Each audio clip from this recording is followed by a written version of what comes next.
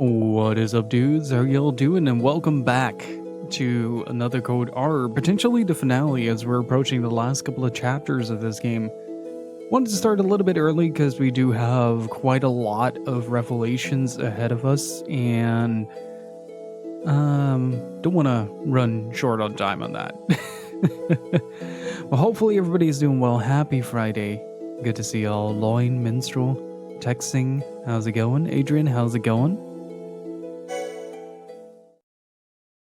So we just left the clock tower after repairing it as a favor to Mrs. Graham, and in the process found a puzzle box that might lead to Matt's father, and also a few clues left behind that JC Valley might be more involved than Ashley initially thought.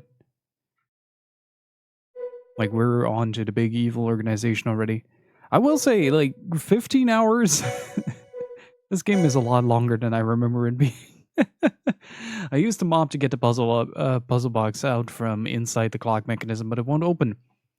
Matt gave it to me and said that he remembered playing with it in his dad's office at Lake Juliet.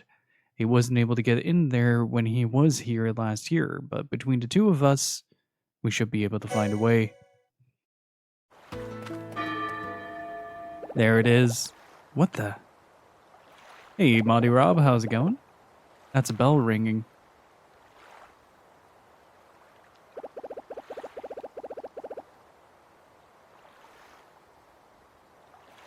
Oh, that's not half bad. That's a lot softer taste than I thought. I went with the half and half on the decaf this time around for the coffee. And because I've been trying to like lessen my caffeine intake a little bit. And I gotta say, like, it's quite nice. Like, it still has like a little bit of the kick from the caffeinated coffee, but like the decaf sort of smooths it out. It's quite nice. Boom.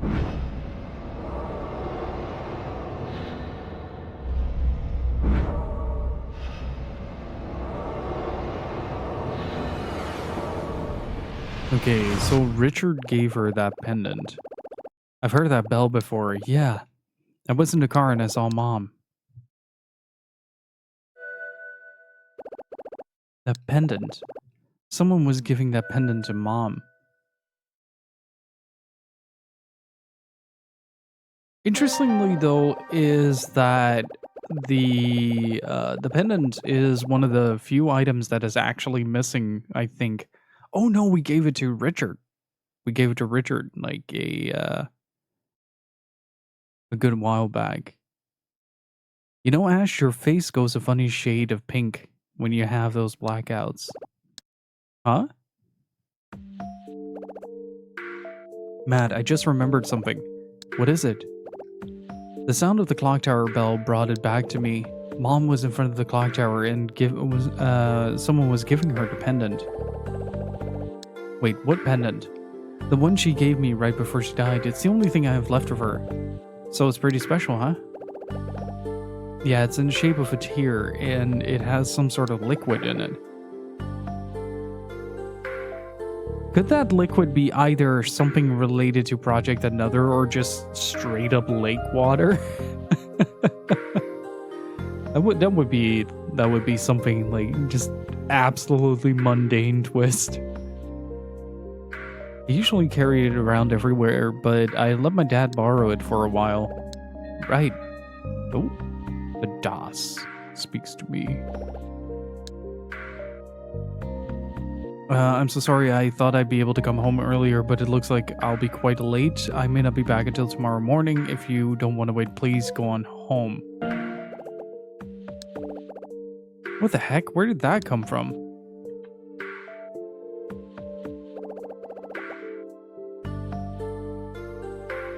Chat, do you think that is a message from Richard? Like an actual message from Richard?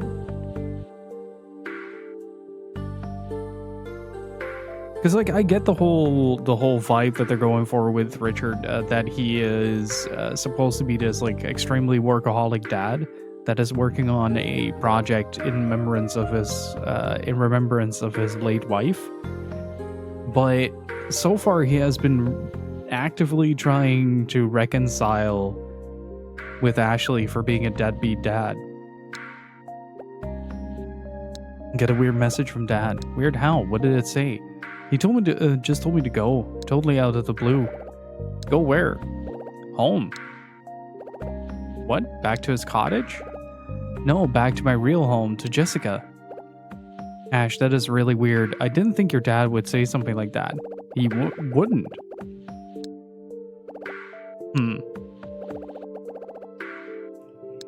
Anyway, I almost forgot. Dan said your dad's old office is near JC Valley. So, by the way, back to the mystery. Let's go to the office, then we can go check out JC Valley. Sounds like a plan. I want to ask Dad what he was thinking sending me that message.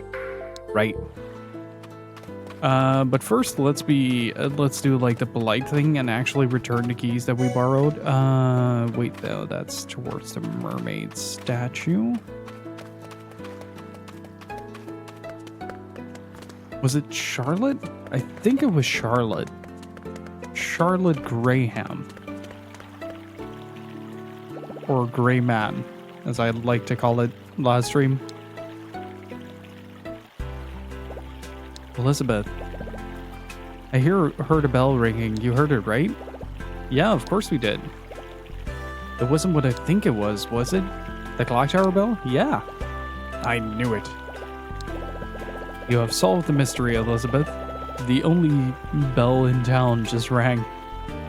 You just pointed at it, and it's Jacques Hughes. You've heard the clock tower bell before? Yeah. When Mom and Dad first brought me here, when they were still together, the clock was still going. I wonder who made the clock start again. I did. Ashley, please, do you think I was born yesterday? Sometimes. You're lying, I know you are. Come on, Ash, stand up for yourself. She was the one who fixed it, Elizabeth. What? And how did she do that? She got the keys from Mrs. Graham, went up, opened it, and fixed it. It's not rocket science. And who is this Mrs. Graham? She lives down past the cottages in a really old house. Her father built the clock tower. Wait, you don't mean that scary old bat, do you? You really went to her house? Why is everybody so mad? Like, the only thing that old lady wants is just two things: to be left alone, and if A is not possible, then B, have some goddamn respect. That's the only thing she wants. I went to her and asked her to let me get into the clock tower. That's weird. Why would anyone want to go there anyway? It's a mystery. Ash did it for me. You?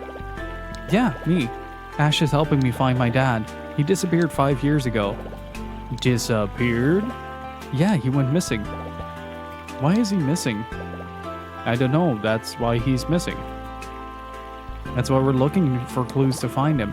It's not brain surgery, you know? Does everyone slow down when they become 60?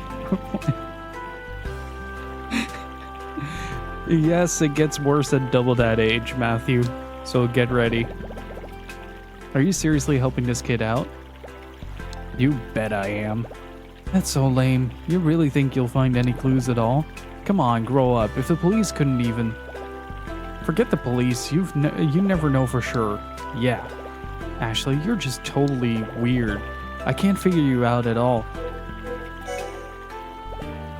One more thing. Mrs. Graham is not a scary old bat. She told me how to make medicine. She told me lots of stuff.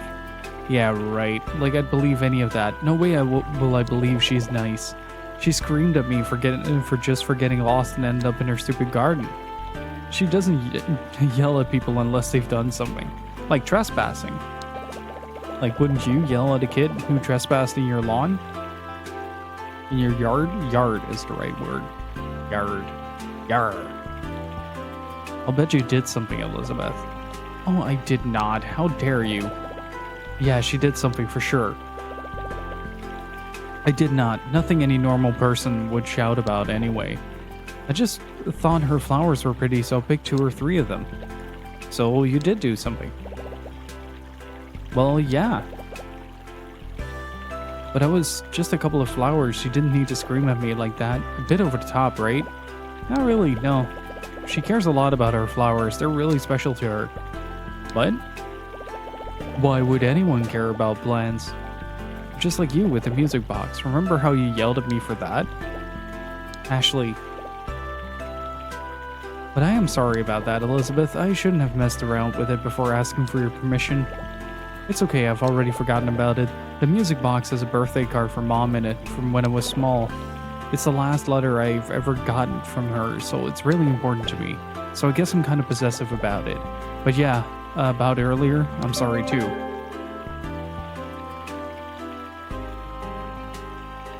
I do really appreciate that they're trying to sort of redeem Elizabeth for being a total fuckwad at the start of the game. Am I hearing things? What? It's not like you to just come out and apologize. Hey, if I'm wrong, then I'll apologize. I don't hide things and blame people for them like Dad does. You saw them too, right? He has no right to hide Mom's letters from me. No right at all. I agree. But what? I can't imagine him just not showing them to you. There has to be a reason. No way, he never has a reason for anything. And even if there is, I don't want to hear it.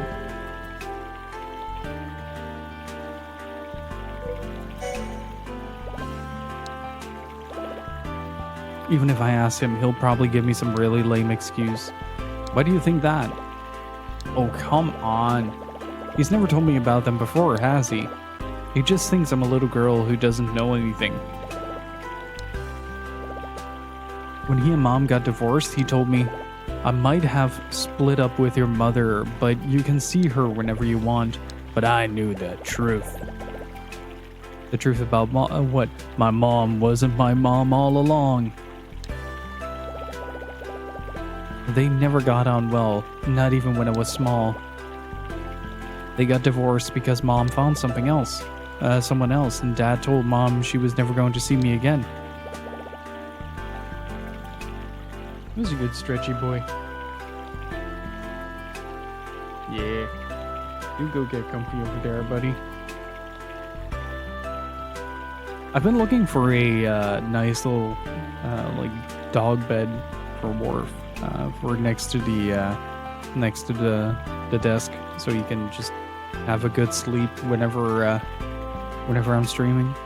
He really likes to be just like within touching distance at all times. I knew about it, but I pretended not to, and I know he wants to get remarried, even if he tries to hide it, and he has no idea. That's pretty bad. Anyway, I'm gonna head off. Not so fast.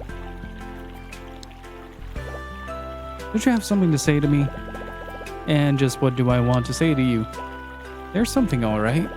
You gave everything back, right, Ash? Yep. Oh, that. Yeah, that. You don't hide things and blame people for them like your dad, right? Alright. I'm sorry about before. I said you stole the music player when I actually went and hid it. So I'm sorry, okay? Yeah, sure, that's all I wanted to hear. Hey, did you say you hid it? Why did you do that? I wanted people to pay attention to me. I wanted someone to care, that's all. That's stupid, Elizabeth. Doing stuff like that won't make your loneliness go away. Just let me hide my my MP3 player within these crates. You have the fluffiest dog, Elizabeth. What are you doing? Go pet that dog. You won't feel lonely anymore, and you'll feel fulfilled because you have some extra like dopamine hits from petting a dog.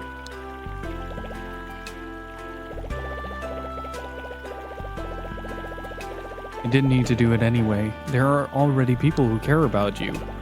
Yeah, like who? Janet, for one. And she called me over to talk about why you wouldn't speak to your dad. Really? Yeah.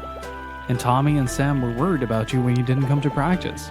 Elizabeth, can't you see? You have lots of friends who care about you, so why not stop bottling everything up and tell them how you feel? I can't. I've always been bad at opening up. The only one I could tell everything to was Princess.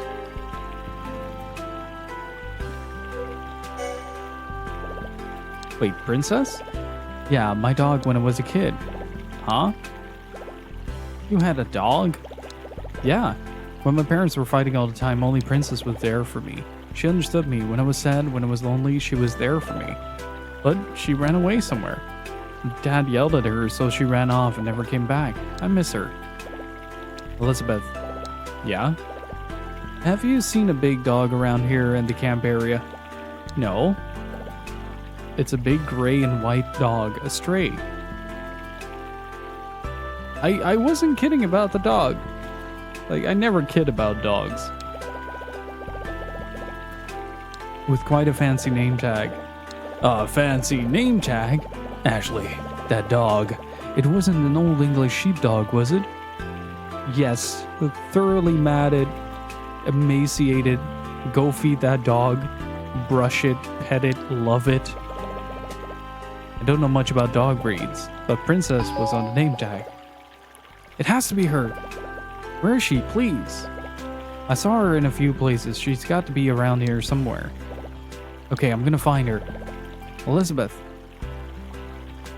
Walks the wrong way. Go to the old shed, you fool.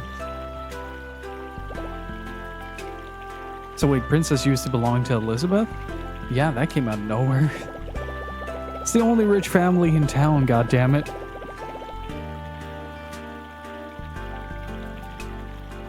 That must be why she was over by Elizabeth's music player and hanky. Must be, yeah. Anyway, come on, we need to check out my dad's old office. Right. Oh, I forgot. I need to give the keys to the clock tower back to Mrs. Graham. Let's go to her place first. Okay.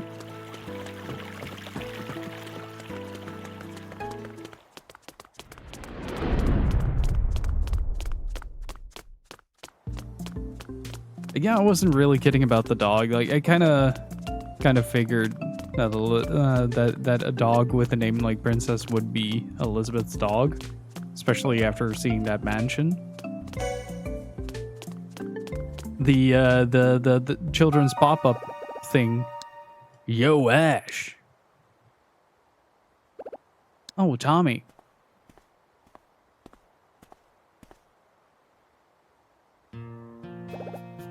Hey, Ash, what's up? Say, you seen Elizabeth around? Yeah, I was just talking to her. She should still be around here somewhere. Right. Do you need to talk to her? Did something happen? Kinda, yeah. Something I said before.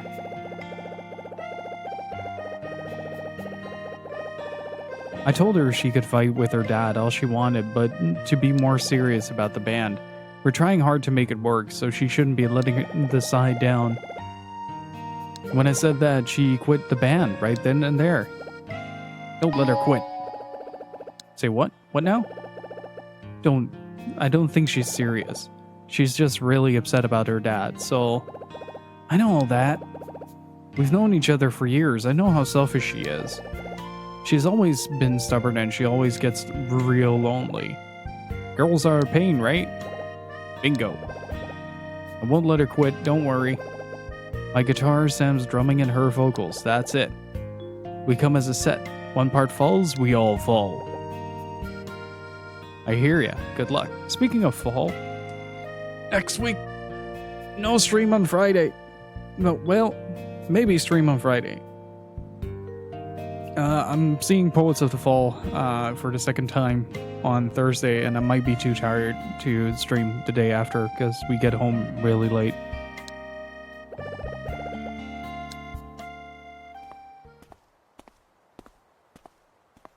But I'll let you guys know on the Discord.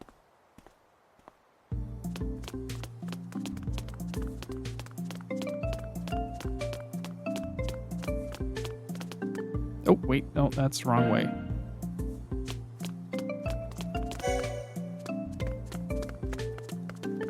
gonna be pretty cool because like it's gonna be the last like tour before the whole old gods of Asgard thing from Alan Wake 2.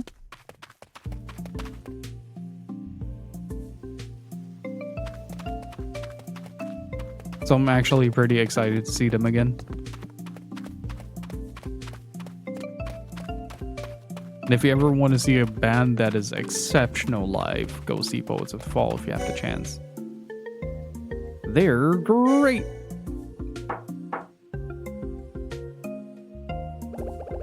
Because it is Spoopy month. I will try to scream, but I might not have a voice.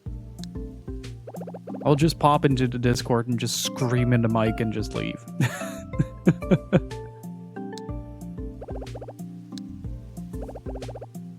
How's it going, Salt?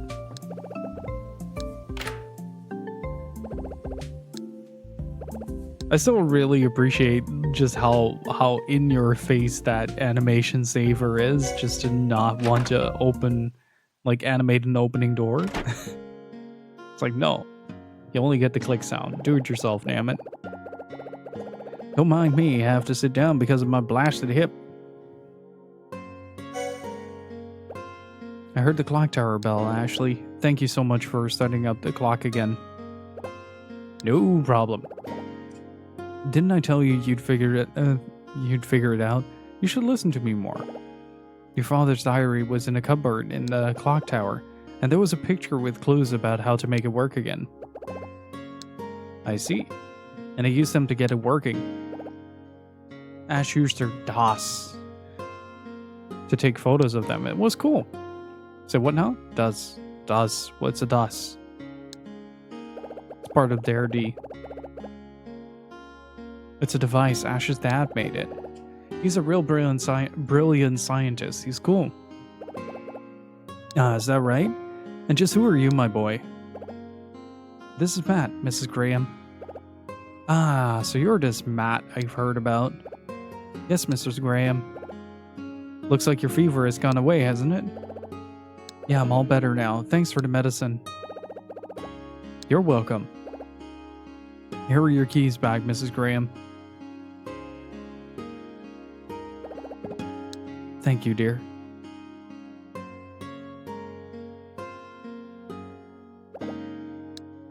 Thanks for letting us use him. Matt, did you find out anything about your father? Yeah, there was something of his in there. He must have been there before. I see. Matt, I've met your father before. And you, when you were only little. Really? I knew it. I was here with Dad, wasn't I? That's right, Sonny.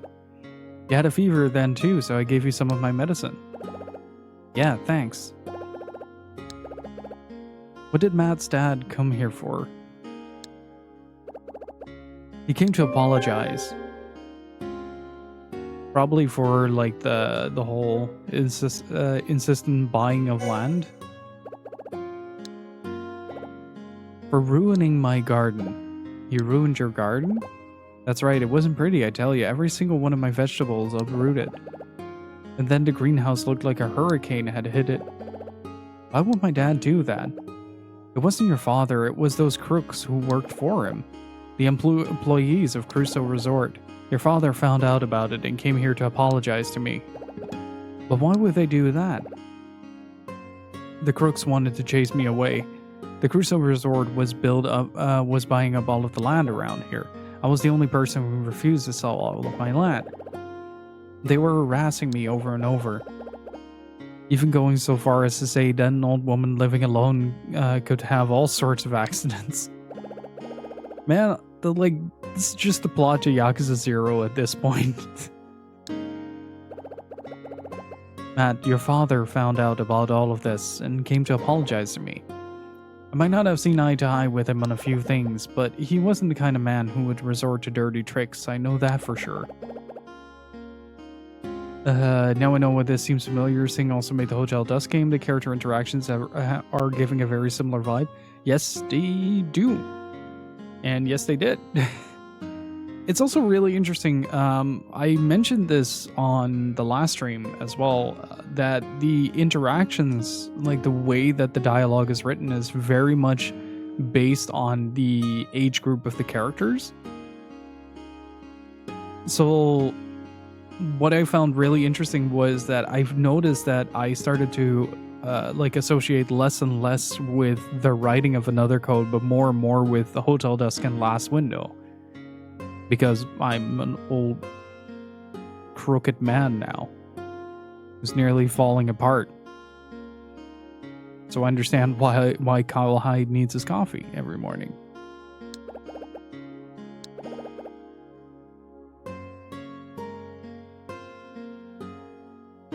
But it's really cool. Like I've played cing games for like the majority of their lifespan. Like I strangely enough got introduced to them not through Another Code but through Glass Rose. And like I really liked the way that felt like an interactive novel, that I could just peel a piece of the page and delve deeper into the story that way. Just like grab a word of a page and just dive into that word to find a whole new chapter hidden beneath it. And it's while it's sort of like rudimentary in terms of its execution from a game design perspective, from a narrative perspective, it felt very satisfying. Like it felt like you were actively participating in figuring it out, not just going through the text, highlighting, having some highlighted words that you can inquire about. And like then I played Another Code, really enjoyed that as well. And then came Hotel Dusk, and that was, oh boy, Hotel Dusk is a feast. So was Last Window, by the way. Finally got the chance to play that, I think last year. I had like a big DS and 3DS craze that year and played a lot of stuff, among which was Last Window. Alright, let's ask about the rumors. What rumors? Bunch of hot air about Crusoe Resort polluting the lake. In the beginning, it was different, of course. It always is. When Matt's father was starting his resort development at Lake Juliet, everyone in the area fully supported him. But then the city tourists started arriving in droves, and people started noticing pollution in the lake.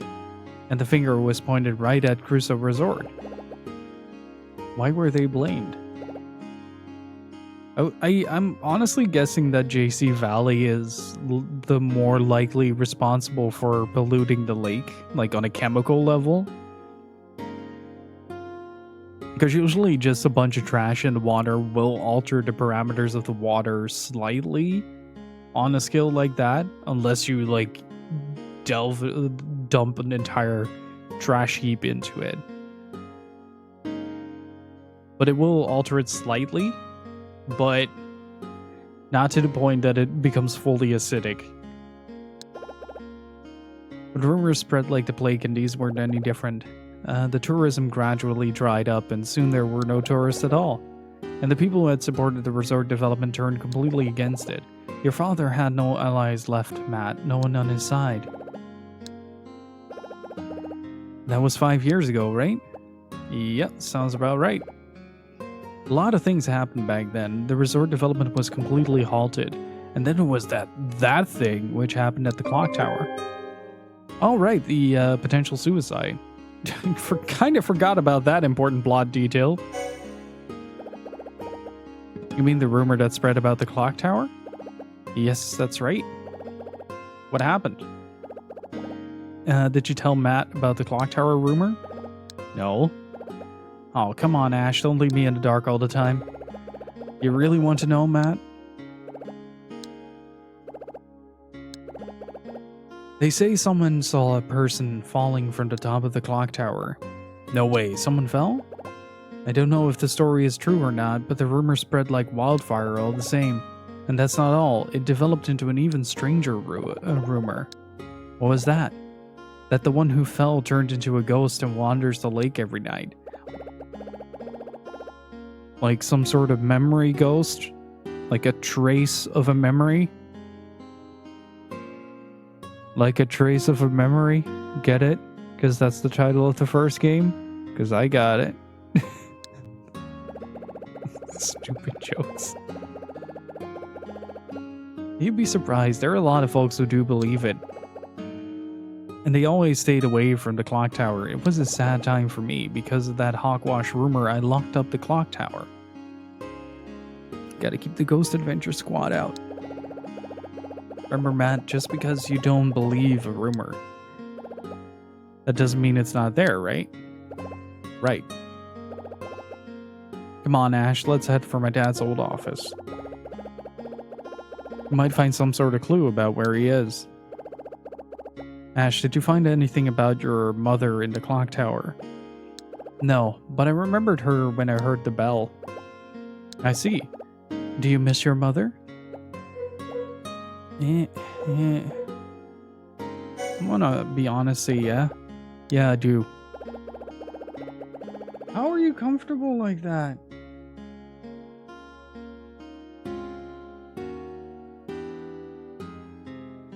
How? My dog is just sort of sleeping on his right front paw with his left folded underneath his body, but his elbow is sticking out. I'm sure wherever she is, she misses you too.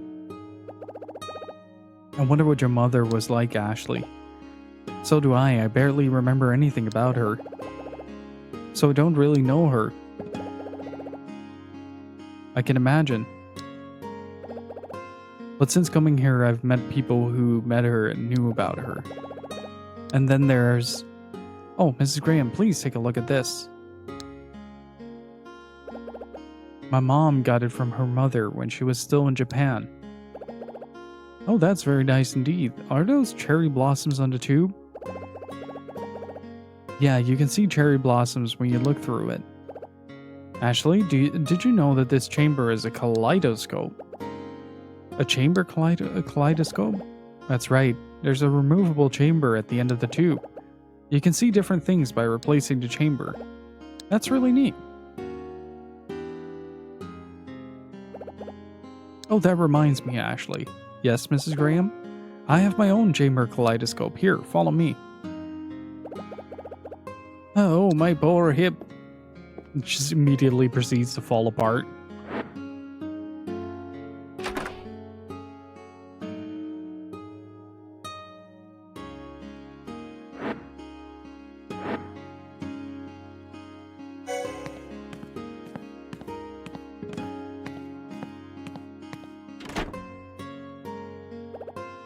Open the third drawer on the right, beside the mirror. Third drawer.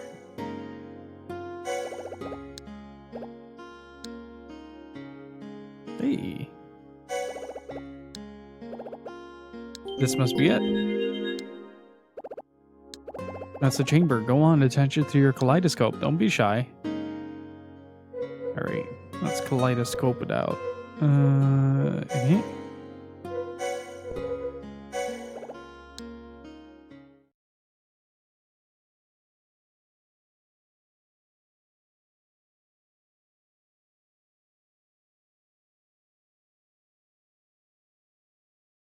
It's gonna be butterflies, isn't it?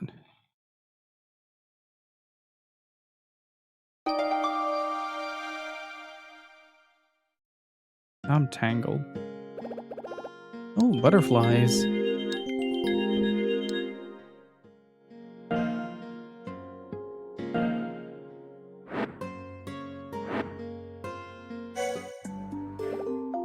The butterflies in this are beautiful, don't you think so?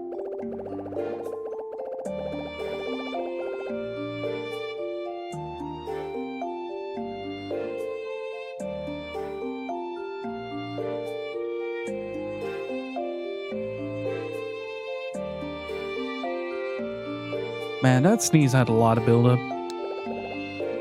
You just look and turn the tube, but the patterns are so amazing. Just looking at it makes me feel really happy. I'm sure your mother felt exactly the same way when she looked through it.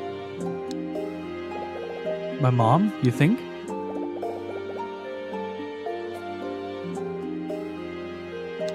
I'm sure of it. Kaleidoscopes have been warming people's hearts for a very long time.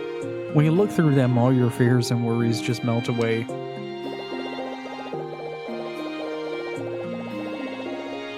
Mrs. Graham, that's just what my mom said about the kaleidoscope. No matter how lonely she was, she looked at us and it warmed her heart. Ashley, you can have that chamber if you want. Really? Yes. I want to show you something else too. Just wait there a minute.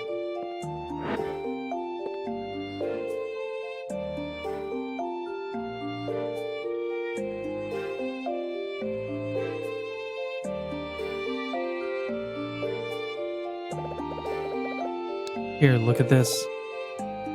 What's this? Gasp.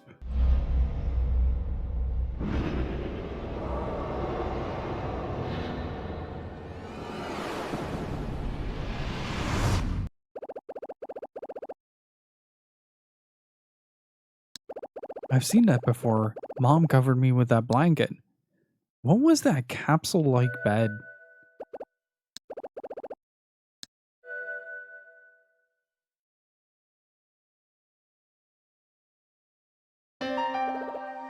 Ashley? Huh? I wove this blanket when I was pregnant with Olivia. To me, this is just like your kaleidoscope, see? What do you mean?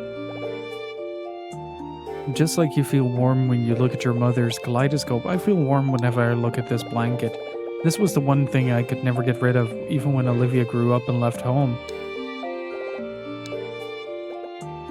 I used to bring it on walks and wear it around my waist. Oh, and there was that time. It must have been 10 years ago. No, more. It was when my husband was still alive.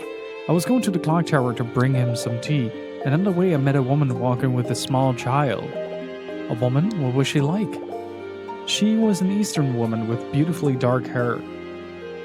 Her little girl was tired and cranky, so I let her borrow the blanket. I said, wrap your little girl in this, she'll be asleep in 5 minutes, just you see. And then? She wrapped the child up, and then 5 minutes later, fast asleep, just like I said. She had such a lovely, peaceful look on her face. Then I left them while she had my blanket. Later in the evening, I heard a knock on the door, and it was her. She must have asked someone where I lived, bless her.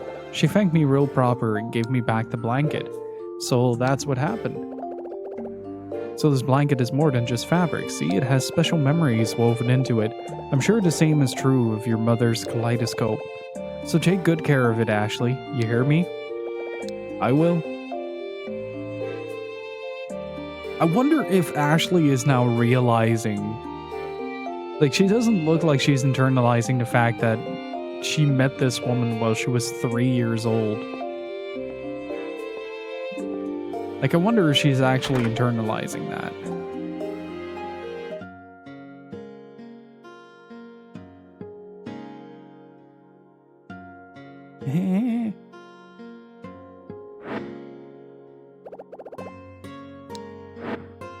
Yeah, I was trying to do that. I just misclicked. I wonder though, the top of the Wiimote is an IR sensor, right? Talking to you reminds me of your father. It does? Yes, when he came here to apologize, he brought you with him. Rank up! Why do you up? Dilla Kevin. I was wondering what TTS would do with that. Say, thank you so much for the 65 months of support. Really freaking appreciate it, dude. Can I get some Kevin's and Richardson chat, please? Thank you so much, man. How are you doing? It's good to see ya.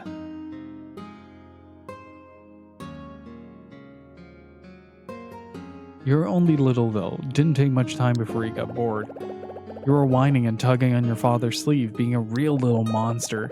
So he took a toy out of his bag and told you to play with it, but you didn't seem to take it to it at all. You absolutely refused to play with it, and your poor father looked so frustrated. You actually turned out to have a fever, and that's why you were gibbering so much. What kind of toy was it? It was a little car, I think. Ah. Mine is the COVID. Oh, dude, get well soon, man. Hopefully everybody is alright. The toy car. Oh, you remember it? Yeah. I remember your father told me something that day. Children always want to play with the newest toys, but he has said he kept all the toys from when he was a child and he could never throw them away. Really? He played with old toys?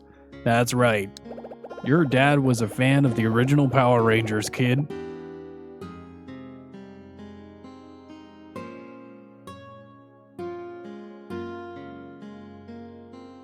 I came out perfectly fine. The rest of my family got fucked hard. Oh, that sucks to hear, man.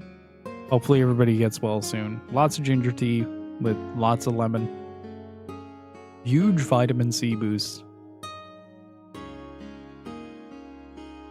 When your father was a child, his family was very poor. He couldn't have anywhere near the amount of toys that you had, so he wanted to buy a lot for his own child. But children who have lots of toys... Oh boy. Oh boy, hang on.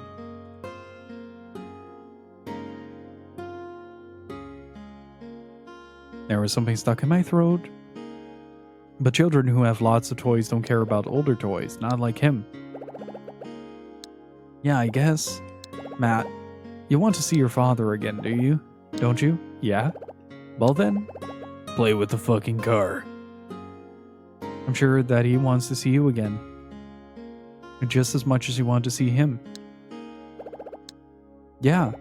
Ashley, if you two are going to the old Crusoe Resort office, go through here. There's a shortcut if you go through my out through my back door. I'll unlock it for you. I was wondering how we were gonna get past the landslide. It's good, but the writing is a bit bloated at times. So every once in a while there's just a bit of dead air where nothing happens in the game. It's just like a conversation between a bunch of teenagers that doesn't really go anywhere. Ultimately, there is quite a lot of character building in it, but it's written in such a way that it's just kind of, you're just kind of sitting there going like, yep. Yep.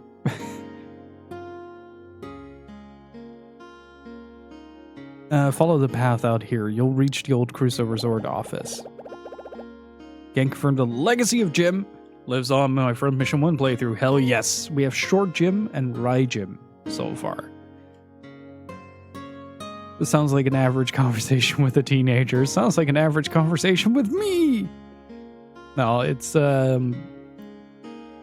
like it's a lot of character building, but like it's kind of like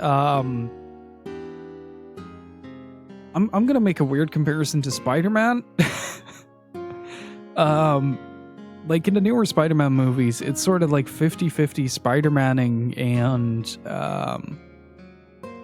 and like high school drama. And when the high school drama is on, I can't wait for them to get back to the Spider-Maning. Like that's kind of how I feel about this. Like I want to get through these conversations, right? These interesting little tidbits about the whole history behind the place. I want to get to know the environment, the inhabitants, and just kind of get a feel for the town, but like in a bit of a more condensed way. It's trying to be as intimate as say like the cafe scenes in Hotel Dusk or in Last Window in particular, where you have like a lot of like short conversations with the chef and the waitress.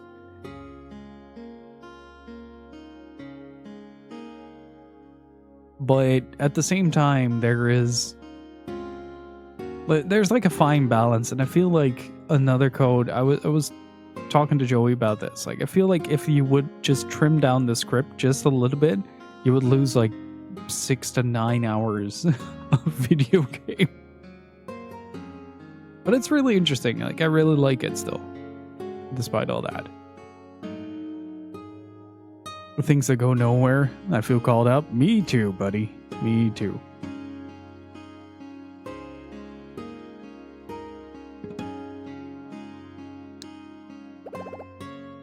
Please look after Math for as long as you can. I will. If you don't, he will become English. But if you find you can't look after him anymore for any reason, send him back to me. I'll look after him for you. Thank you, Mrs. Graham. Thank you very much, Taxing. Thank you so much for stopping by. Really freaking appreciate it. And good luck at work.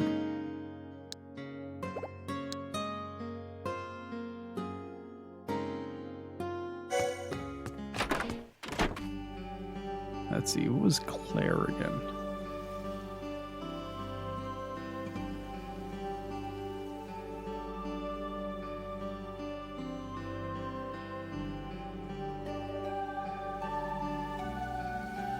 She was in last window, and yeah, Claire is the one that I meant. The waitress in the Lucky Cafe. That is like a stray cat. Ashley picked up. That's a pretty apt comparison, actually.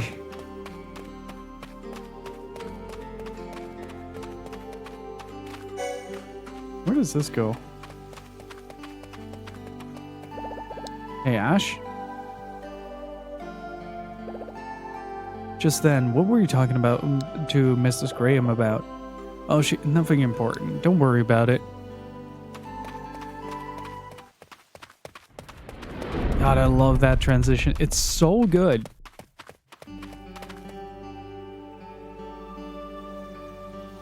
Calm down, Wii U. Calm down. Every once in a while, it goes into like a disc reading mode where it just goes chugga chugga chugga chugga chugga. And the whole desk just vibrates. That's my dad's office over there. Yeah, the Crusoe Resort office. Come on, let's go.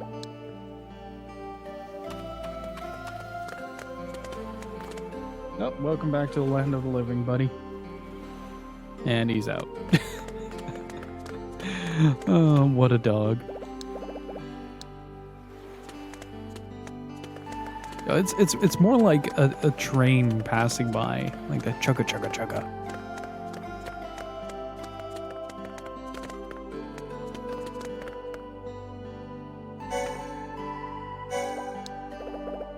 The covers are open.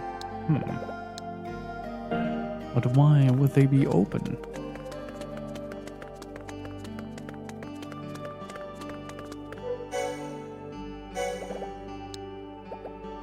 Guess there's no chance of me being able to get a bus home from here.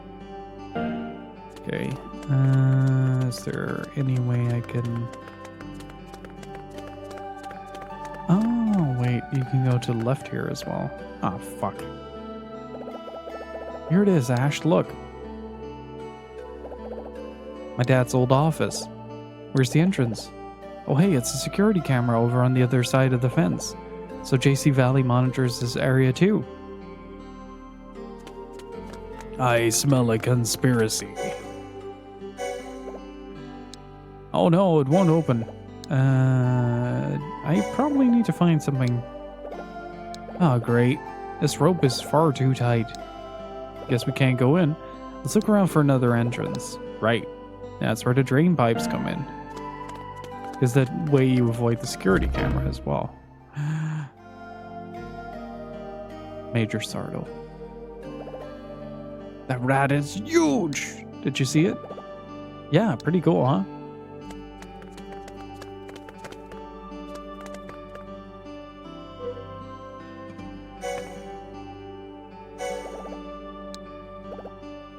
The lights are done properly.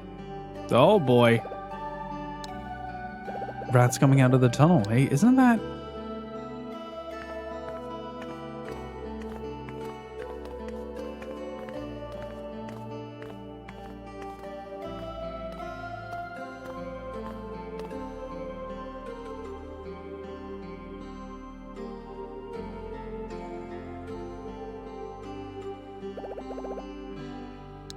That rat. Yeah, it's the one we saw before. I thought so.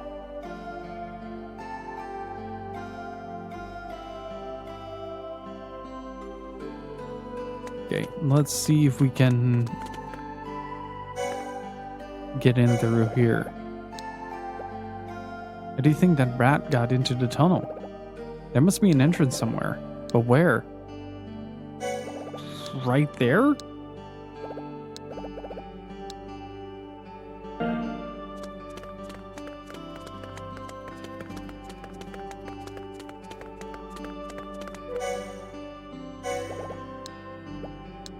Okay, still the same.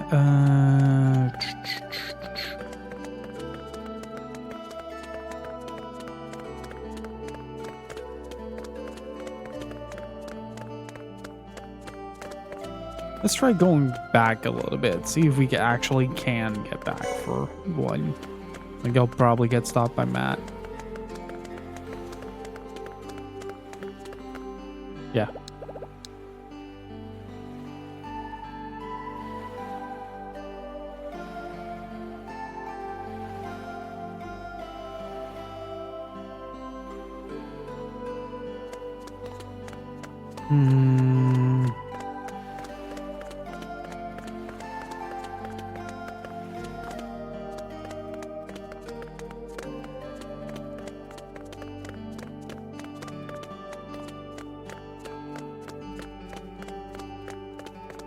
Wait, maybe we can use the security camera to our advantage?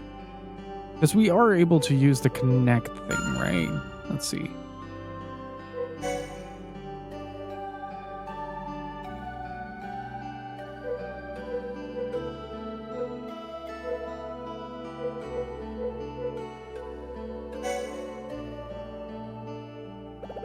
Hey, wait a minute. This is from the security camera on the other side of the fence. Is it possible that we might be able to use the storm drains here or the drainage things to... I think one of these tunnels runs through inside the facility? Want me to go take a look? How? Go through the tunnel, duh. You think you can fit? Yeah, no problem. Don't think you can fit in it though, Ash. You're a bit too big. Yeah, thanks, Matt. Right, I'll head in.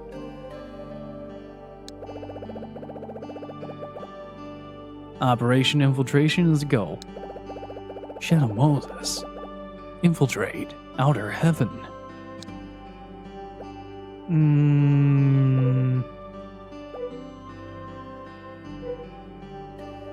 This one or that one?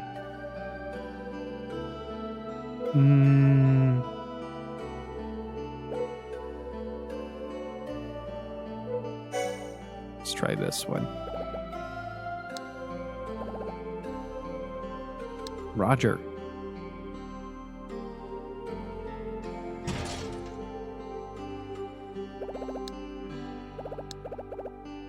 I better go see if he got in.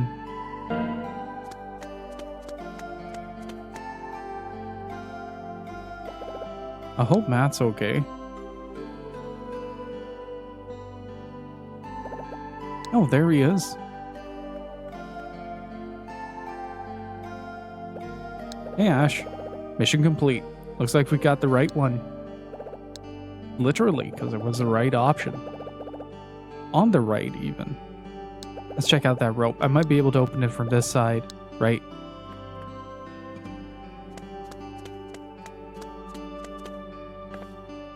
Yeah, I do really miss Cing. So glad that another code is getting a remaster, though. No, I can't get it open. No luck from that side either, huh?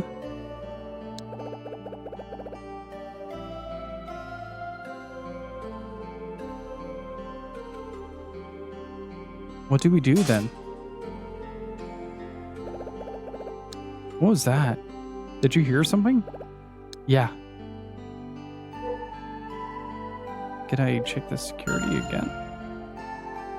Something change.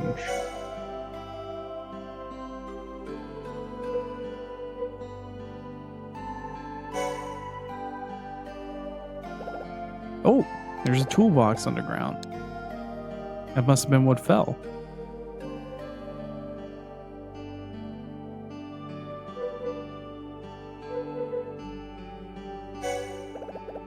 What should I do, Ash?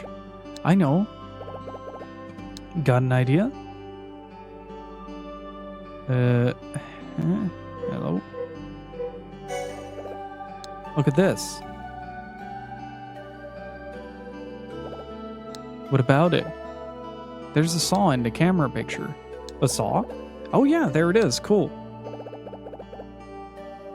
Hey Laws, how's it going? Your role, that is, mission, is to infiltrate the structure and disarm the terrorists. That dwarf, you got it.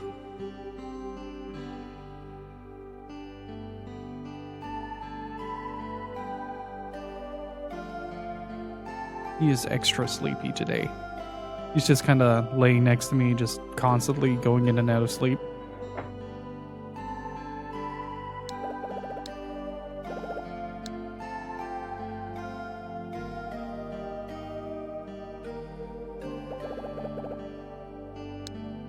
Hope he knows what I meant.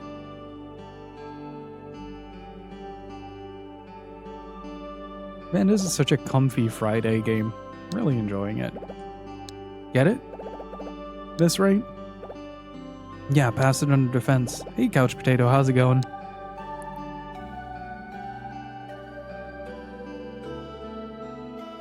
And we probably have to use the Wiimote to saw the rope in half.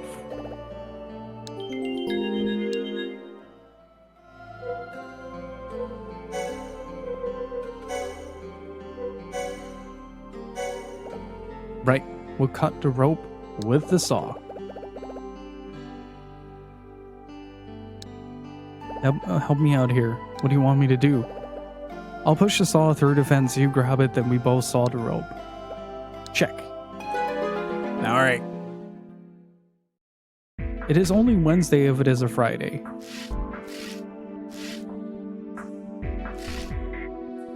Oh, we got one. Hello?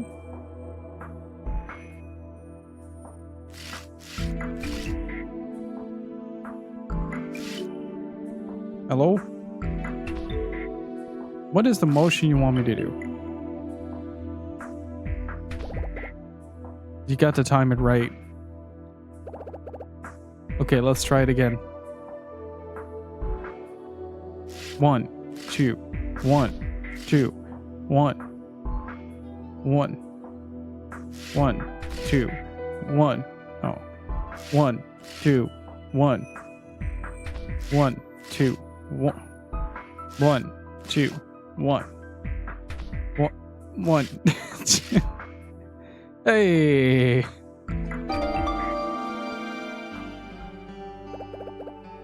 Oh man. I did a pretty extensive workout last Wednesday, and you know how the second day of soreness is always the worst?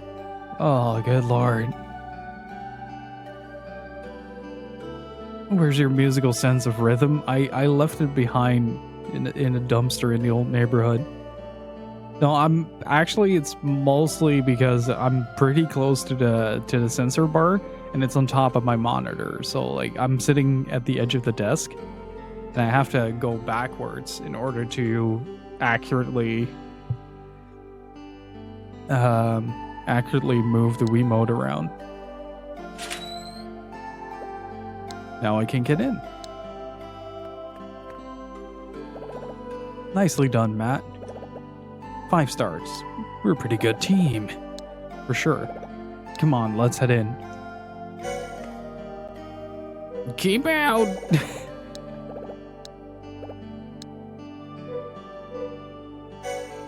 Alright, let's bust out the Wiimote.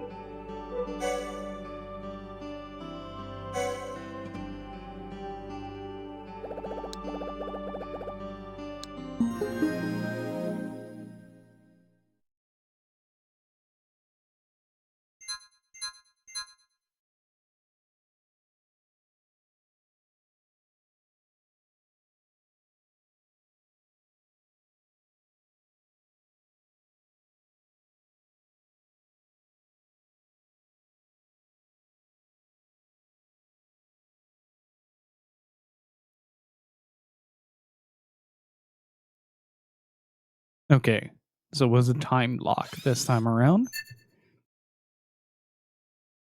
Oh, this boy is so sleepy.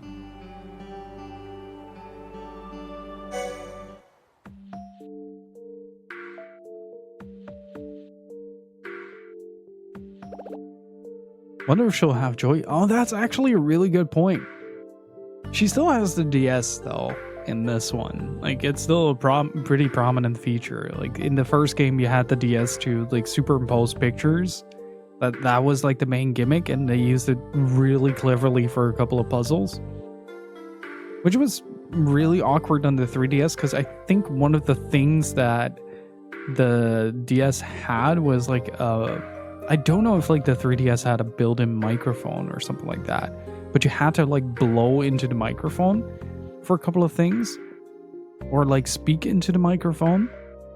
And there was also the puzzle where you had to close the DS and open it up. So I'm kind of curious to see how they're going to do that. Like, maybe you have to dock the Switch and then pull it out or something like that.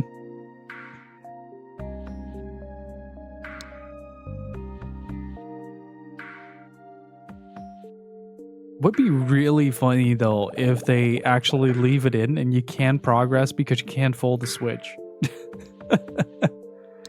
This place is a mess. I can't believe it's gotten this messy. It was much cleaner when I was here with Dad. I'll bet. Let's look around. It's just a very expensive joke. Oh, that's fair. What is this? Office.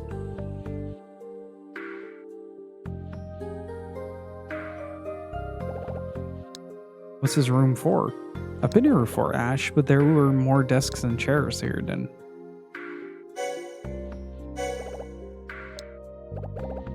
It shows the mermaid statue and the clock tower. So this is what your dad was working on. Ash? What's up? Did you remember something? Dad brought me here and showed me that big poster. Look, Matt, that's your dad's big dream, but I couldn't make it come true. There's a metaphor in here, son. You have to realize that all your dreams are shit and will never come true. What did he say after that? Trust me, Matt, I didn't do anything to that lake. That's what he told me. He didn't pollute the lake.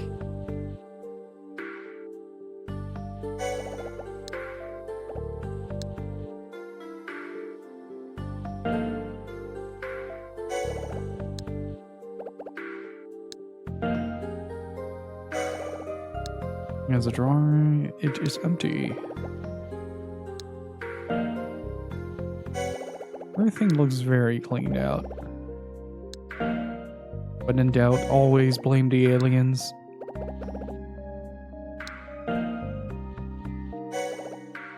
Especially when they're mummified. And they're especially alien. Like Alien Plus.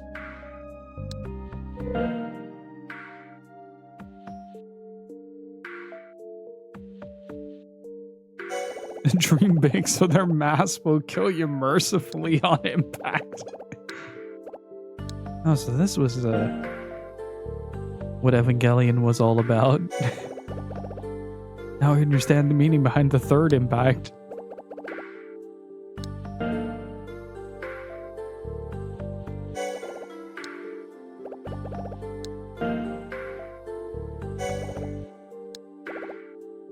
They are empty. A lot of this is empty.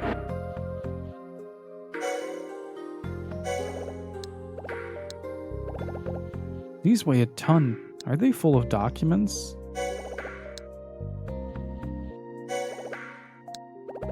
They're sealed up with tape also, and can't even move them. They're so heavy.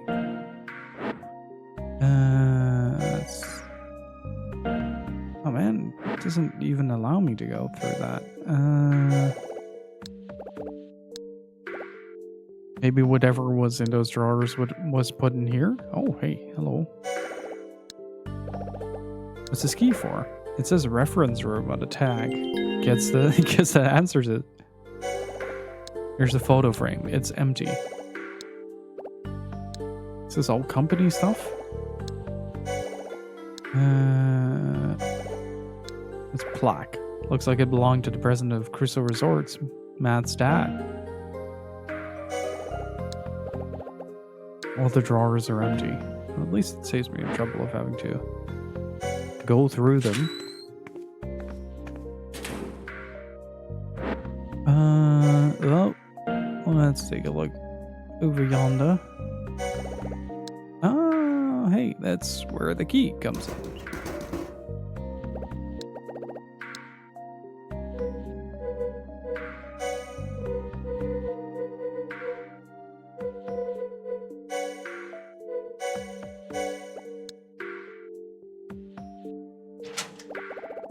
It opened.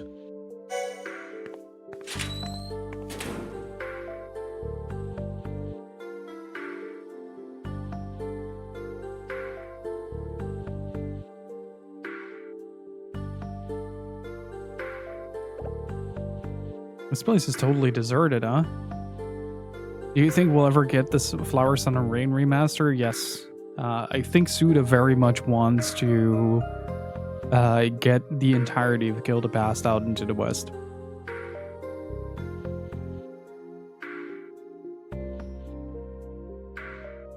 My only demand is that they don't really change the design, like, at all.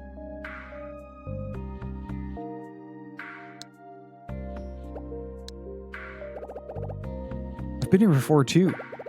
You have? See those lockers? I hit something in one of them. Hit what? Kelly's doll. Yeah, which one was it again? I put it in the one with that sticker on it.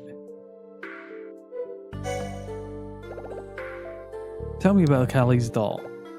She had this doll she'd been carrying around since she was a baby. I hid it in one of these lockers. Why would you do that? She was a real crybaby. The waterworks started without me even doing anything. And then Mom would come along and blame me and yell at me. I didn't do a thing. It was so unfair. So I started getting back at her and teased her and stuff like that. So you hid away her favorite doll?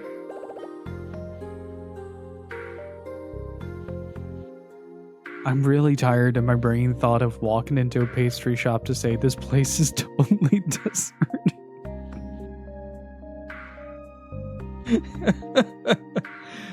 That post-release fatigue is really getting to you, huh, buddy?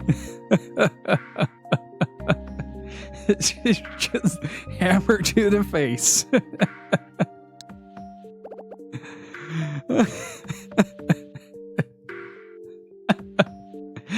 Might need a second cup of coffee to fix that one. Not a very caring big bro, aren't you?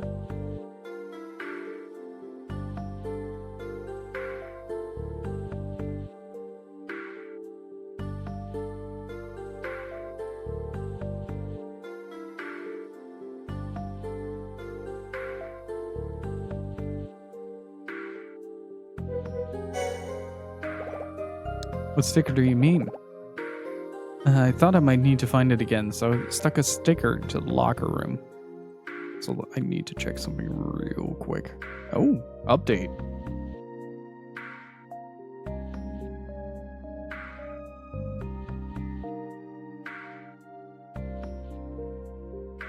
What do you mean you guys are sitting at a very positive rating on Steam? Congratulations. So, if you guys aren't aware, Adrian with the game dev studio D-Pad Studio recently released Savant Descent Remix. It is a very cool little action shooter video game where you have two platforms to move between and enemies coming from all sides. It's really freaking cool. I really like it. I think the original was one of my first Steam games, like at least in the first 5. And I highly recommend it. Art is cool, music is great, gameplay is really smooth, and it's quite challenging. What kind of sticker? One with a bear on it. Hey Ash, I want to find that doll again. Come on, let's get it. Okay, I'll help you look. Thanks.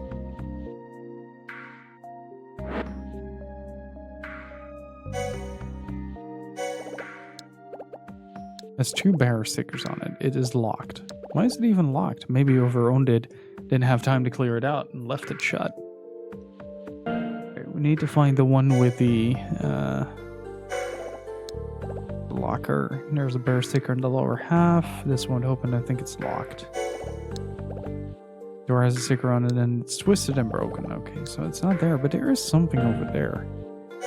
Thank you, camera angle. Huh? There's something in the locker. It's from 5 years ago. It's got an article. It's got an altar about Crusoe Resort. Yeah, let's go with that. Sunday, March 23rd, 2002. Strong opposition to Lake Juliet development project.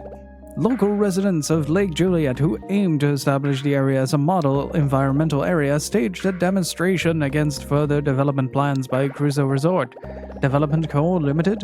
Crusoe Resort Development Co. Limited was established 2 years ago with a model of coexistence and harmony between humans and nature, and has proceeded with a large-scale development project called the Lake Juliet Resort and construction of cottages and a hotel. Although Lake Juliet was known for its beautiful lake with pure water, there have been a series of complaints from tourists citing undrinkable water and a complete lack of fish. According to the guest house staff, reservations have sharply decreased in the pre-camp season. The local residents staged a demonstration due to the timing of the resort development and the contamination of the lake water. For this project, the company bought up local land in the face of fierce opposition from local residents. Hal Michael Crusoe, president of Crusoe DeForce. My brain goes places. Hal Michael Crusoe, president of Crusoe Resort Development Co. Limited, will deal with this matter is attracting considerable attention from the public. Dig shit below and then have to go up and protect your dome tower defense style. Ooh.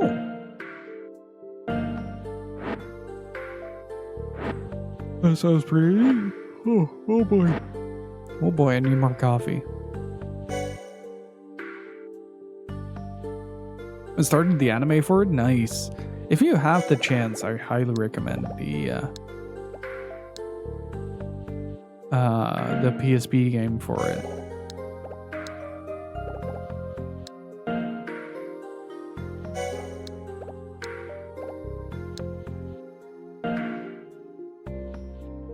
I think we checked every single locker.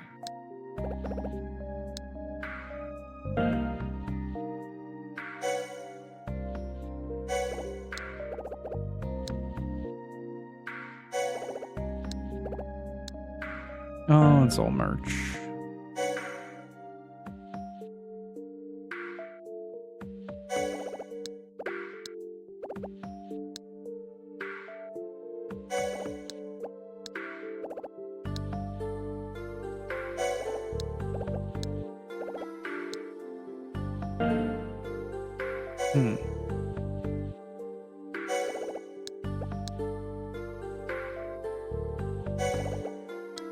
This locker is empty. Matt, are you sure you put the doll in here? Yeah, Ashley's definitely there. Look harder. 1 and 2 are we... Oh, wait. Whoa!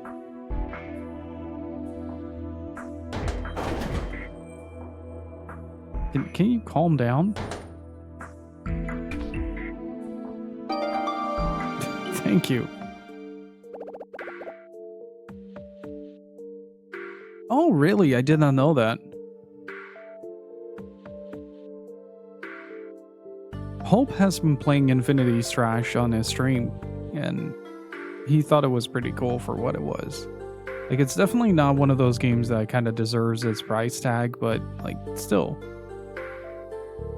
like a really cool little video game.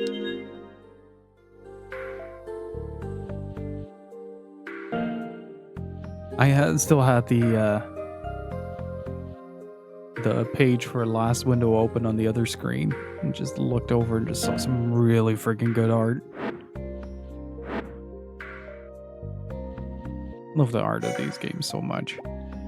Wonder if there's like a collective art book. I found it. Really? Show me. It was hidden under a shelf in the locker. Oh yeah, I remember. I put it there so nobody would find it. Lousy shelf though, single axis. Huh? What's up? Someone just came in, Ash. Huh? Don't be crazy, Matt. Nobody's here. I swear I heard footsteps. I didn't hear anything.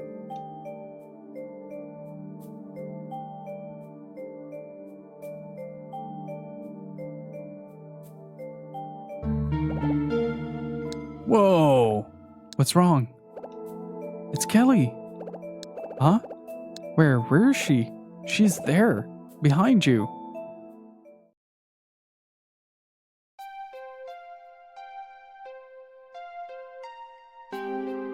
We're doing the ghost thing again.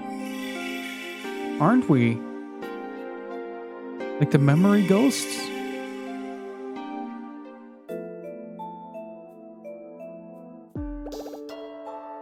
Yeah, okay, now we're getting into another code territory. Coco still hasn't realized that he can move with the cone of shame on his head.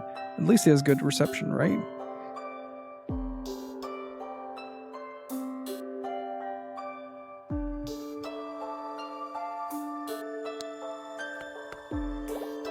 Are you Kelly? Kelly, you were here the whole time. I miss you so much. Kelly, I'm sorry I hit your doll. I'll give it back now. Ash, pass me the doll. Right.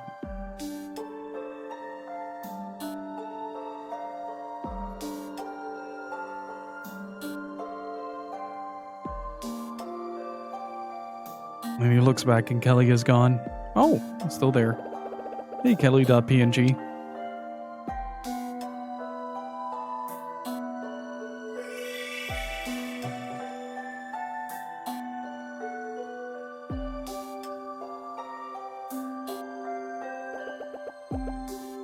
Thank you.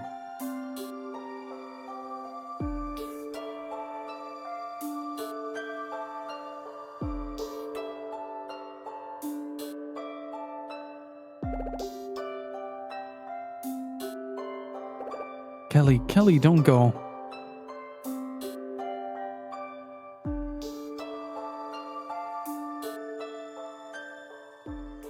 She's in heaven with the Ace Combat PNG dog now. Ash, let's go find Kelly. Matt? Come on, Ash. Wait. What? We won't find her, Matt. She's not here anymore. This PNG don't just graduated. I hate that I get that. I hate that I get that joke.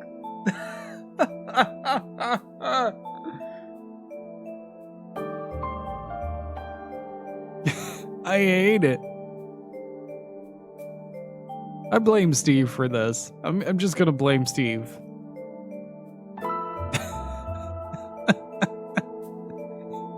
Why you gonna kill her? She's already dead. Where the heck are you getting that from? Could she be the... Oh, that would be grim. If somebody just yeeted the child off the clock tower.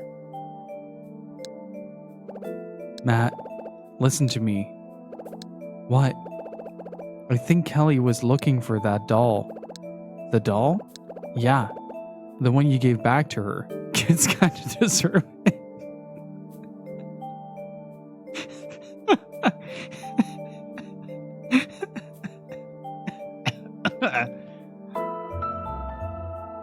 Oh, I'm still a little bit sick. You guys shouldn't make me laugh this much.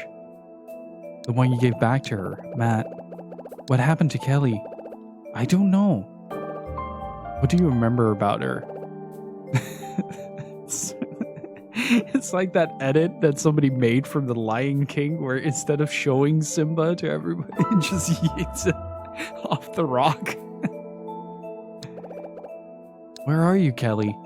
Matt, you have to remember, where is she? Where's Kelly? I went looking for her. She disappeared. Yeah, that's the one. That's the one. When did she disappear? I don't know. You know, there are moments where I don't want to be predictive text. This is one of them. Why did she disappear? I said I don't know. I just don't know. Could it be that because he hit the doll, she got so upset that she ran up the clock tower and threw herself off, like by accident? And the whole reason his memory is jumbled of this place is because he blames himself. Where did she fall? I don't know. I can't remember. Matt. I understand. Just take your time. Remember being with Kelly.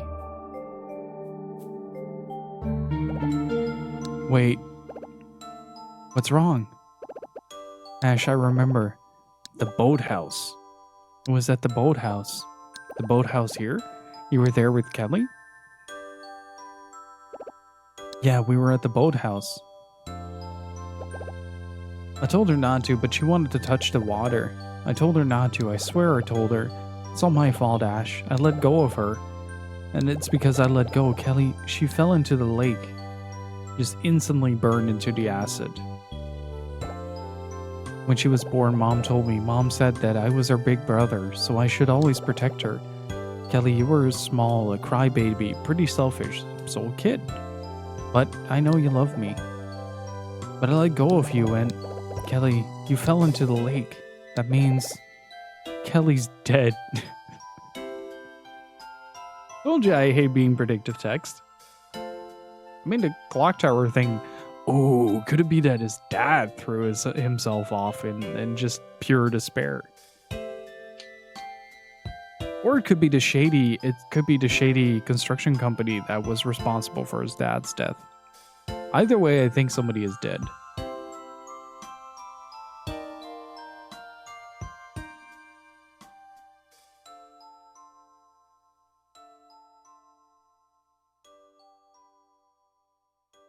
I really appreciate that this game took a complete 180. Like, oh yeah, summer vibes, battle of the bands, yeah. I also fucking killed my baby sister.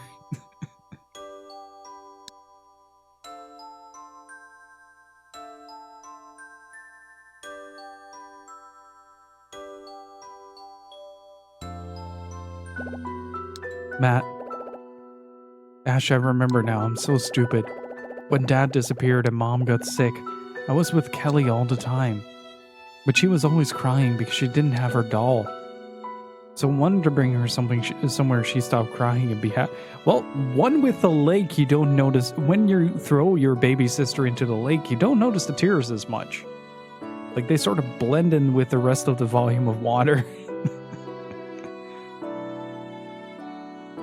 No need to drown your sorrows. Oops.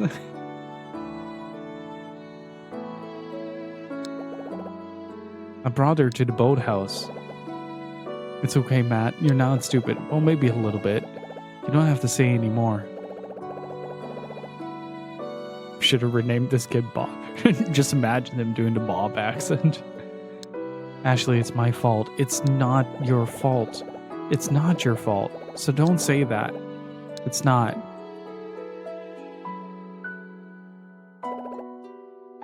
He'd argue he's a teenager.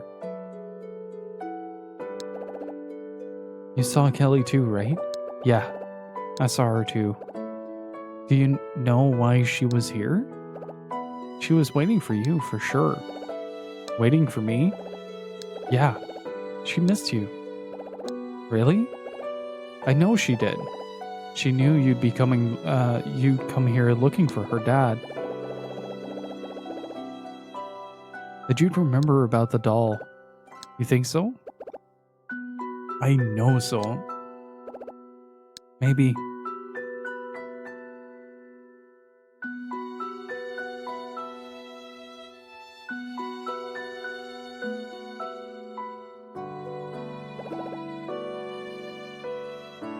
Matt.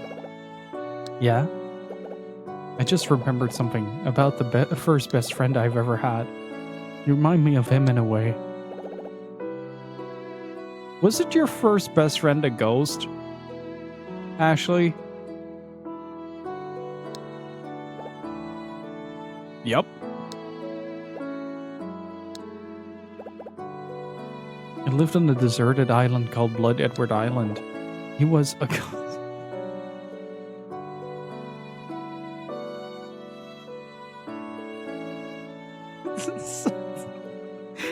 I know the context behind it, but it's such a silly thing.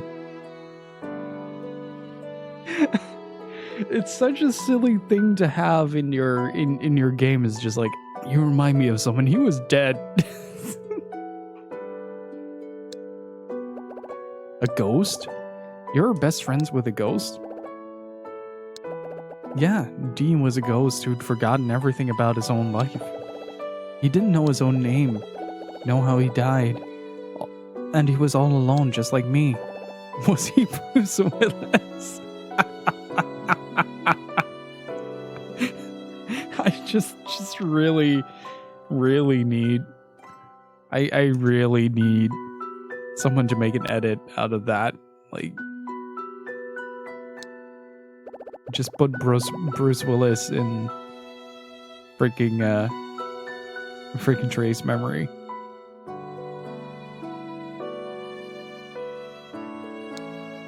Do you believe me? Of course. Thanks. I made it all up. Is Dee still on the island? No, he was kind of dead, so when he was with me, he discovered who he was and why he died. Then he was able to move on and finally rest. So I could never see him again. Ash, do you think Kelly moved on too? Do you think she's happy now? I think so, Matt. Because she was able to meet you here. Because she got her favorite doll back. For sure, she moved on. And she was able to move on with a smile on her face because she could see you again. Really? Definitely. And now you remember everything about her. You remembered something that was so painful you blocked it all out. So Matt, don't you cry anymore. If you cry, Kelly will worry about you and she won't be able to move on. just gaslight somebody. Who just... He can't just manipulate a kid who just realized he killed his sister like that. Ashley, you can't.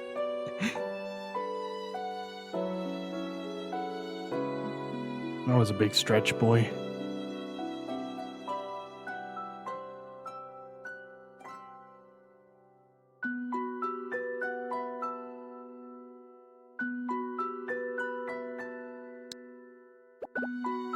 I got it, Ash. I won't cry anymore.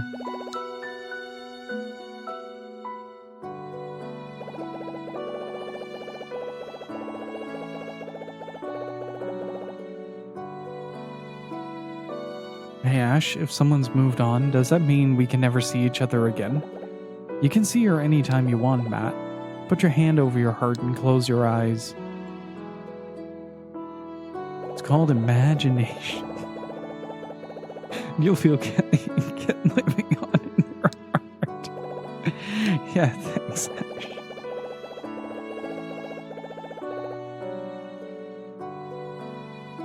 Matt, let's go find some more clues about your dad, okay?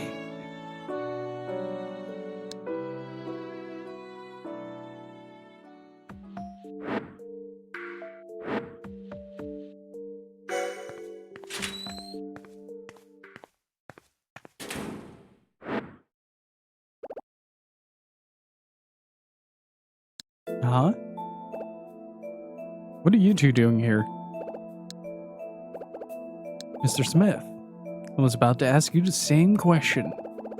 I came here to research Crusoe Resort. The gate has been locked every time I tried. But now I come in here, who do I find? You two again. How did you get in here? Through the gate that is now open. If you came in here through the gate, you would have realized that that was the most likely point of entry.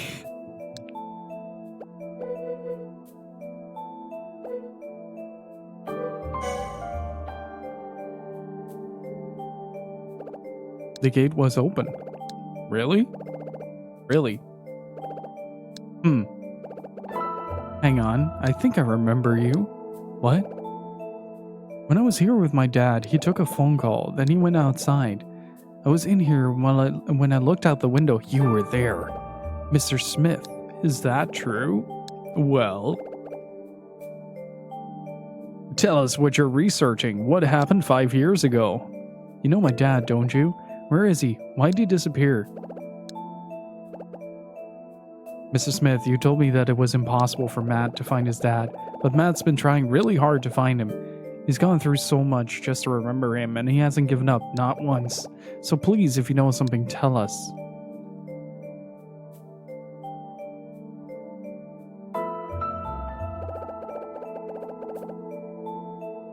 Look, even if I told you, then what?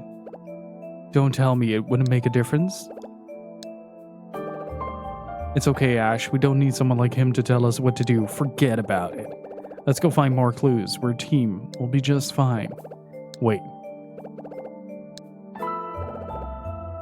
My name isn't John Smith. It's Greg Davis. Gee whiz. Greg Davis? Then why did you tell me it was John Smith? My name isn't John, it's Greg. Don't know if that's an upgrade, but, you know.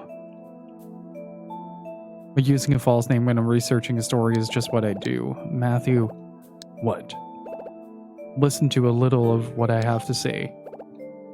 And what are you going to tell me? More about your father. Huh?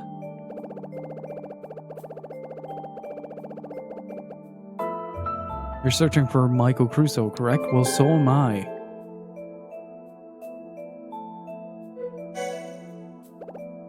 You're looking for Matt's dad, too? Ever since that day 5 years ago when I wasn't able to meet with him. You're looking for my dad? Really? Yes, that's what I said. Matthew, around that time, your father was helping me with the story. It doesn't look like a John, either. He looks more like a Jim. I was researching Judd Fitzgerald, so I came here to visit JC Valley. That was when I became acquainted with your father. When he found out that I was a journalist, he came to me. He asked me to write an article about his company. Yeah, I think he also looks a bit like a Steve, yeah. Maybe a Vincent or something like that. Your father was young and ambitious, a real entrepreneur. So I went to JC Valley, and when I went to JC Valley, I was convinced to come here to your father's office. It wasn't long after that when the water in the lake in Lake Juliet was found to be contaminated. It looks Park David to me, like 1/10. How's it going, Sakradash?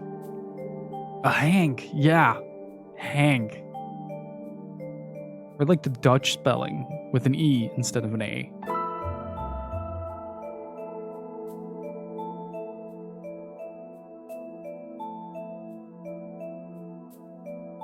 The local staged a demonstration claiming it was the fault of your father's company. Did you investigate that too? Of course. Michael strongly denied any involvement from his company in the pollution. He told me that there must have been another source.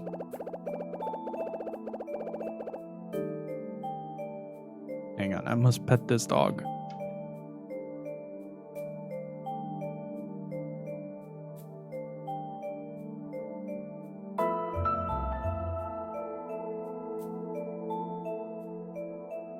He's giving me the stink eye, like, why the hell did you wake me?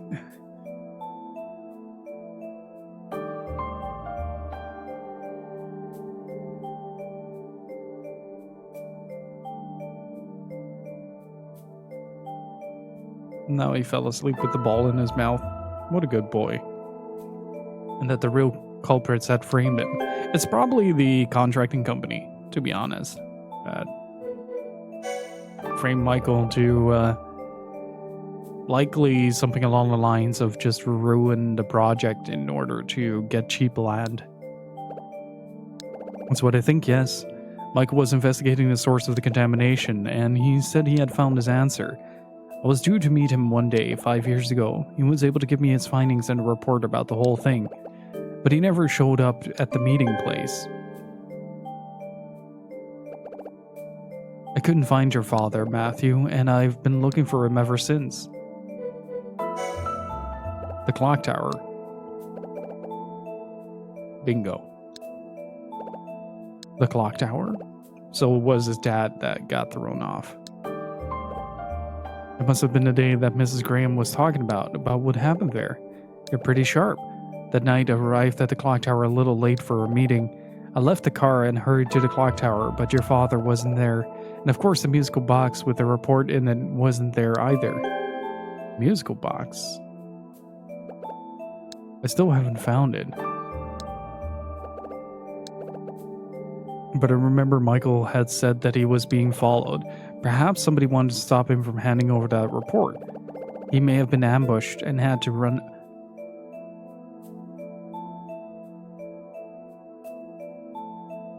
Wait.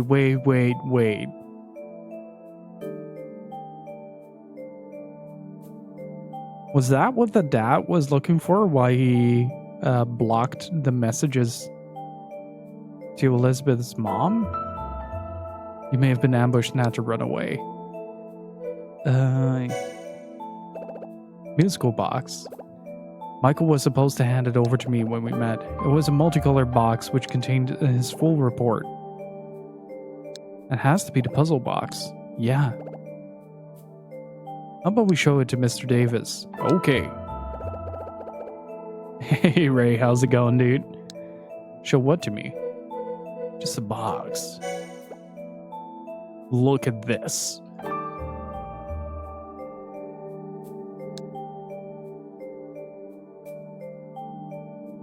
I still don't understand how we got to 204. Outside of Say's resub, I haven't seen any new messages pop up. Twitch, stop confusing me, please.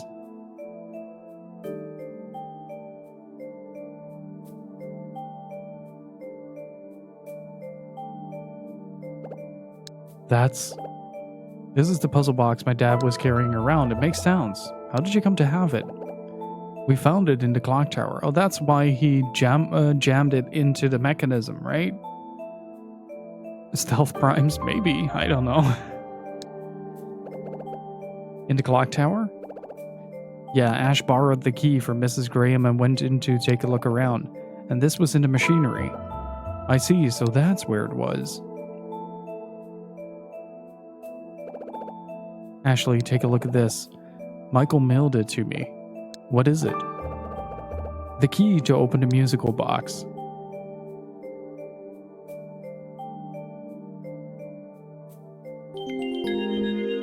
Michael's note. This is a key? Okay, so I'm gonna take a quick screenshot of that. Oh wait, can we just combine that? Oh. Okay, I need to take a quick screenshot of that.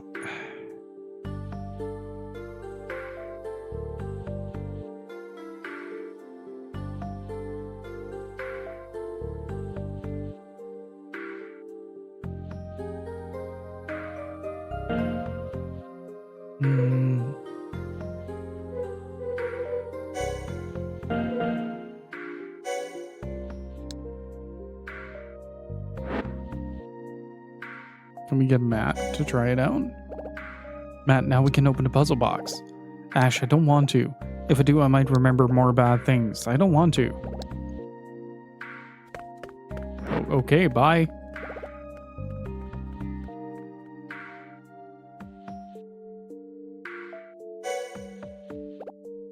I'll go find Matt. Can you wait here for us? Of course.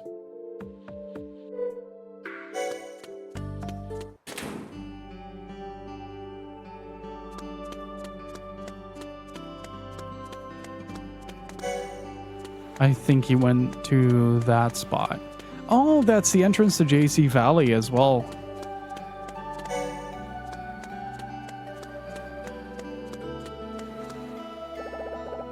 Matt's not here. I'll try somewhere else.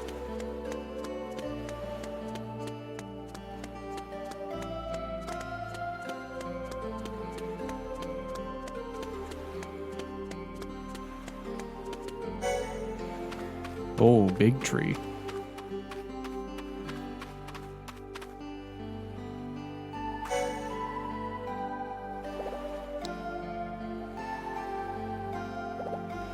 You know, you run away almost as much as I have those blackouts you keep talking about.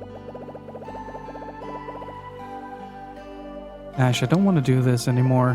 What? You want to give up looking for your dad? Ash, what if he's alive? That comment is gonna bite you in the ass. Your dad's alive. So what if someone fell from the clock tower? They never found a body.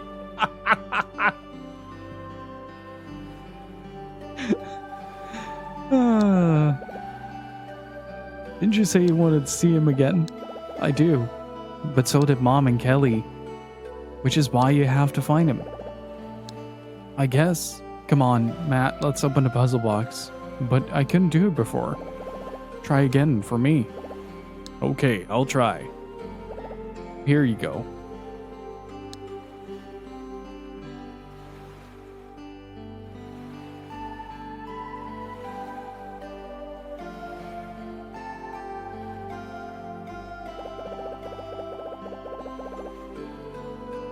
No use, I'm no good with this stuff.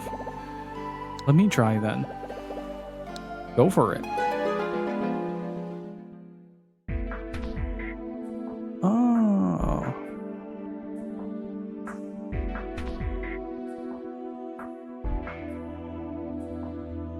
Is there like a way to like turn it?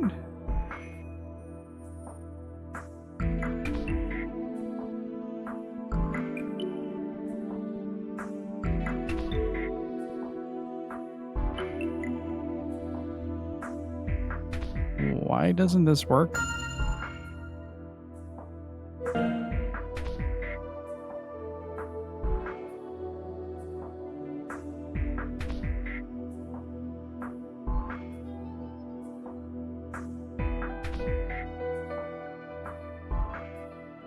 Wait, why doesn't this work? How do I do this? Go for it. Why doesn't this work? Like, it just straight up doesn't work. Did I glitch this out? Oh no.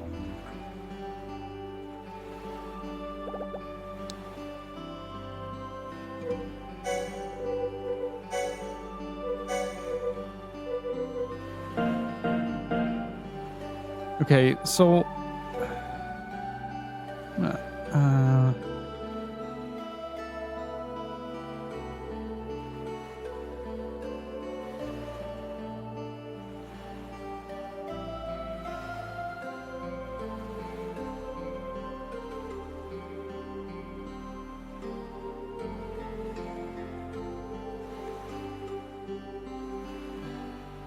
oh, okay, so it's a bit.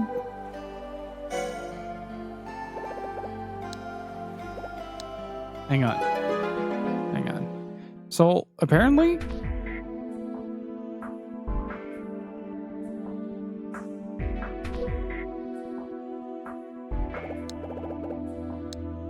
okay. Jeez.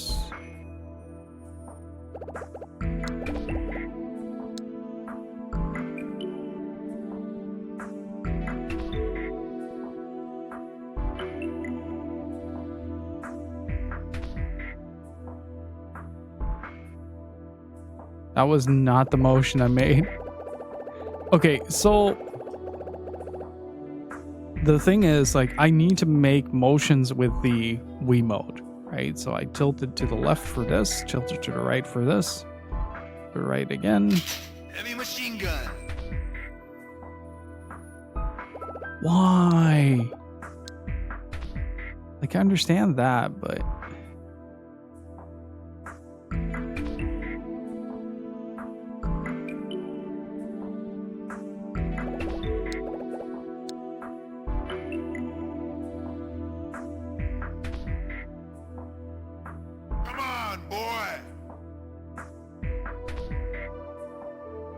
But it also can.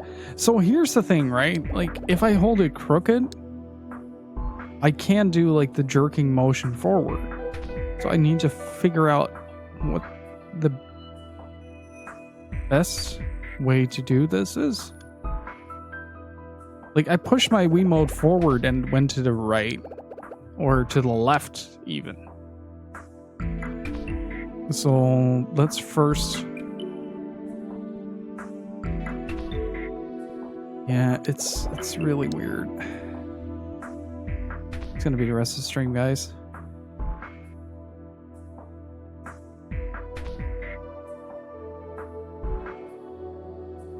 I don't get it. I really honestly don't get why it does this so badly.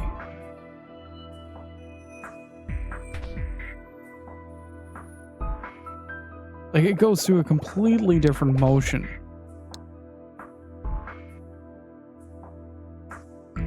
Horizontally.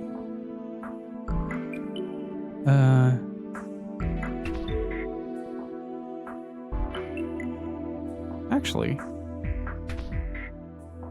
No. Okay.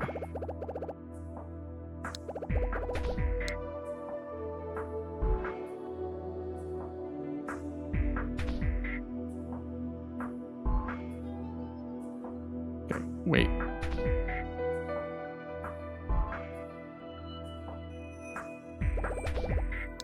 That's weird. So, if I thought to myself, like, okay, if I put it back into a neutral position, it should be fine. But it remembers now, like, I'm holding it at a 45-degree angle downward, down to the left, and back horizontal. Then same 45 degrees to the right. Oh, wait, it's timed? Is it timed?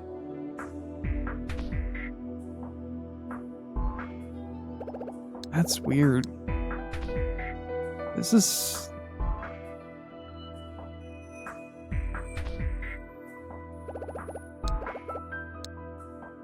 This is really bad. Also, dog is snoring super loud.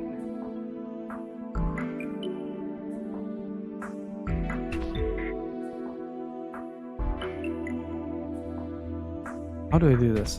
Okay, toward. Toward.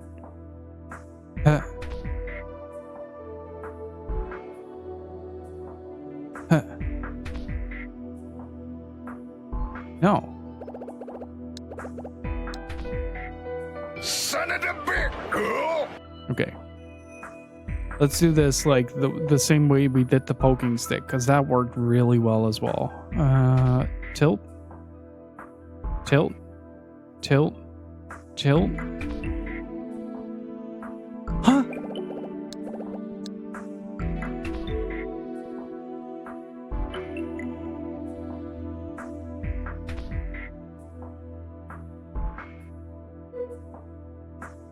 Why does it do this?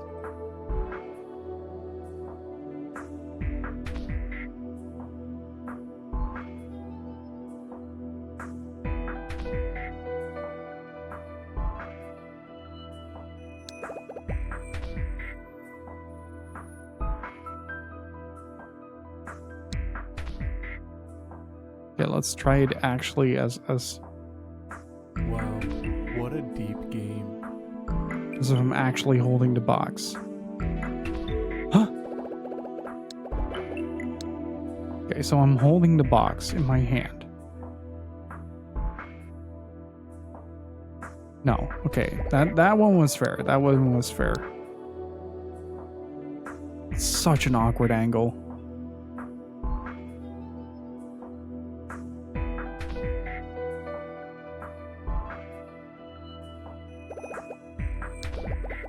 Until the first you of the game.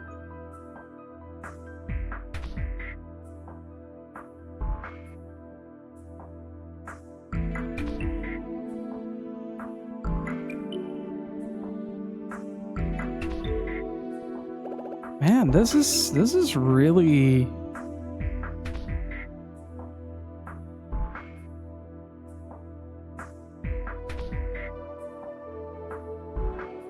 Oh, wait. Come on. Do your thing.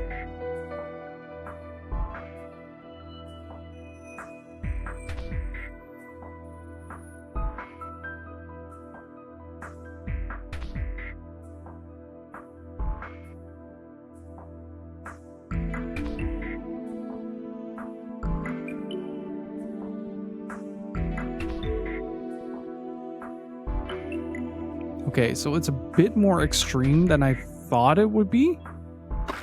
Got it. Okay.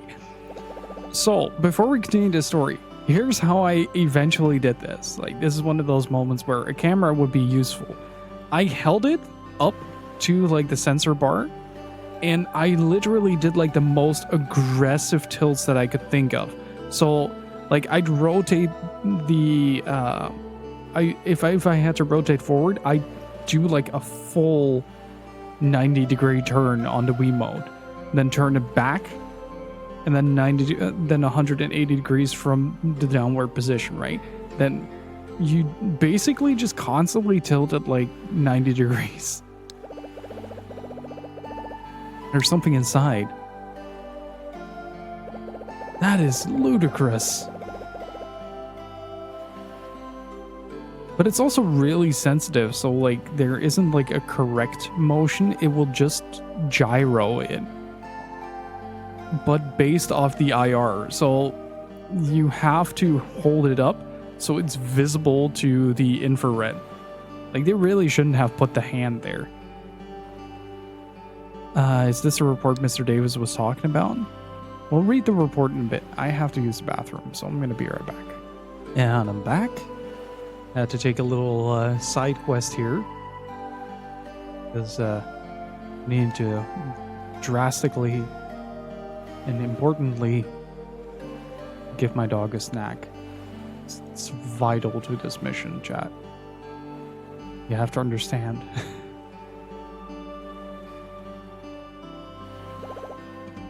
Dear members of the press, I, Michael Crusoe, hereby accuse JC Valley Technology of their involvement in the contamination of the Lake Juliet.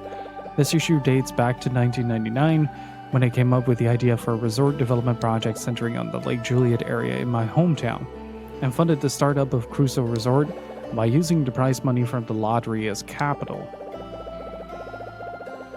Coco's chilling behind me, still sitting there all defeated. That poor dog. Give that dog a snack as well.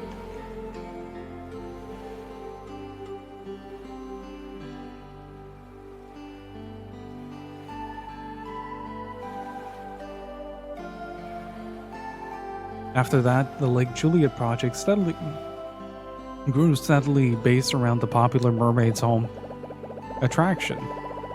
And we had closed so many construction contracts, although we hadn't received approval from all of those concerned. However, at the same time, general troubles occurred, such as fish numbers dwindling and water quality issues. As a consequence of this, Crusoe Resort was blamed and the project came to a standstill in its second year. However, I could never believe that the resort development project had polluted my beloved Lake Juliet. I began an investigation with a few staff members I had left to discover the source of the contamination. I was able to confirm that the origin was JC Valley Technology. I have stored my findings from the last 3 months in the enclosed microchip. I only hope that the truth will now come to light. March 2nd, 2002, Michael Crusoe, Crusoe Resort, President. JC Valley was responsible for the pollution? Hey, you two!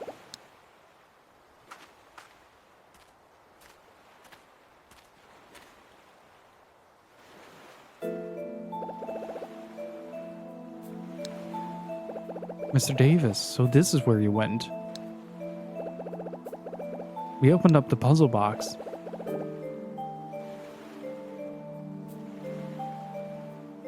And the report? It was inside. Did you read it? Yeah, JC Valley was responsible for the pollution. As I suspected. You knew? I suspected them, but I had no proof. That report should contain all the proof I need. So please, will you give me that report?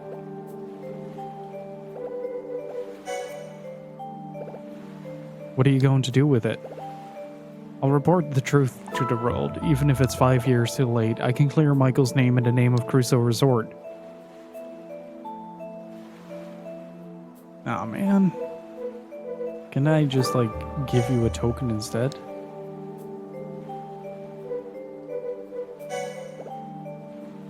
This was what was in the puzzle box.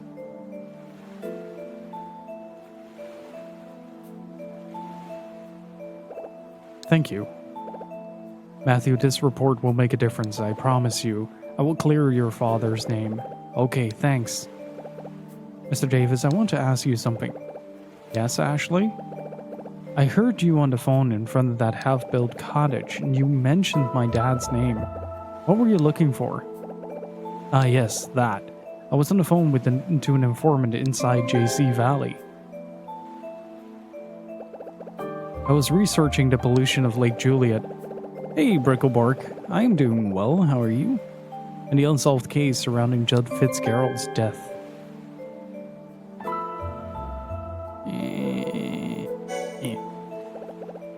You have an informant?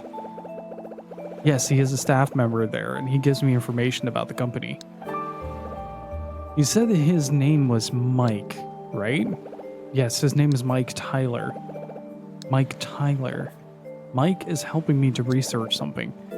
It's a device called Another, which is under development in JC Valley. What? Another? This is where I'm starting to not trust you anymore, Greg. Like, you were sketchy before, but now you're outright suspicious.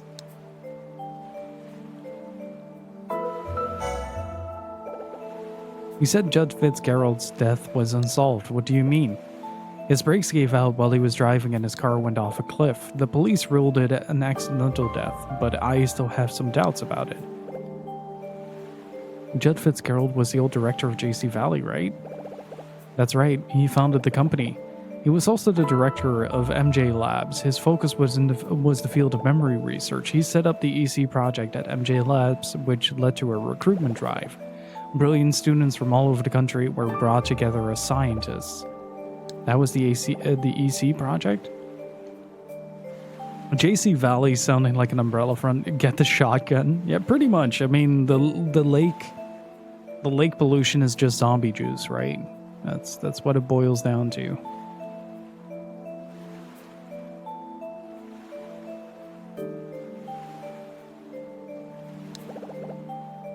Judd wanted to create a device that can control memory, and he wanted to turn memory research into a business.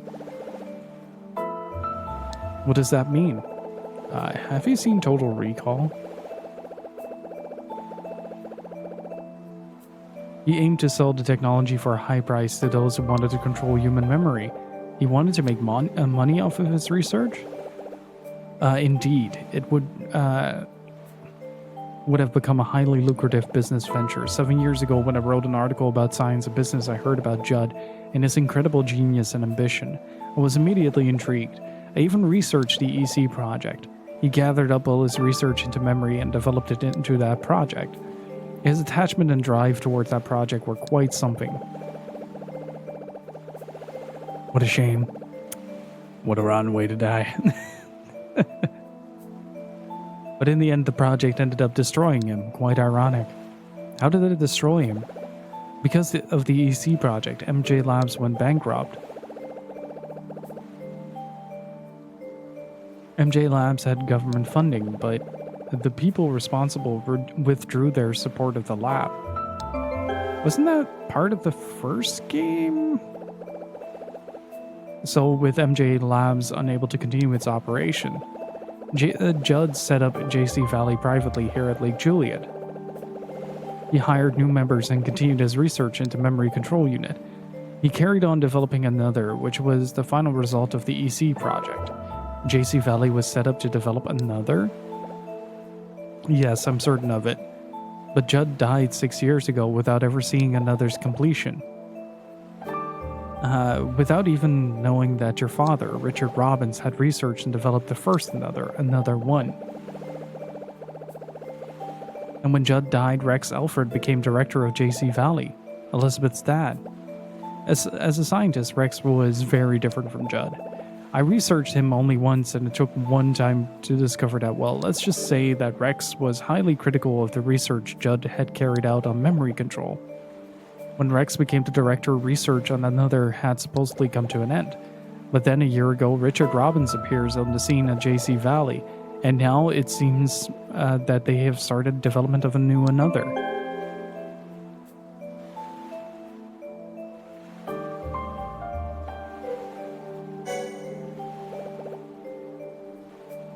Why did they withdraw funding? The project didn't provide the results that the sponsors were expecting, so it didn't justify the extremely high cost of the operation. Judd created the perfect environment and had the perfect staff, but that wasn't enough. The development of his memory control unit did not proceed as quickly as he had anticipated. Also, the withdrawal of Sayako Robbins, your mother, in the middle of the project, had grave consequences for its progress. She was a vital member of the project, and probably why she was killed. In any case, the sponsor saw no result coming from the EC project, so they declared that it had no merit and withdrew their support.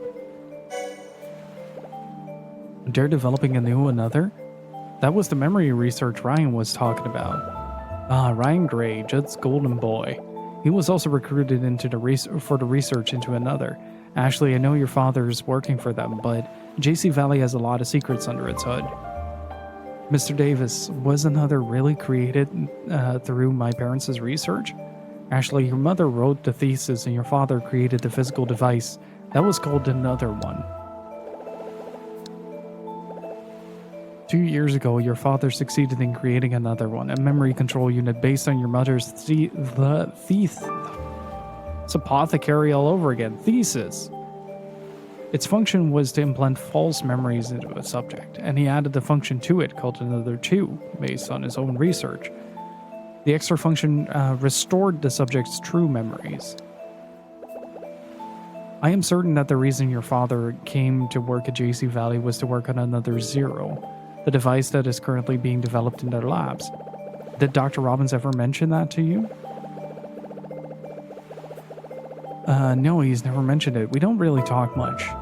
Oh, yeah, Mr. Davis, there's something I want you to see. What is it?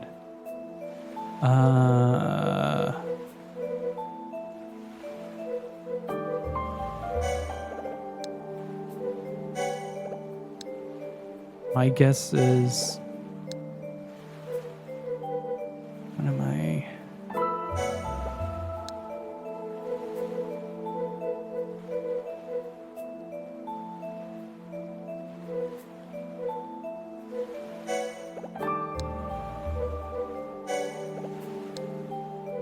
What am I showing him?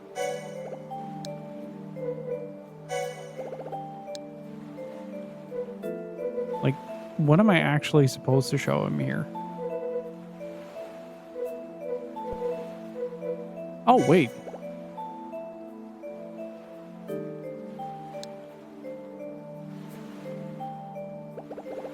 A JC Valley badge. It was on the floor inside the clock tower. What? This is the badge that all JC Valley staff wear. If it was in the clock tower. Hey, bud.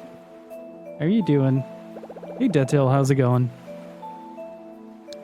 Ashley, Matthew, it looks like JC Valley might be involved in Michael's disappearance. I'm going straight to my office to publish this report. Right. Hang on. I'm on it.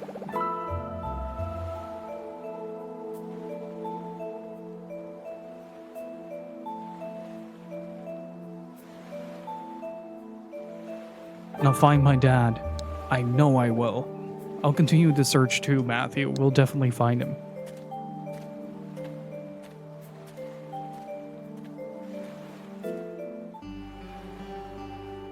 Again, like, this is gonna be one of those fake messages, like, go home.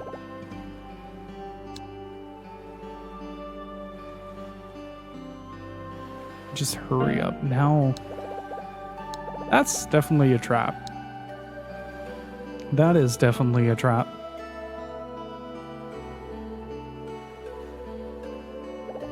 Ash. What now? Are you gonna go home?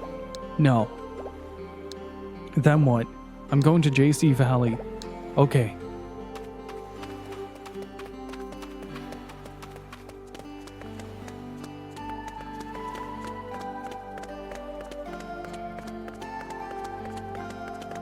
Oh, also, Phonic, I don't know if you're still here, but my plan right now is to finish Bot and Gydos and then do Tales of Zillia too.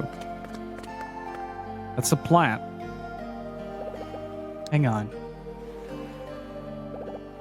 This car looks kind of familiar. Oh yeah, it was at the bus stop when my bag was stolen. Oh. This is the entrance to JC Valley. I'm starting to get the sense that she might have honestly been killed 13 years ago, and this is one of the another projects that we're playing as. I don't remember the twist. There was a twist near the end.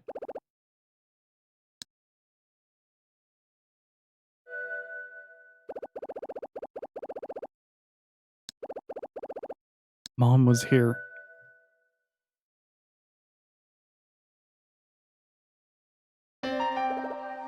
Ash, what's up? Huh? I'm not even gonna start in the blackout thing. Yeah, thanks, runaway boy. Do you remember something? Yeah. Your mom? She was here, right here. Okay, so before we go into JC Valley, the facts that we need to get straight. Ever since we arrived here, we started having flashbacks towards a memory of us being here with Ashley's mom, right? So 13 years ago, we went to this place, but shortly thereafter, and after receiving a pendant that the mom got from Rex, containing some kind of liquid, the mom got killed. And now the dad is back into JC Valley as a lead researcher on another project called Another Zero, because they can't count to 3. Alongside that, his dad took the fall as a sort of fall guy to hide the that is really well done in the water, by the way. To hide the pollution of the lake, probably being JC Valley's fault as a byproduct for the research done into Another. So, as it stands right now, my best guess is that Rex is involved as one of the lead culprits.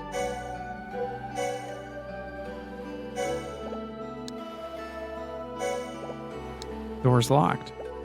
Well, that sucks. What do we do now?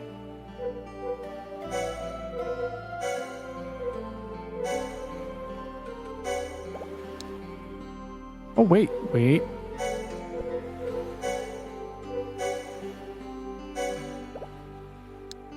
Can't use this here. Do I have a card?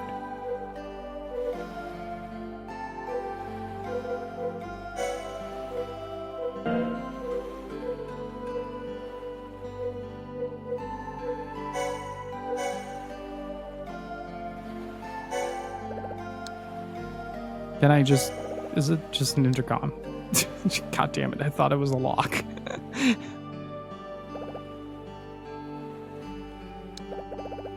No answer. Nobody in?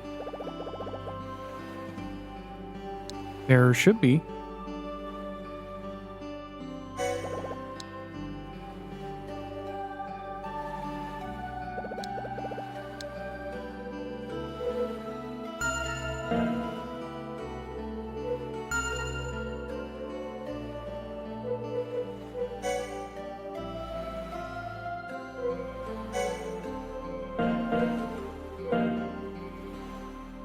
Okay, what if we try to leave? Sometimes that works. Ah, there you go. Ashley?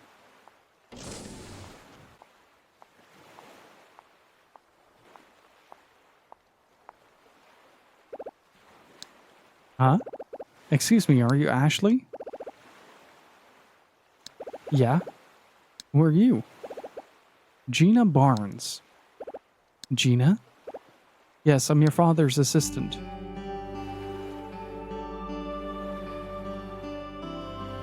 Still think Ryan is heavily involved in this. Has Dr. Robbins told you about me? No, not really. Just that there's someone called Gina at work. I see. Dr. Robbins asked me to come and bring you in. He said that he sent you a message telling you to come here. Yeah. But why didn't he come himself? He is very busy. Yeah, there you go. Come inside, Ashley. Oh, this is so much a trap. Why didn't you tell me, did you tell me to come here out of nowhere? Why did he tell you to not come here? It's probably the better.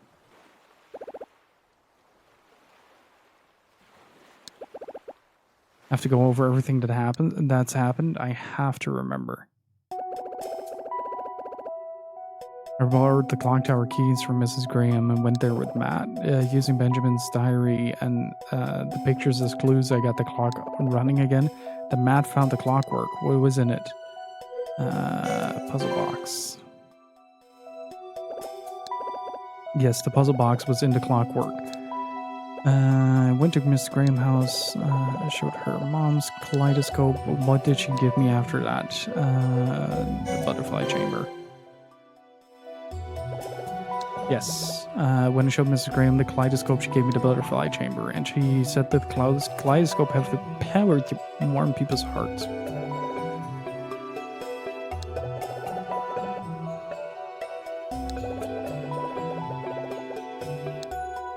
A ghost.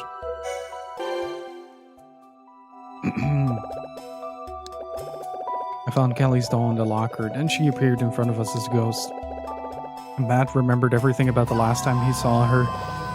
I would like some pie. I really would like some pie, to be honest. When it came to Lake Juliet, I suddenly started remembering my mom. I need to put together all the fragments of memory that keep appearing.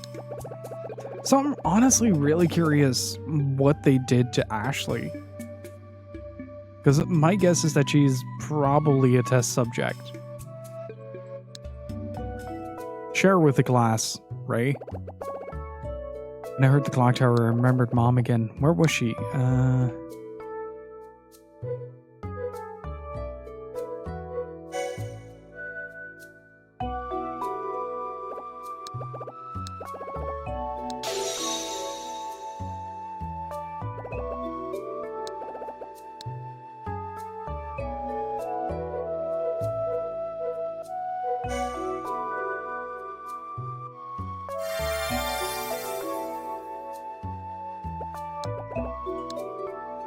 And the man was Rex.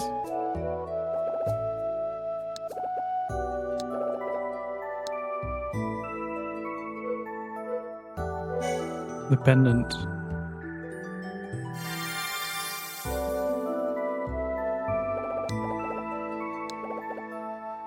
And she put it around her neck. Mom, why did Elizabeth's dad give you the pendant? Did the pendant mean something to you? Mom. We're really getting into speculation territory. I like it.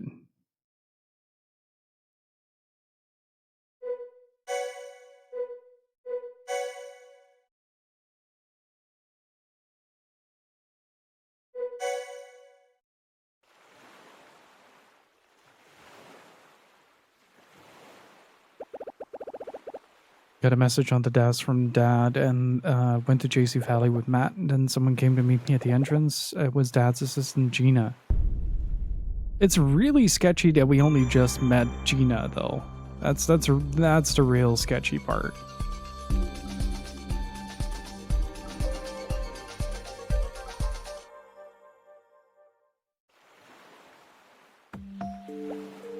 Come inside, Ashley. Most people are around about that percentage of legs, though.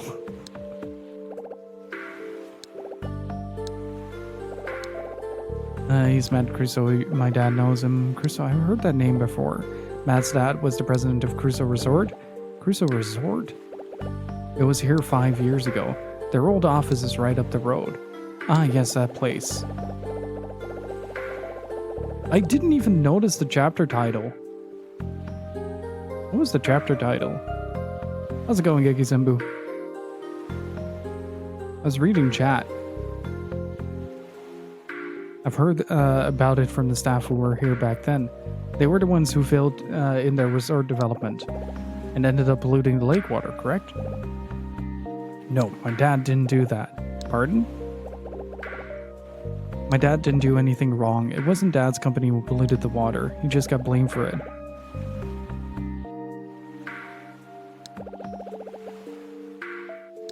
What exactly are you implying? JC Valley framed him, that's what. It was heartless deception. Oh boy. How's it going, Angel Rain? You're the ones who did it.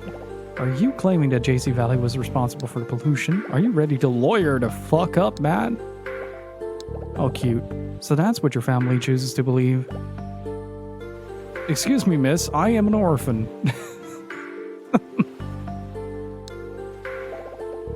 Well, nobody wants to speak badly on behalf of their own family. I don't know what kind of tale your mother told you, but the truth is quite different. My mom doesn't make up things. It wasn't Mom who told me anyway. Well, whoever told you this tall tale, it's all the same. Yelling about it won't make it true. JC Valley had nothing to do with it. Gina, that's not quite right. Matt is telling the truth. Ashley, that's enough. I didn't come here to listen to fairy tales. I came here to bring you to your father. Now, come on, he is waiting. Why did Dad call me here, Gina? I haven't the faintest idea. He just told me to come and get you.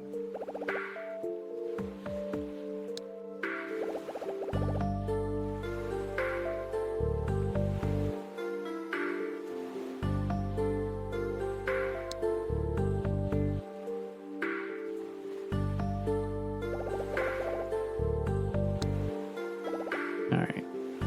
I don't trust this. He can't come in, I'm afraid. What? Why? He's not allowed to enter the building. Why not? Only staff members may enter, except in special circumstances. The only reason you can enter at all is because you're Dr. Robinson's daughter. Only you have authorization, Ashley. But, Ash. It's okay, I'll wait out here. No, Matt, I won't just leave you here. I'm fine. I'm sure your dad will let me in when you see him. Right. Excuse me, but I don't think so. Not even Dr. Robbins will let Matt come in.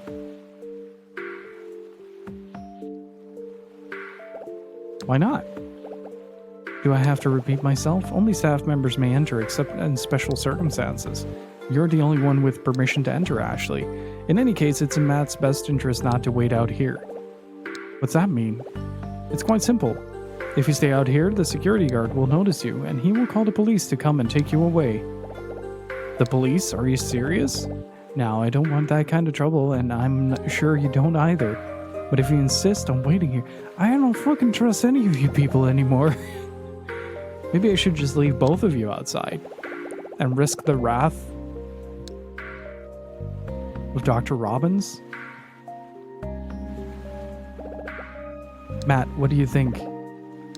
I'll go back, Ash. What? You go and see your dad. I'll head back. I'll keep looking for clues about my dad. No, Matt, you can't. I'm pretty sure he's in the test tube down below. We really have to go together. It'll be dark soon. You can't be out on your own.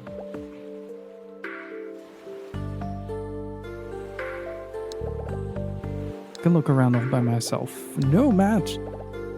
What? I know, Matt, go back to Mrs. Graham's house. Mrs. Graham's place? Why there? Just go and wait there for me. She said to me that if anything happened, you should go back there. What? I'm sure she'll tell you more about your dad, Matt. You think?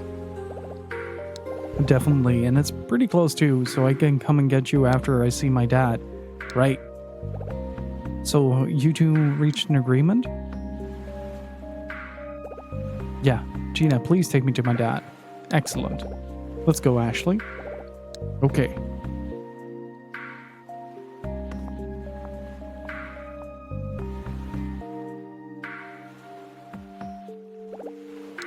Bye, Ash. Right. Sorry, Matt. Hey, no problemo. I'll wait for you at Mrs. Graham's place. Go see your dad, okay? You got it. See you soon.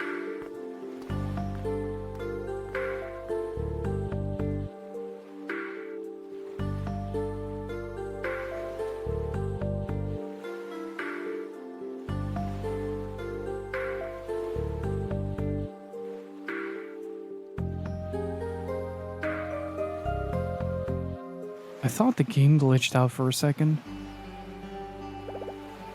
Wait a moment while I unlock the door.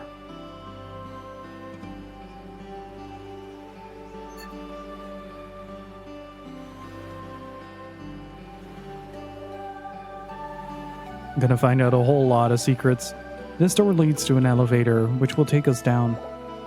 Is the whole lab underground? Most of it. Now going after you. Okay. Still goes first.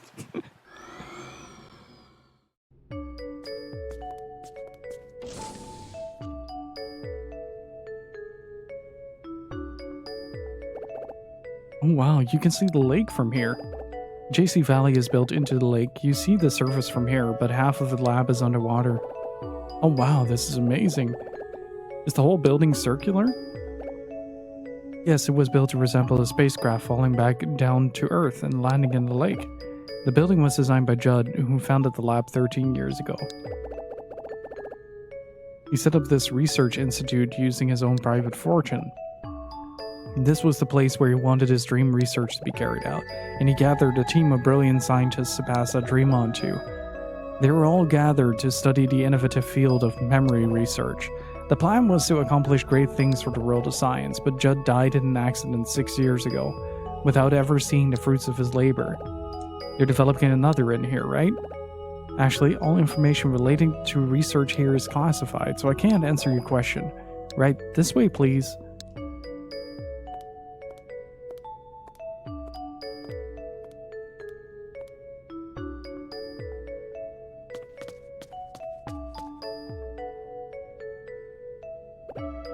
Oh, there's a map. Where's Dad's lab? Ashley. What are you doing? This way. Okay.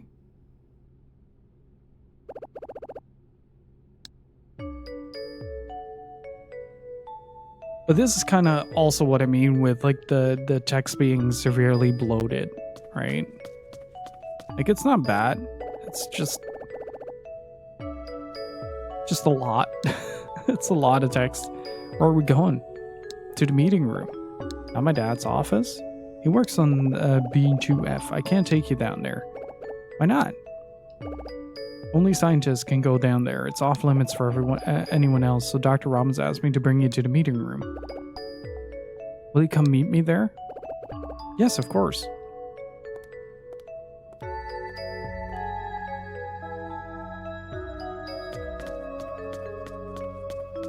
Like, it would have been much easier to just go to, like, the meeting room. Like, you go in there and she'll say, like, oh, your dad's gonna go here, have a little talk. Oh, we're not going to his office? No, scientists aren't allowed there. I'll be right back. That would have been much smoother in this situation. Instead, we exit the elevator, have a conversation, and go out of the conversation, walk 2 steps, go into a little cutscene where we check the map. Then we get scolded for it, walk 2 steps, then get the conversation about him coming to the meeting room, and then walk 2 steps again. Now we're in this conversation. Would have been much smoother to just kind of have like the big sign that says meeting room be the telltale thing, like, oh, you have to go here.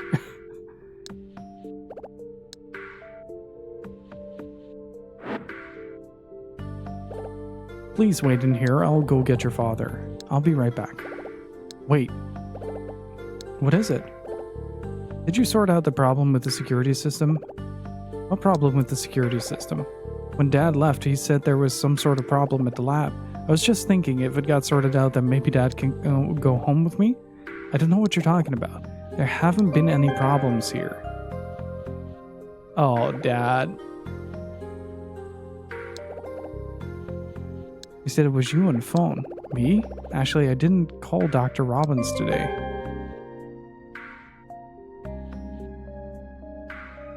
Oh no. That's what I said. Really? There were no problems, Ashley. Then why did Dad say there was? Well, probably an excuse so that he can come back to the lab without letting you down. No way.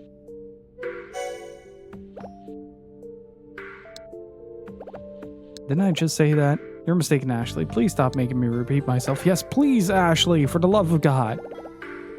He definitely said your name when he answered the phone. Well, I haven't called him all day. But stubborn, aren't you?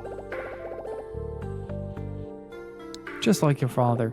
Ashley, if it matters so much to you, ask your father when he comes up.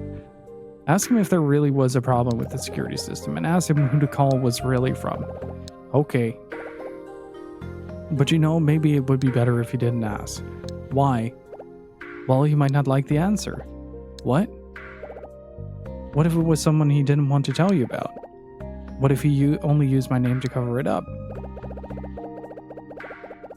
It's also that, like, I don't know if you notice this, Ashley has a really nasty habit of just prying about the same subject matter over and over again at slightly different angles. But I'm sure your father might know one or two people. After all, he knows a lot of different people. What? He knows people?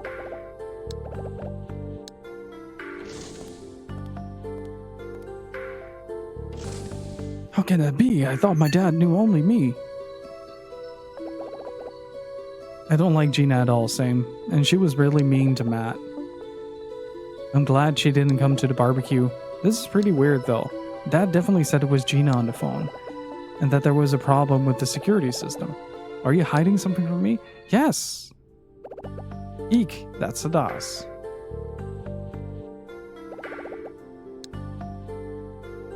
Something's happened at the lab. I'll explain later, but for the moment, please take the task and go home right away. If you stay here, you could get caught up in something dangerous. Oh, this is exhausting.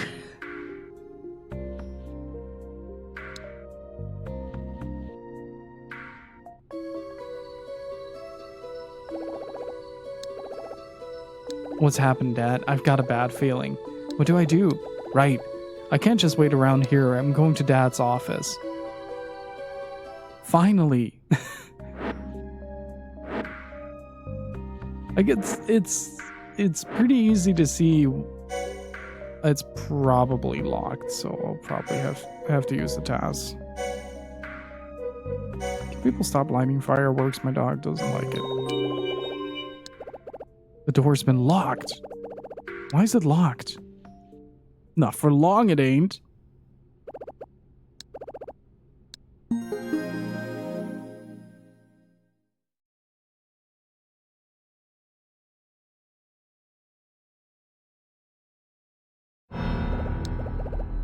No way, the batteries ran out? How does it still move then? The battery's dead. Why now of all times? What do I do? I can't get out of here unless I use the task.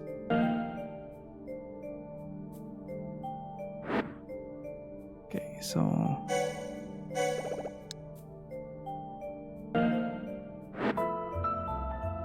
But yeah, like I said, like, Ashley has a very nasty habit of consistently repeating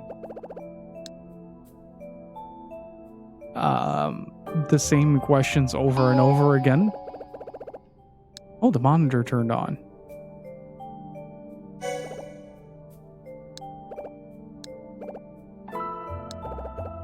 This is a map of B1F. This room is 101.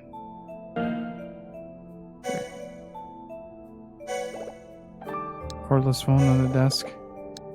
There's a computer. It's not a normal model of computer. I guess better not touch it. Cordless phone charger. A charger. Maybe I can use this.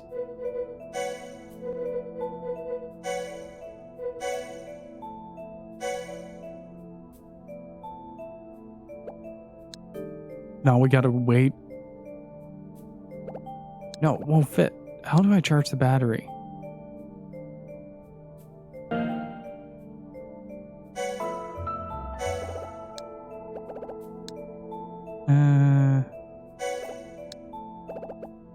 The water tank is empty.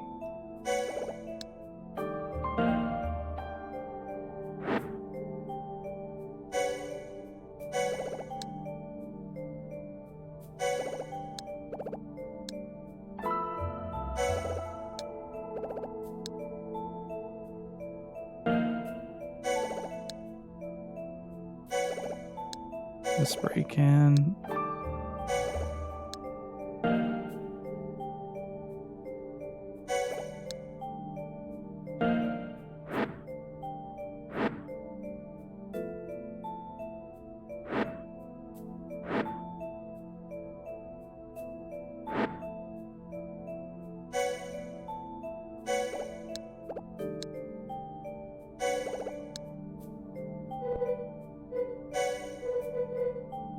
Can I use...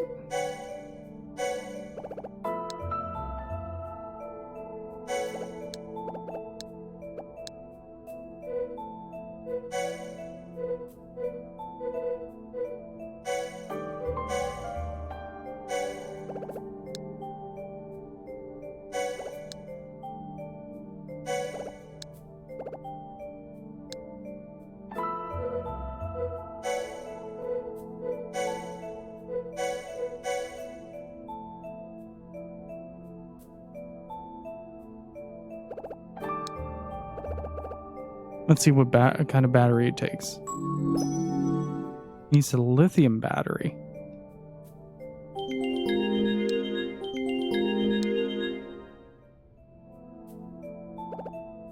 This one's dead, so I'll leave it here. Wonder if I can find another one. Hey, maybe I can use the battery from this phone. Let's first make sure that this phone has charge.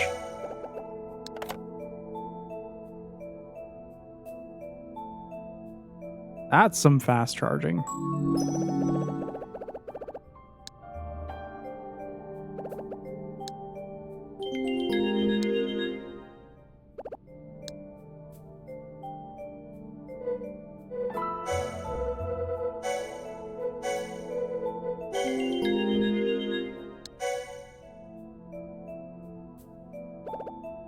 Should be fine now.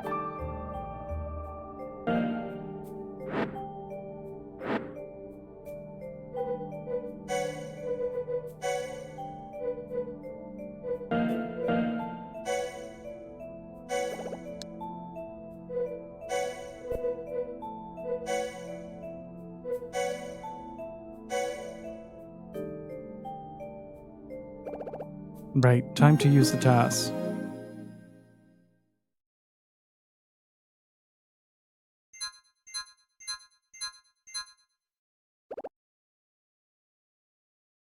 How do I do...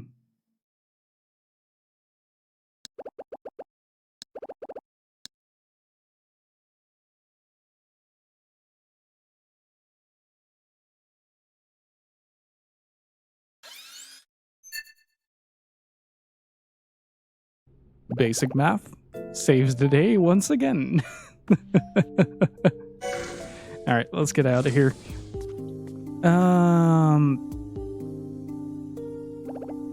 It's gotten pretty dark outside. So, okay. This is going to be a problem, isn't it? There's a shutter. The shutter is locked. A dead end. What now? Why am I locked in here? What do you want from me, Dad?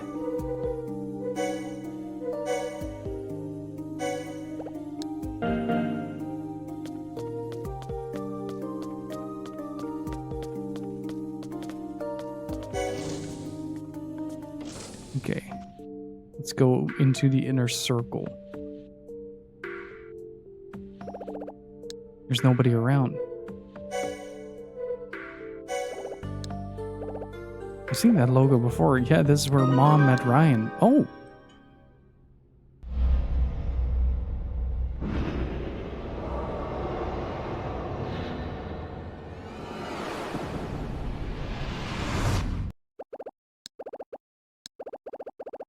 Mom gave Ryan the kaleidoscope. There's no way that he's telling the truth. There's no way they're red herring you for 15 hours on that. There's something behind the screen. There's a room back there. I can see something. It's that.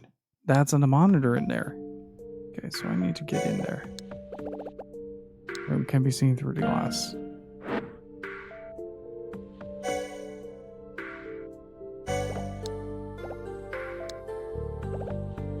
Keypad is covered in something. What's on it? Jesus, that is a long con.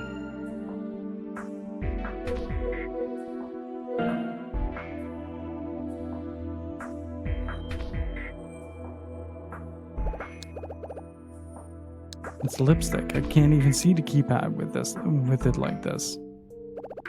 No, I can't press the keys like this. But oh hey, what's this? Lipstick? It must be lipstick on the panel. Is that what you already concluded? Ah, fuck! We gave the handkerchief back.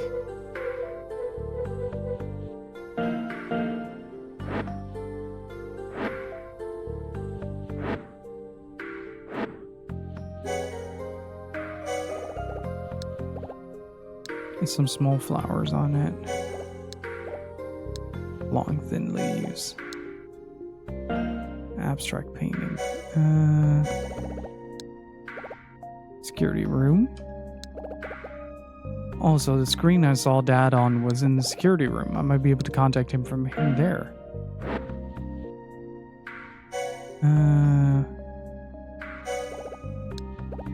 Chair.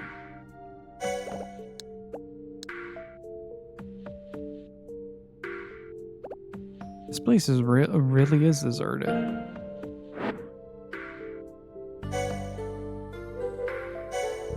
I have something in here that allows me to...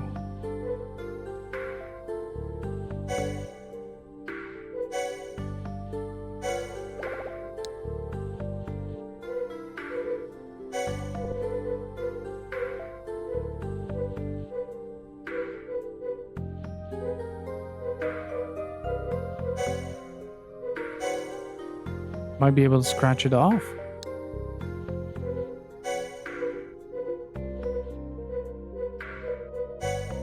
There was still water in there, wasn't there? Like 1,000 ways in which you could solve this.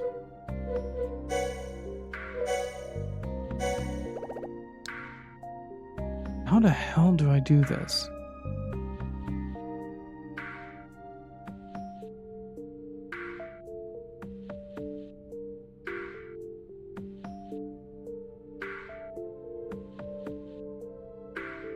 I have to look it up.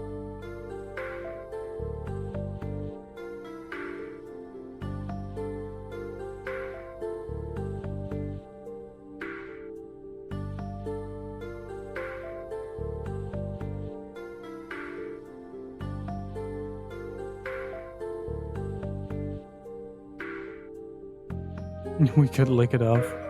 That would be something.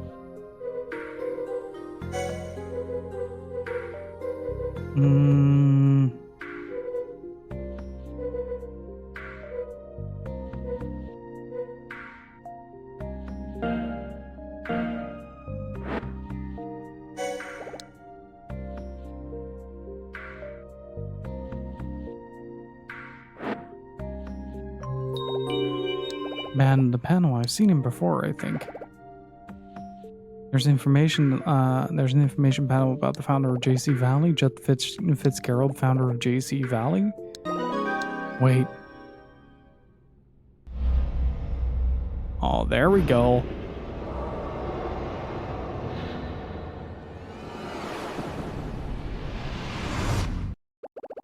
I remember now.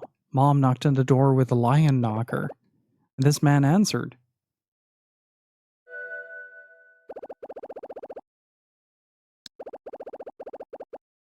Mom must have gone to see him.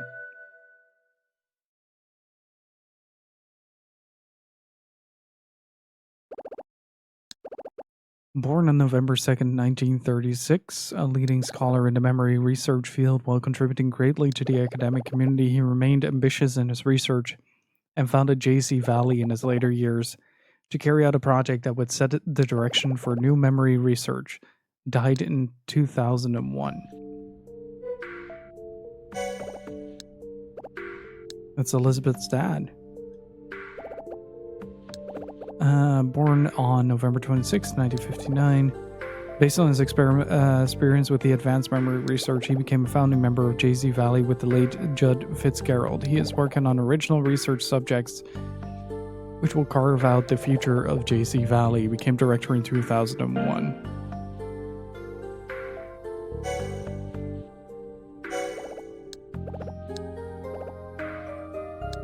They look kind of real. Okay, so am I missing something here? Can I now leave? Okay.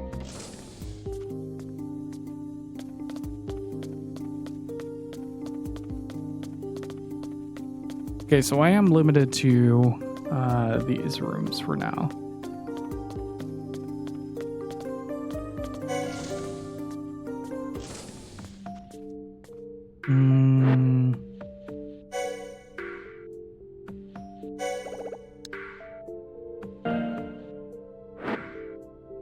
Oh wait, there was cleaner in there.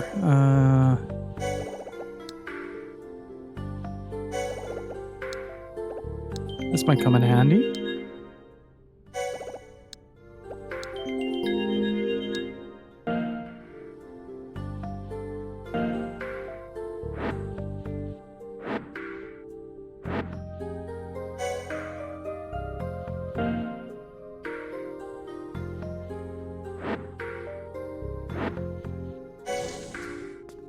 Okay, let's see.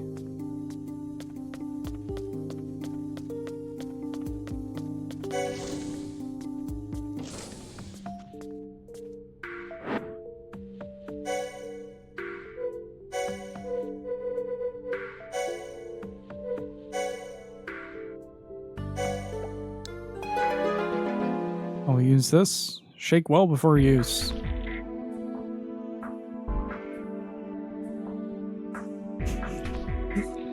Worf is like, what the fuck are you doing?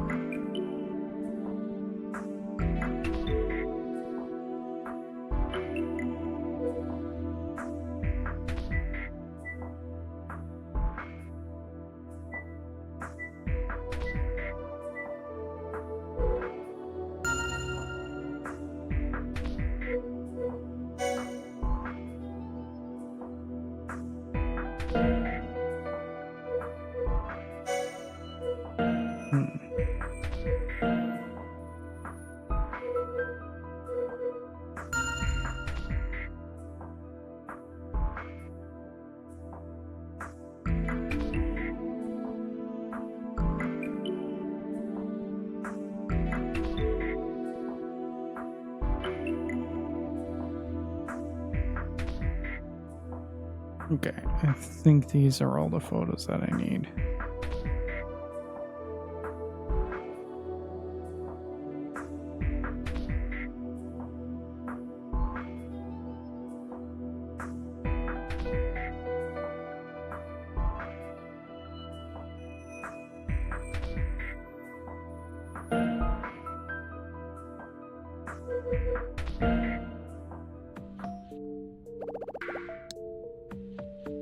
Okay, where is there a number?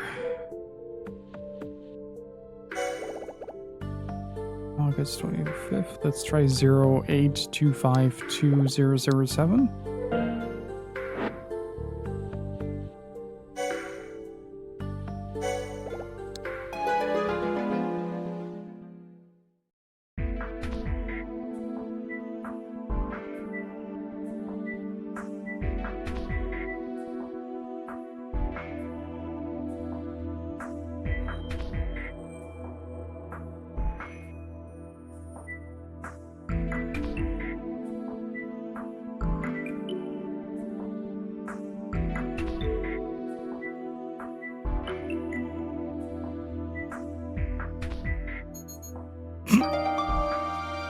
Security runs deep in this place.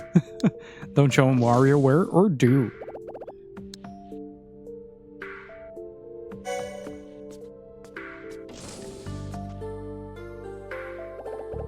Is this the security room?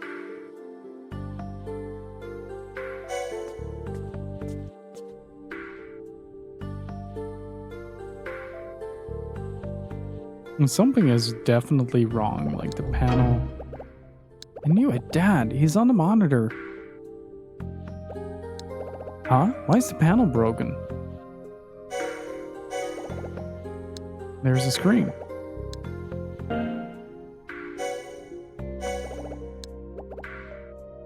A number of places are shown on the monitor.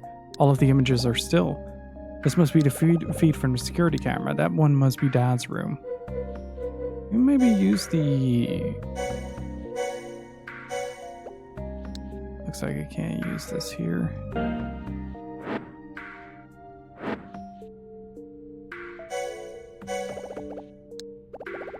It shows the entire lab floor by floor. It seems to be a security system display. Control panel, you don't know how to use it.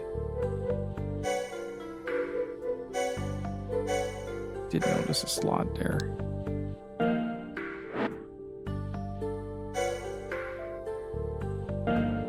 Hey Gecker, how's it going? Agent Doppelherz, how's it going?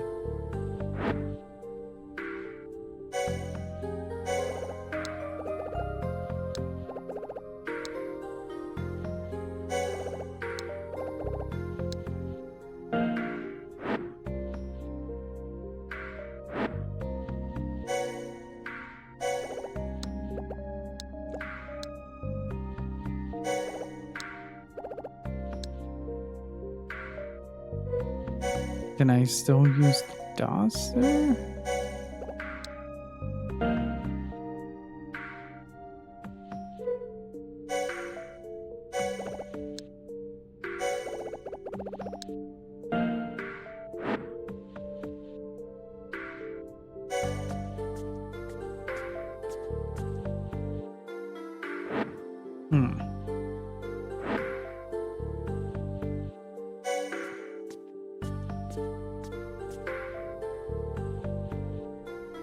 Can I maybe interact with this?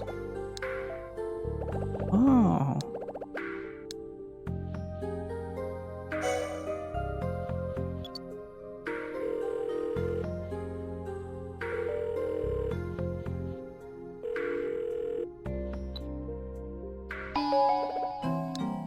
Ashley. Dad. Ashley, what on earth are you doing here? You called me here. What? You sent a message to the DOS saying to get here quickly, so I did. When did that message arrive? Right before the one where you told me to go home and take the task with me. What? Dad, what's going on? Gina came to get me, but she locked me in a meeting room. The control panel for the security cameras is broken. I don't know what's going on anymore. Wait a minute, Ashley. Let's try to be calm. Just what's happening here? Who sent you that message? Didn't you send it? No, Ashley, that wasn't me. What? Then who the heck did? I don't know.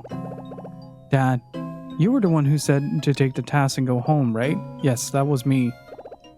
What happened here? What was the emergency? Ashley, I really didn't want to have to tell you. Oh dear. Curses, what's going on here? Dad, what should I do? What if...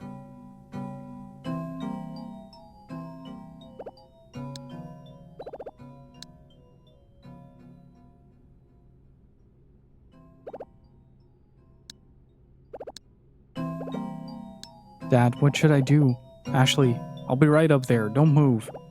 You want me to wait here? Okay. Good. Huh? Ashley, you have the DOS with you, right? Yeah. Open it up.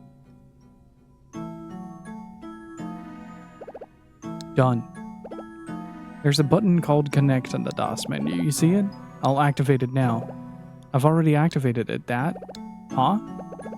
I used your computer at the cottage. Sorry, I didn't ask your permission. But when I put the DOS in, the Connect function activated all by itself. It shows the security feed from around Lake Juliet, right? Incredible, Ashley. Well, if you know that, then this will go a lot quicker. I'm changing the area that the Connect feed accesses. You're changing what now? Your current feed shows all of the external cameras. I'll change it to show the cameras inside JC Valley.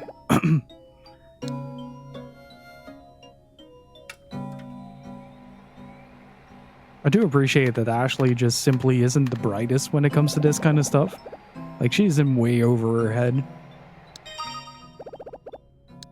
Right, Ashley, press the connect button on the DOS. Right.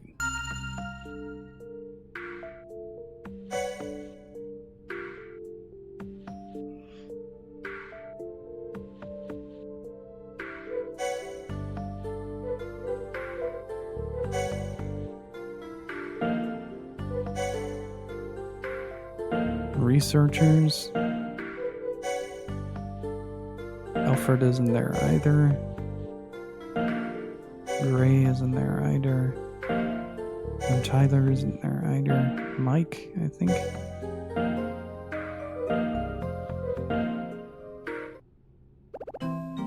That the camera feed changed. Good, good.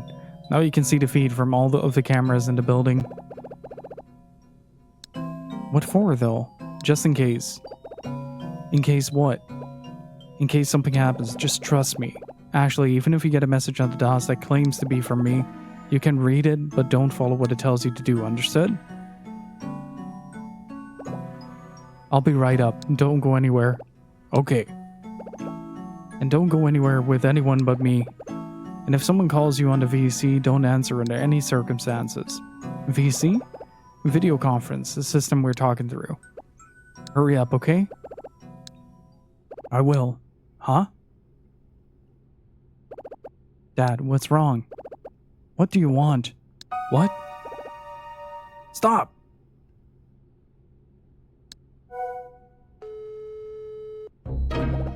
Huh? Dad? Dad, what's wrong? What happened? Oh, now what?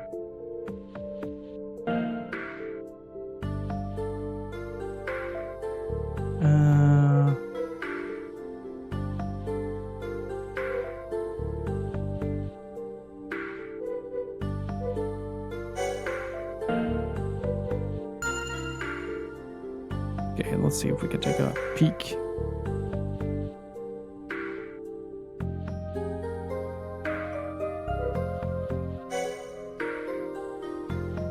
Oh no. Okay, Mike is there. Oh no. That's collapsed. Dad, what's happened to you? What happened to him? What do I do? Crying won't get me anywhere. I have to tell someone about Dad.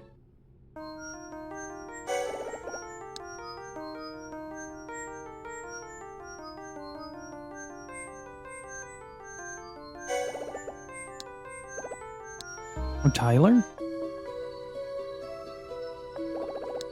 Tyler, I've heard that name before. He's a staff member there. He gives me information about the company. His name is Mike Tyler. That's it. This has to be the guy Mr. Davis was talking about.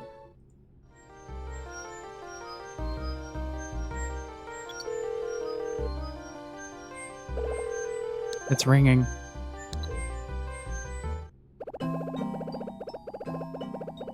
Mike here. Gina's not around at the moment. Is there something I can help you with? You do realize it's Saturday, don't you?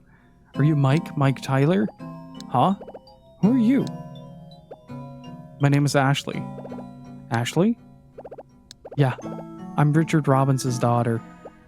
Dr. Robbins' daughter? What are you doing in the security room? My dad called me here. And then Gina came to let me in. She took me to the meeting room and told me to wait in there, but then she locked me in. Gina locked you in the meeting room? Yeah, but...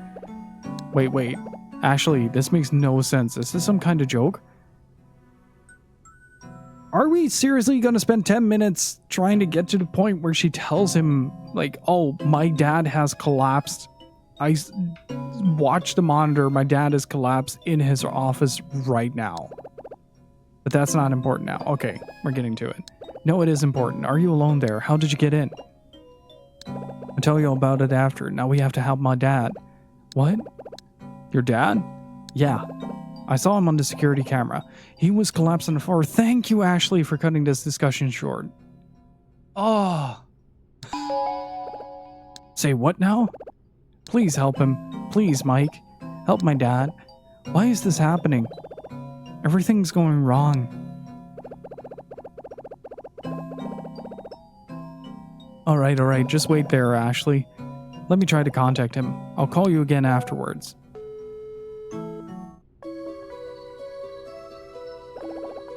Something's happened to Dad. I just know it.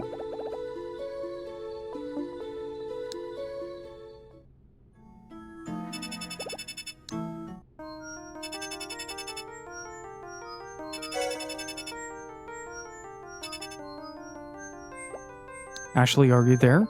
Mike. Dr. Robbins isn't answering the VC. I'm on my way up there, so don't go anywhere.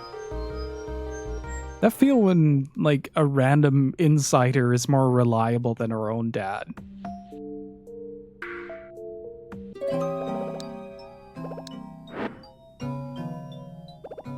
You're here. Yeah. I'm Mike Tyler. I work here. I'm sure you know by now.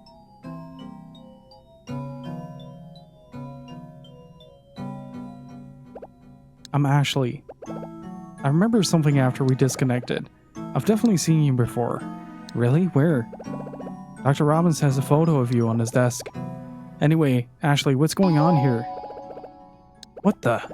The control panel for the security cameras is all busted up. All the monitors are frozen. It was like that when I got here. Who on earth did this? Never mind that. Why are you here? I told you Gina locked me in the meeting room and... Ashley, that could have happened. It couldn't have happened. I can't believe it. It's true. I really was locked in. Also, we're gonna find out where she went in just a little bit. I am gonna take a short 5 to 10 minute break to feed the animals and take out the trash. So I'll be back in about 5 to 10 minutes. Don't go anywhere, chat. Alrighty, I'm back. I went to take out the trash and saw that somebody like dunked a lot of shit in front of our elderly neighbor's door, so I decided like, oh fuck it, I'm gonna clean that up while I'm at it.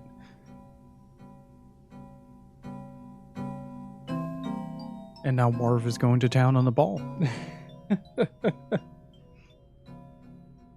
Hopefully everybody's doing well. She said she was going to get Dad, but she never came back. I'm telling the truth, I swear. Okay, relax. But if you were locked in, how did you get out? How did you get in here? Can you explain that? Well, you don't want to say? I was locked in, but then after a while it opened again. And since Dad never came, I went into the first open room I saw. The reception, right? Yeah. Then I saw that there was a room past the glass wall. You opened the security room door? Yeah. I see. But there was a keypad lock on the door. How did you unlock it? I used the cleaner from the meeting room to wipe the lipstick off, and... There was lipstick on the keypad? Who the heck would do something like that? Don't ask me, I don't know. Yeah, I guess not. Then, I saw that I needed an 8-digit key, so I entered today's date. I see, Ashley, sorry to grill you like this, but I have one more question, may I? What is it? Was the security shutter in the corridor closed when you came down here? I don't know what that is. If you mean the door thing out in the corridor, yeah, it was. That's really strange. Who closed it and when? That shutter is always open. It no longer is. Alright, armpit technique it is. What's so hard to believe about Gina locking me up somewhere? She's the person to trust over anyone else in here. And I think the same goes for Dr. Robbins too, so it makes no sense. You both trust her that much? Yeah, so if she really did what you said she did, there has to have been a reason behind it.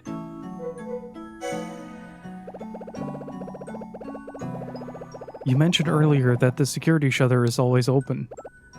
Yeah, it's there for emergencies. It's almost never shut. Who could have closed it? It's really weird.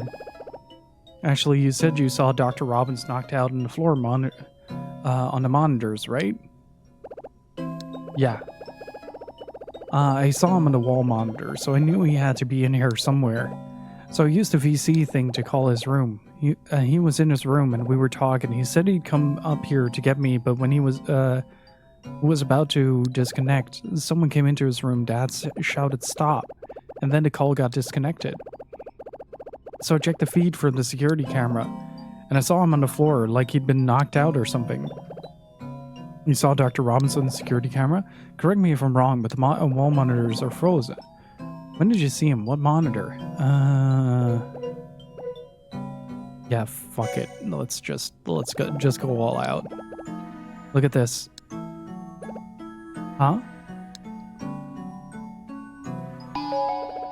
What? You see him on the floor there? Actually, no, he's not in the picture. What? Look closer. Actually, he's not there. Look for yourself. What the?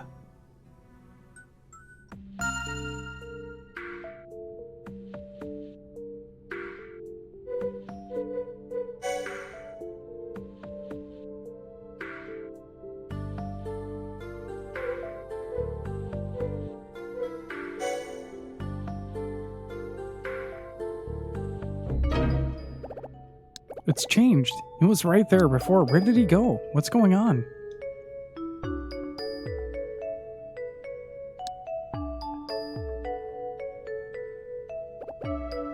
He was right there, I swear.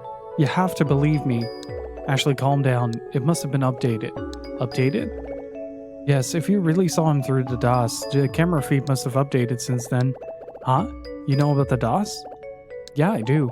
Your dad invented it, right? Yeah. When Dr. Robbins was looking after the JC Valley security system, he thought of using the DOS and added that feature. It's called Connect, and it accesses the feed from security cameras. How do you know about that?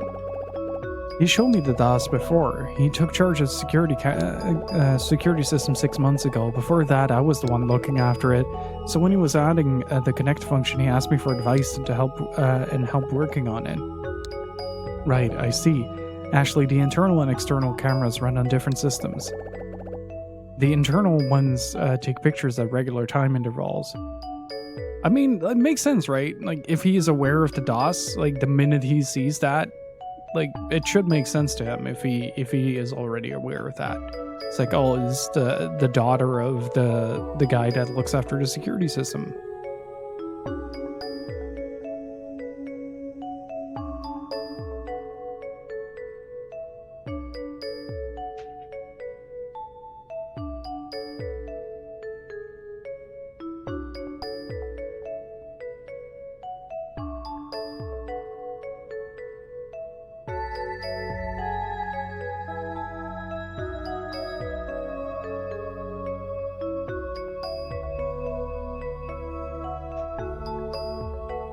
Yeah, I was wondering the same thing, but, like, the game quickly answered that, luckily. The external ones are different. They detect living organisms within their observation area, and only take a picture when the motion of that organism exceeds the predetermined threshold. Living organism threshold? I don't understand. Oh, right, I'll simplify it a bit more. When someone moves in front of the camera, it takes a picture. Really? But I stood in front of it and didn't take one of me. That's because you had your DOS with you. When Dr. Robbins added the Connect function, he made the DOS able to act as a biodampener. So if you have a DOS, the camera feed won't update even if you're inside the area it monitors. It stops the internal camera feed updating as well. Okay, so people with DOS don't show up on security cameras. Exactly. Actually, I couldn't see Dr. Robbins passed out on the floor, but I do believe you when you say something happened to him. Thanks. How can we find him? Good question. If he was attacked, we may have an intruder on the premises. Aimlessly searching may be dangerous. Actually, first we should go from here to a safe place. Like where? My office is at the far end of this floor. You go there ahead of me. It's past the security shutter. The shutter should be open now, so you can get through. What about you? I'll check on the security system. Sorry, but you should go on ahead on your own, and be careful. Right.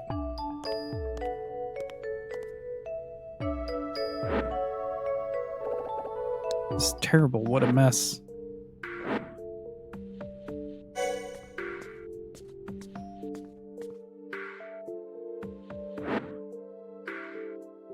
Have you guys had it as well, by the way, that there has been a real massive influx in spam calls recently? Like in the last month or two?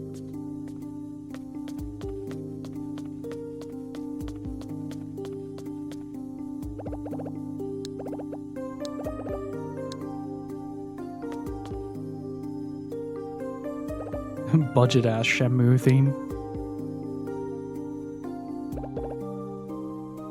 So that's where the card lock for the shutter is. It might be that they're just kind of finally getting to my thing though. Like, uh-oh. I should wait for him in here. That's white lab coat and suit hang from it.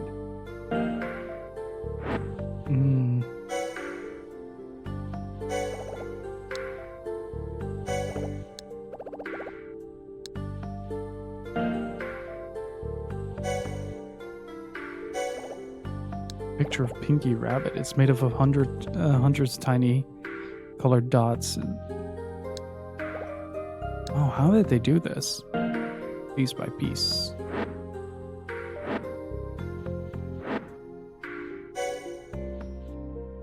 Oh, it's a music player.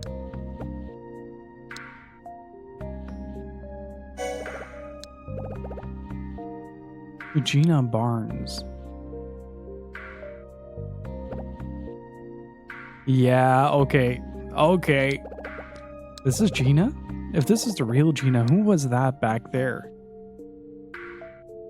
Okay, there we go.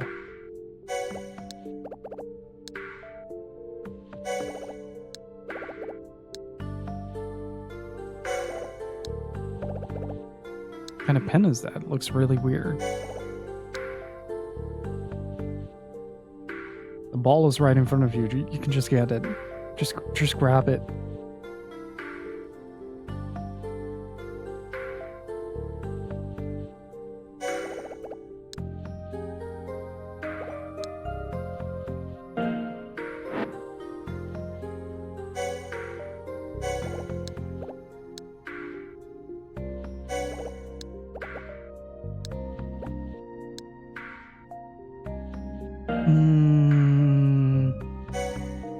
Can I just yoink all the cans? Let's yoink all the cans.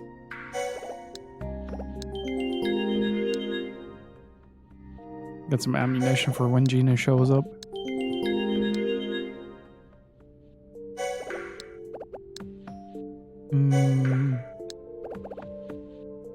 Two lions back to back sitting on the top of the road. I wonder what this is meant to be.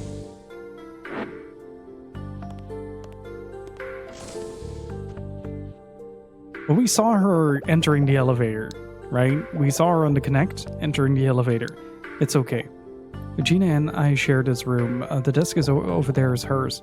What were you looking at on my desk? That picture beside the computer. Ah, yes, that.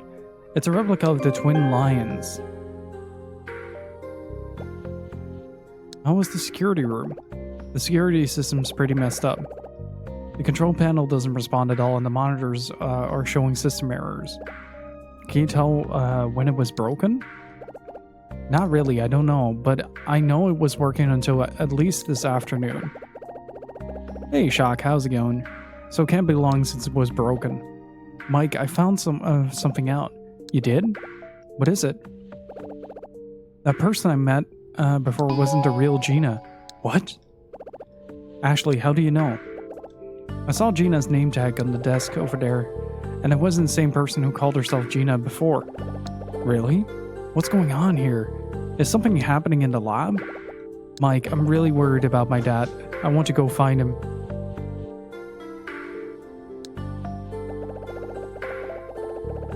I understand how you feel, Ashley, but you should wait here. I can't. I'm worried about him. Ashley, the fake Gina and the person who assaulted Dr. Robbins are still out there. As I said before, it's too dangerous to wander around. But I'll go ahead and check it out. I'll be back. Wait for me, okay? Okay. But how should I go about this? Right, first I'll check on Dr. Robbins. Maybe I should report it to the director first.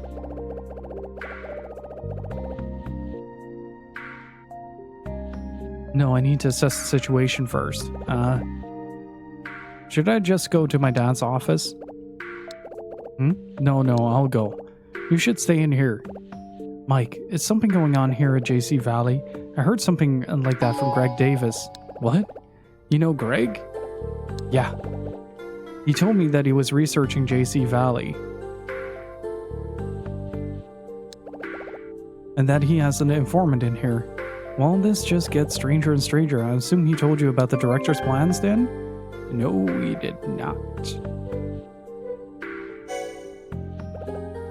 That picture, it's called the Twin Lions?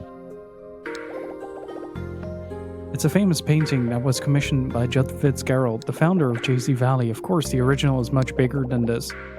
It shows two lions standing on top of the world. It's meant to represent Judd's two primary qualities, knowledge and a drive for research. He has so much confidence in himself that when he commissioned a self-portrait, he asked for this. Judd was a brilliant scientist. I always looked up to him, and I still want to be like him, which is why I have a replica of the twin lions on my desk. Where's the real one? It used to be in Judd's villa, but now it's in the director's office. The villa was burned down 3 days ago, right? Yeah, that's right. You're well informed, aren't you? I saw the remains earlier. It was a great pity that the place burned down. Everything that was left of Judd burned to the ground. That's terrible. He even had the twin lions as his door knocker.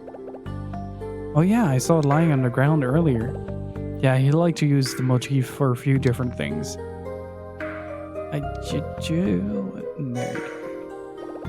What's up, buddy? What's up? What are the director's plans you mentioned? You don't know? Then you don't need to. Don't worry about it. I'm gonna worry a lot. I'll go to Dr. Robinson's room first to check on the situation there. If I find something, I'll contact you straight away. And you want me to wait here, right? That's right. I'll get you on the VC if anything happens. But don't try calling out, okay? I don't know what's happening on the other rooms, so it might be dangerous to make calls. But in case I need you to go somewhere else, I'll unlock the elevator down to B2F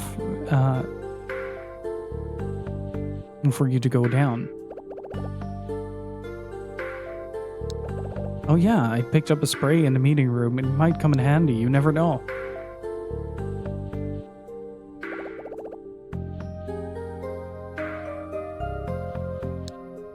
Thanks.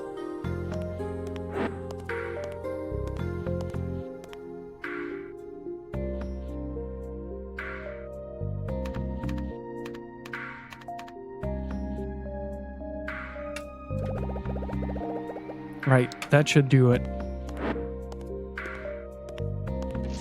So looking at the clock, there is a slight possibility that we might not make it on today's stream, but I'm going to give it my best. Kind of depends on whether or not my voice is going to hold out for another 3 hours. Okay, so I am probably not allowed to leave here. Oh.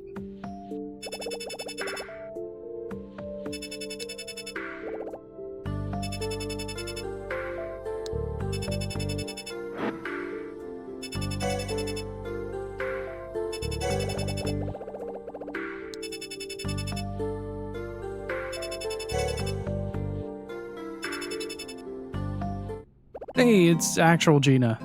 There it is. Who are you? You're Ashley, aren't you? Yeah. You know me? Of course, I'm Gina. Nice to meet you. Dr. Robbins talks about you all the time. He always showing me photos of you. Either Gina has a really big forehead or she just is hiding a monster brain underneath there. Gina Prime. Oh, Gina, if you will. What are you doing in there? Where's Mike?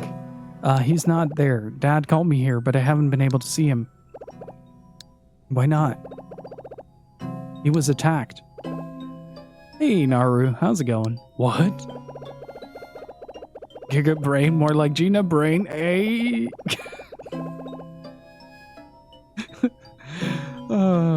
The average joke decreased with the size of her forehead. Hopefully you don't get too many side effects.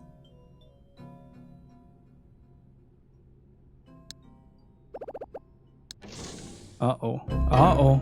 Huh? I knew it. Sophia! Run away! That was Sophia.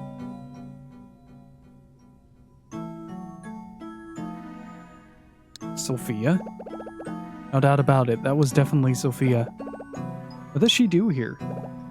She's the head researcher here. Ashley, you look like you've seen a ghost. What's wrong? I did see a ghost, but that's not the point. When Dad called me here, she brought me in, called herself Gina, and locked me in the meeting room. I got out, called my dad over to VC, but he was attacked by someone. You're sure about that? Yeah, he was attacked right in front of me. Ashley, please calm down. I'll come over to talk to you. Yeah. Mike went to Dr. Robinson's room, right? I'll head over there now. You should make your way there too. But Mike said to wait. You could be in danger if Sophia comes back. Ashley, I'll be with you. Don't worry. Okay. Me and my giant forehead will protect you.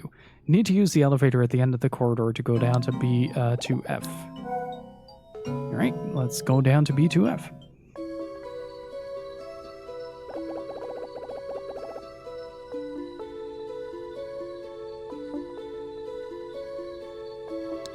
So it wasn't Gina at all, it was Sophia pretending to be Gina. Yes, that's what we established. Good Lord, Ashley.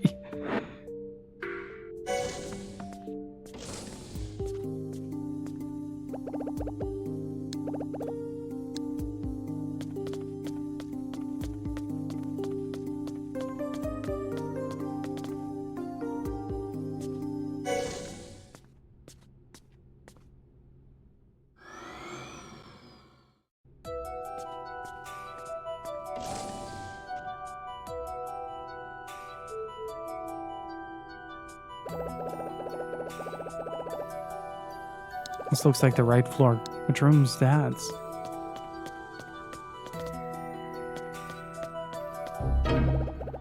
It's Sophia. That is a powerful book. Get some cheese.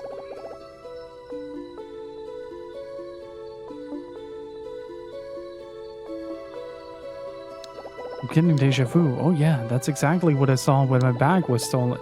It was Sophia. She stole my bag.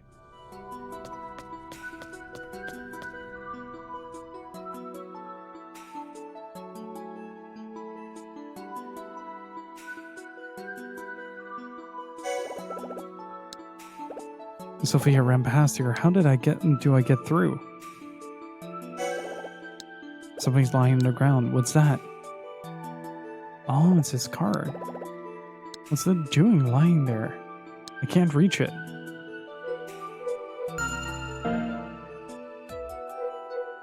Do I have something to use to reach it?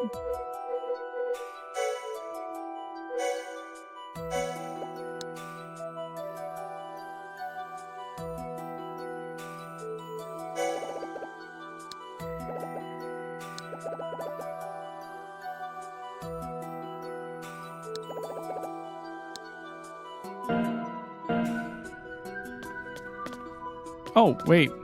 This is our dad's office. Okay, let's pass that door. Oh, dude, that is so nifty, that out of office.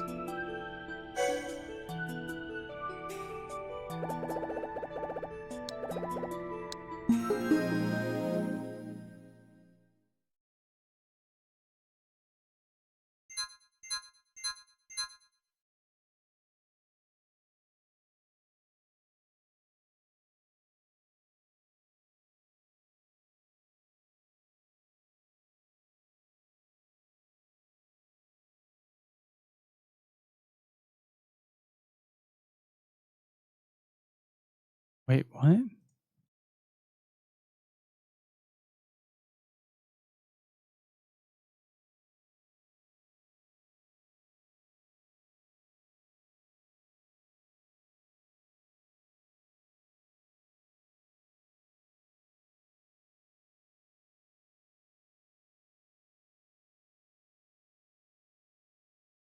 Okay, A2.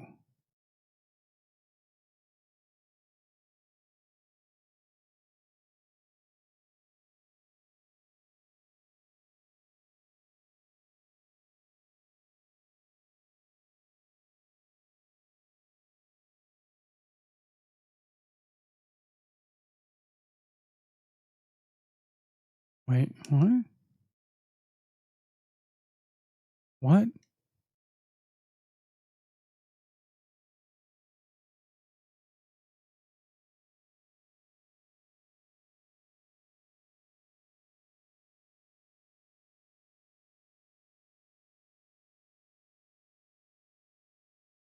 What do I do here? It says A2, right?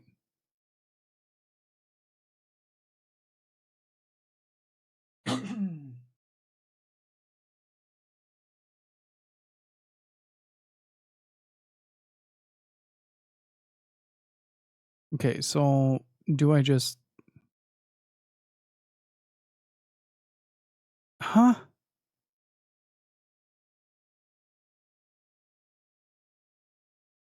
Wait, is it tilt?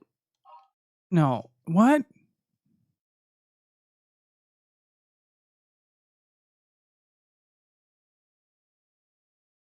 I really don't get this one. Hey, Major Maroon, how's it going?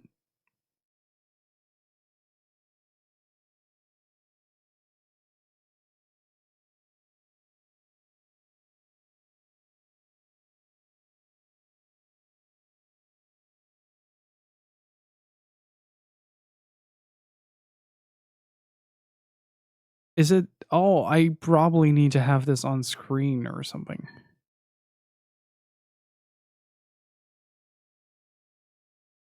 Wait, do I just latch it?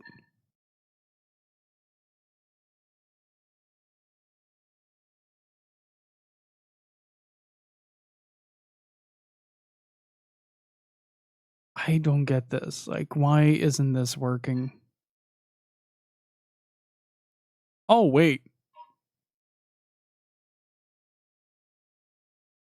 I am a goddamn idiot.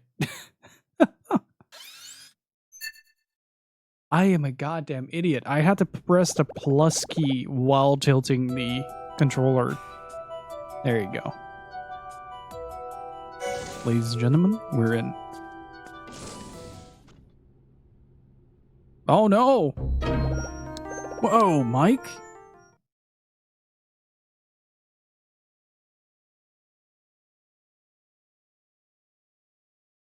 Can I just...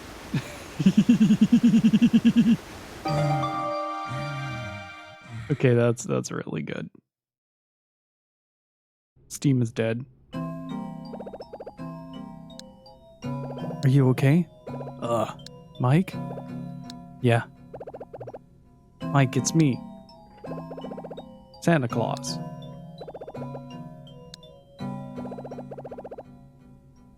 But how's it going, Major Maroon?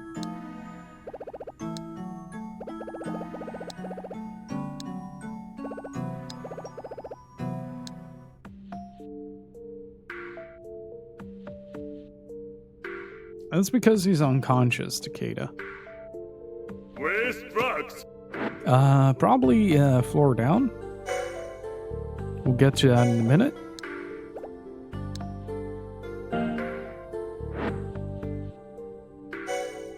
Well, good morning to you.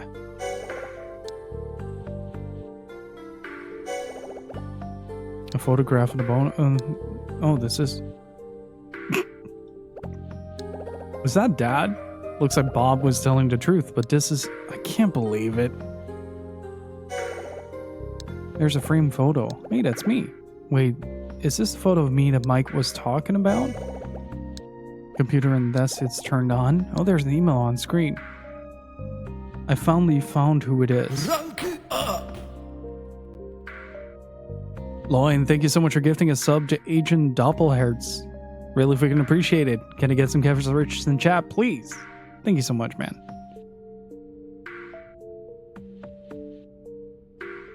I finally found out who it is. It's Sophia. Hurry. Looks like Dad wrote this. Just made a text document saying mail. It's a frame photo. Wow, that's me when I was only just born.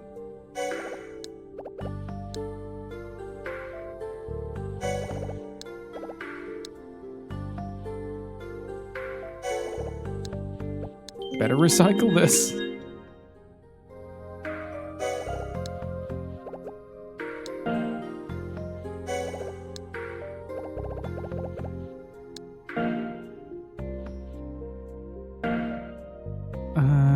Maybe I can... Oh. Lots of small components attached to them. Some piece of electronics. What are you up to now, Dad?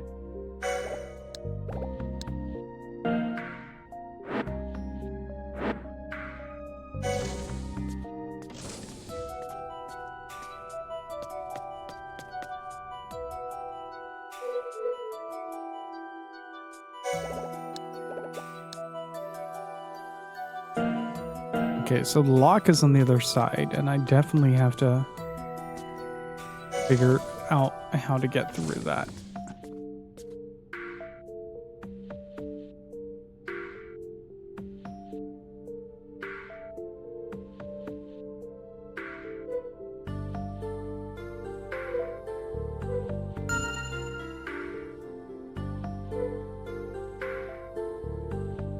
What's up, buddy? Oh, that's my foot. Oh, that's nice and warm. I like that. Worf just decided to plop underneath my desk. Okay, so 2 cameras are out. Huh? The security camera feed from Sophia's office is gone. Why?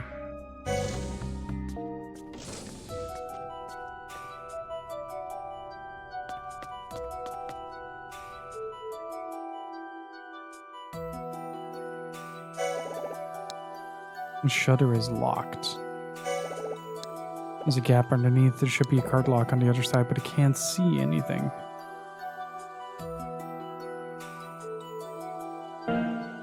Maybe there's something in the other room that I can use. Oh, it would be cool if I can just, like, mirror it. Open this up.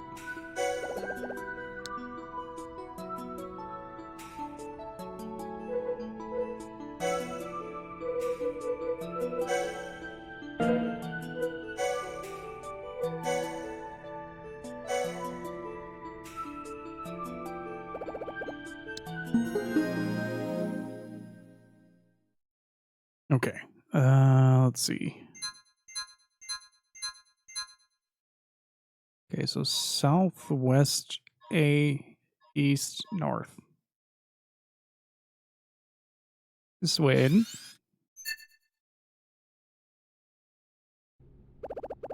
I've accessed the mainframe. Time to hack their cyber zones.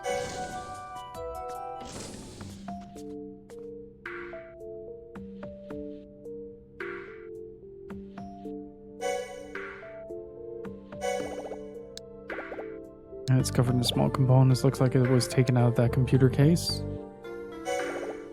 There's a computer.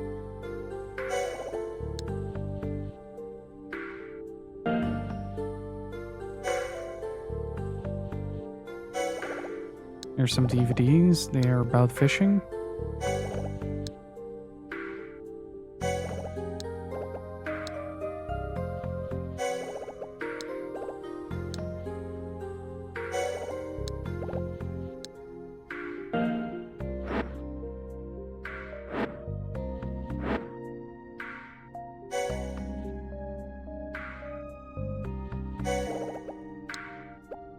A mirror.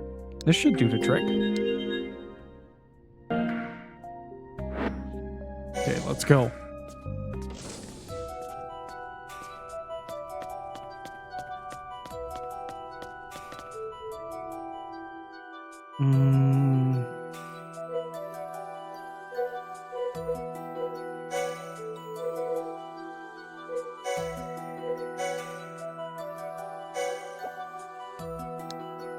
Need to get closer to the shutter.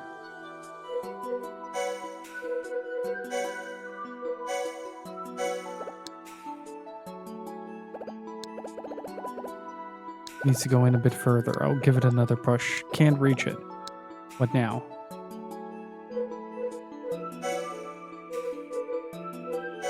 Can't I just use like the kaleidoscope to push it a bit further?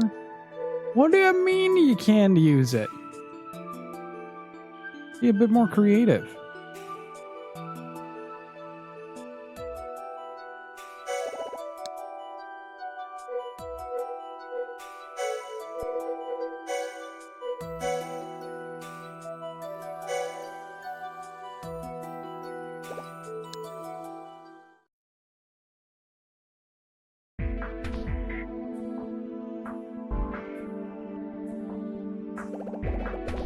This isn't going to work. I've got to do something. Maybe I can find something to push it with? Find what to push it with?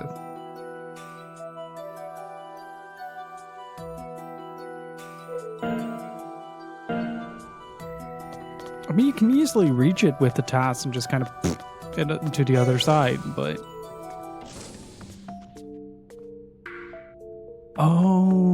Oh, I see. I see.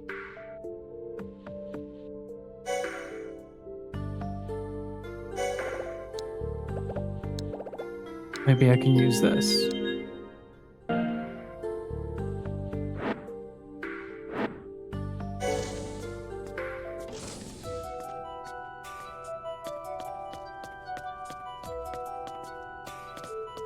I wonder if this game was meant to be played a bit more episodic.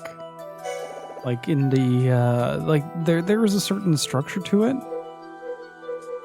Like every time she'll rehash a lot of information, and while it's kind of frustrating to deal with that.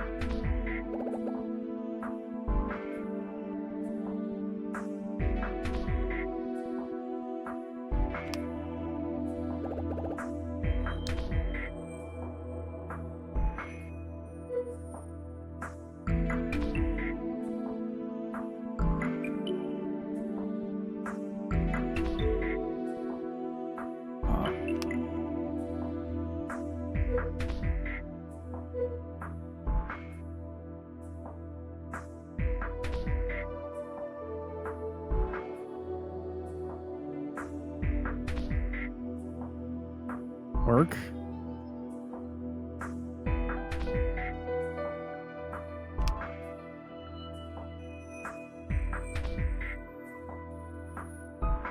Come on, this is so frustrating. Like it barely works.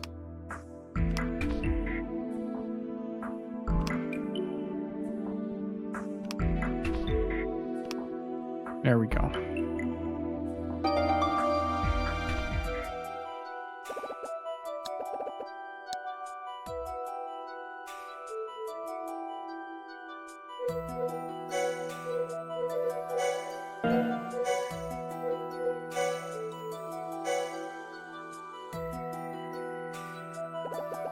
Now I can use the task.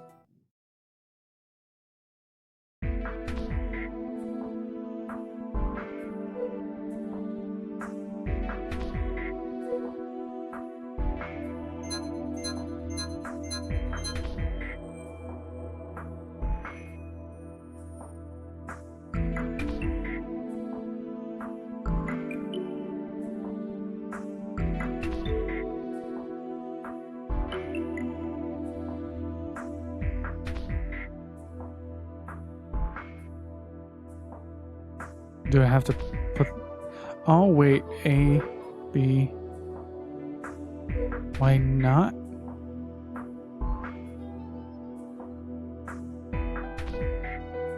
What?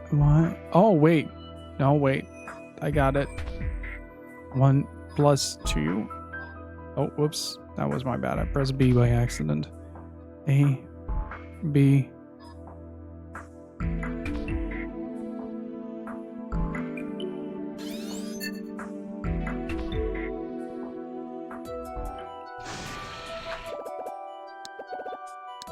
I opened the shutter.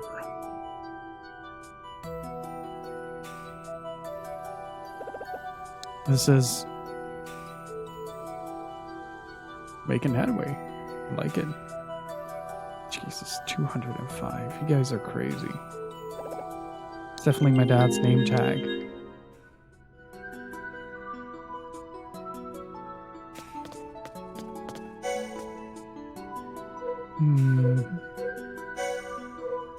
Alright, Miss Callaghan.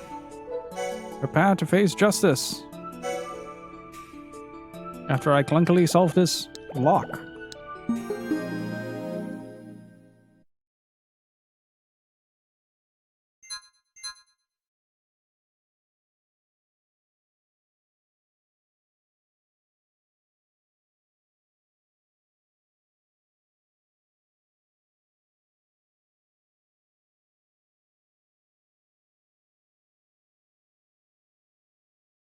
Jesus.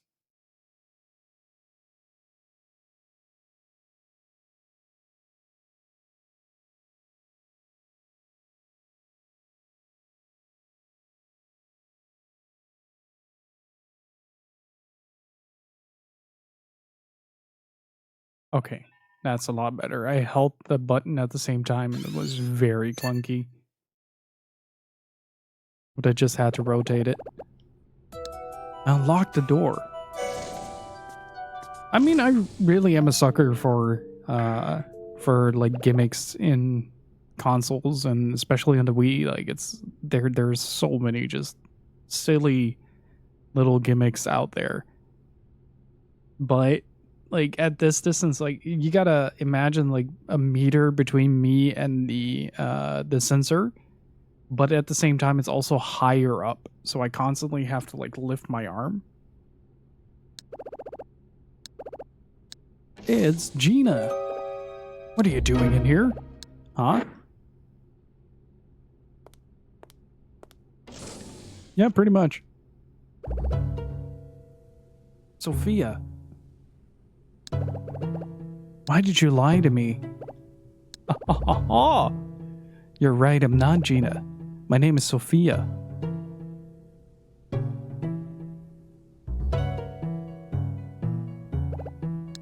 Now, Ashley, don't get in my way. Oh, jeez. Be a good girl and don't move. Stay right here until I finish what I came here to do. Got that? That's child abuse, ma'am.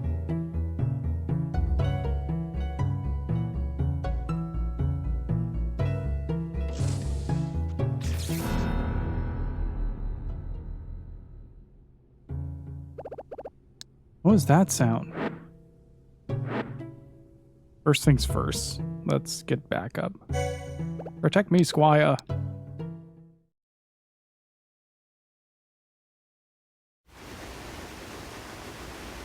Wake up!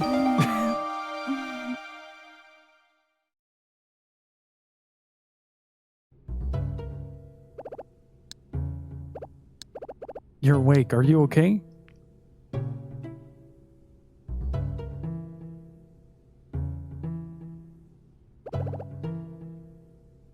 Yeah. You're Ashley, right? I'm glad you're awake. Yeah. My head is still thumping though. Are you okay? A little dizzy, but otherwise fine. I'm gonna take a sip of my iced tea real quick.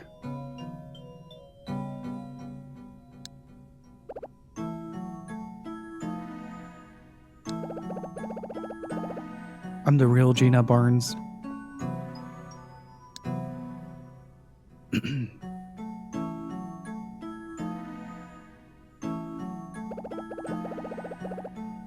Gina, what happened here? I went to Dad's office and Mike was passed out and you're in here.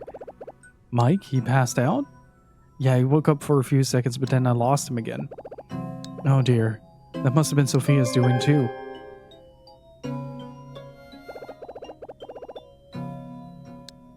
What about Dr. Robbins? I don't know. Where is he?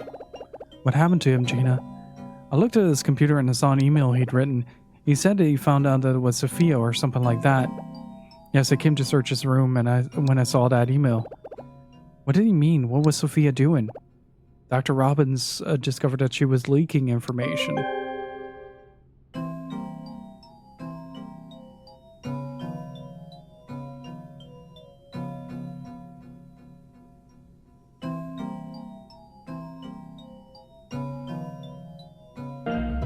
Ooh, whoops.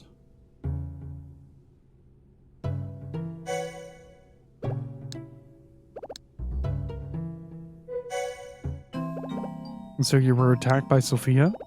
Yes, she got me with her stun gun. Probably Mike too. No way. I was caught off guard. I had no idea she'd go this far. Gina, she came in here while you were passed out on the floor. What?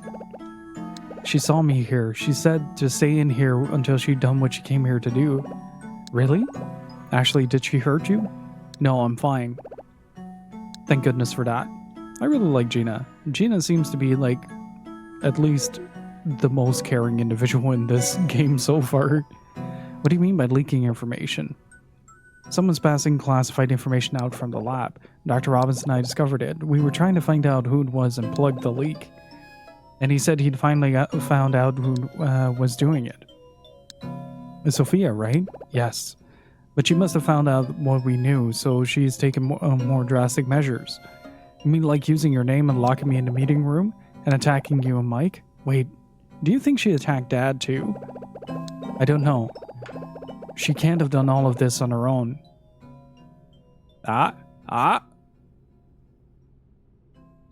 Called it from a million miles away. Right. Ow. Who's the only other employee? So either it's the director, who I don't think it is, or it's Ryan, and Ryan seems to be more of the more likely individual for that. Let's go to my room. It's dangerous to stay in here. But first, wait a minute, Ashley. Let me get some evidence from Sophia's computer.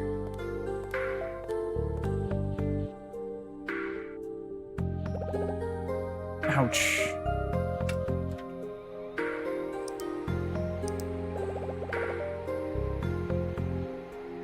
What's wrong? I must have hurt my arm when it was attacked. Are you okay? I should be. Here we go.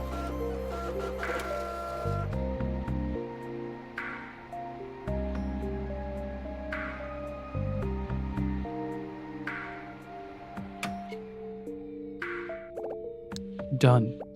Okay. Let's make sure that Mike is okay.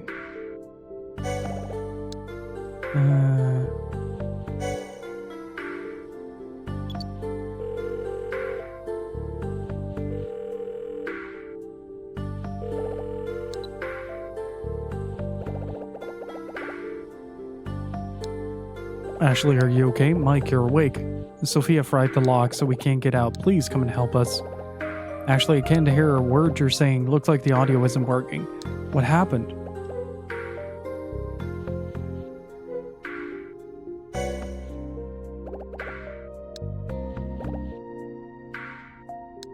Oh, I got it. The door won't open, right? Right. I see. Ashley, there's an emergency lock released by the door. Try to find it. Then open it and tell me what color the light is flashing.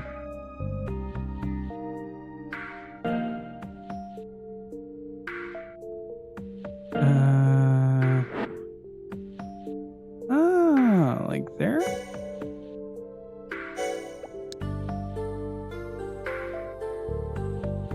Oh, wait. Wait, can we...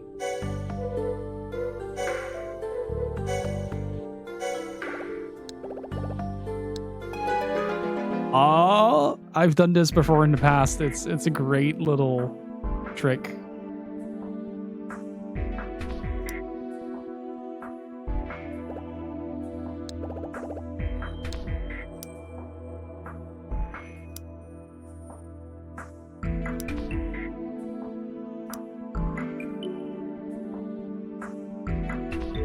Okay.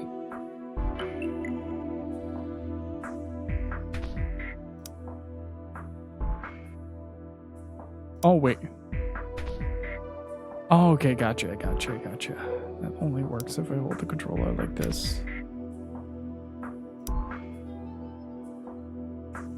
You can see, like, how clumsy it is.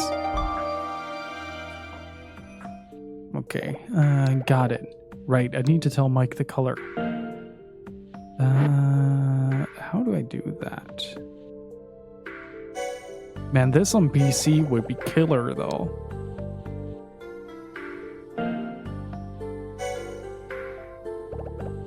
Did you get it open, Ashley? What color is the light?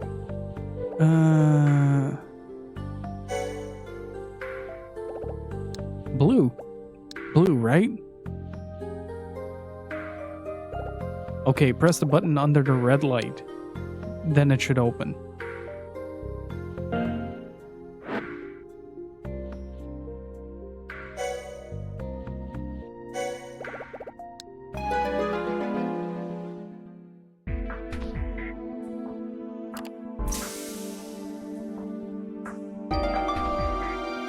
I wonder if you can press the button without doing that. Come on, let's get out of here. Right.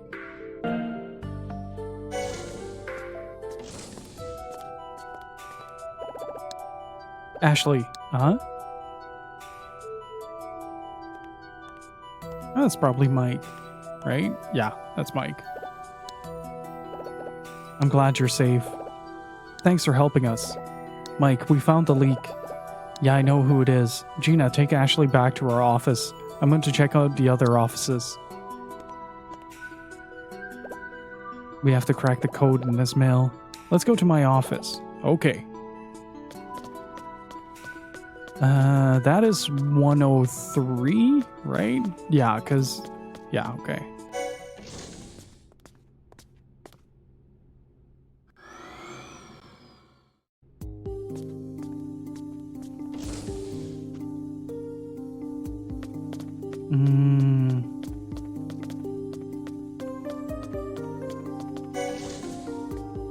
Hey, buddy.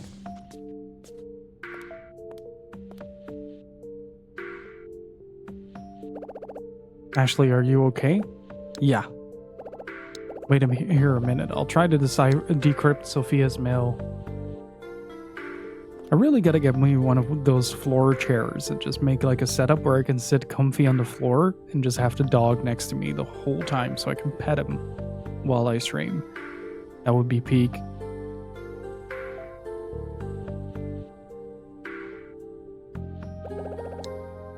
I can't.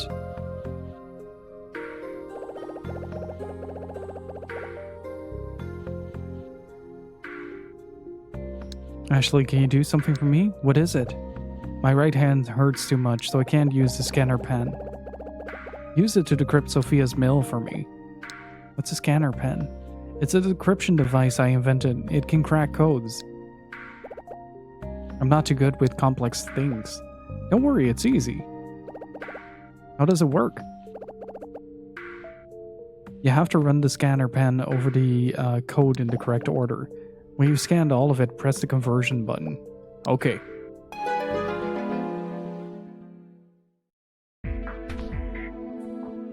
Okay.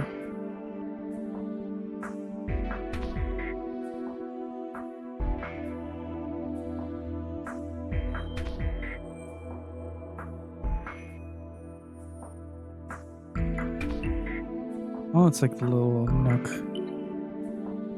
You have to scan.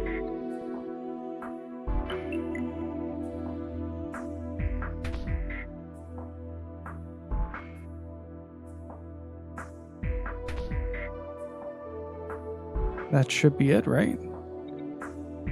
Judge documents are no longer necessary. Your last task is to find information related to mnemonic fluid.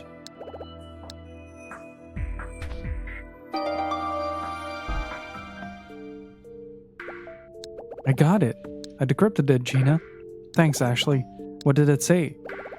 Judd's documents are no longer necessary. Your last task is to find information related to mnemonic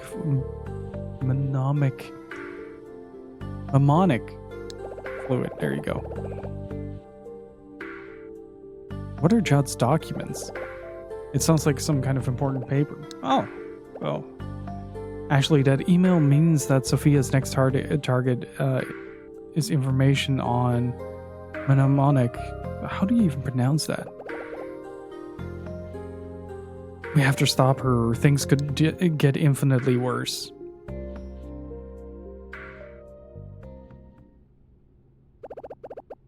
Where can she get information on the fluid? Let's just go with the fluid.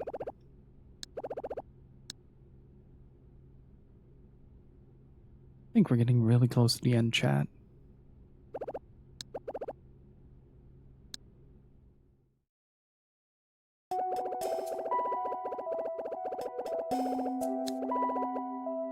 Someone going to sells Gina. Who was it?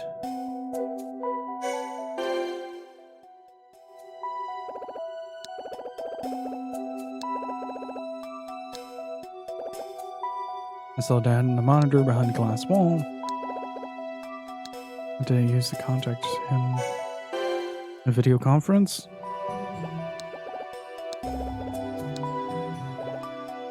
I wonder if this is a play on the false memory thing. Like, I don't remember if this was in the first game. Like, generally, like, these two games have been pretty vague in my memory because I only I did recently, as in like 4 years ago, replayed another code, but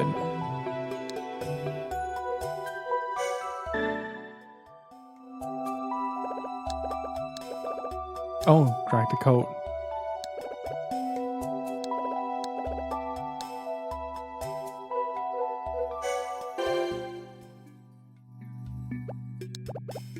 We use the scanner pen to crack the code. Crack the code. Oh, Gina invented it, but he used it for her because her right hand hurts too much. When it came to Lake Juliet, I suddenly started remembering my mom. I need to assemble the fragments of memory that keep appearing. I need to remember her here 13 years ago.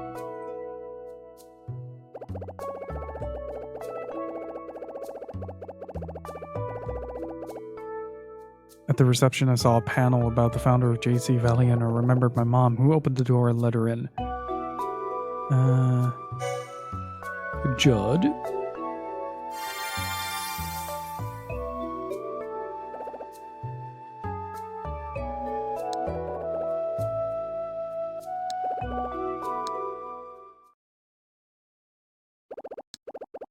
Why did you go to Judd's villa? What were you talking about with Judd? Mom? I feel like we're gonna go into, like, every single cing game up until this point that I've played, that I remember, has some kind of insane twist near the end. With Last Window probably being the most grounded.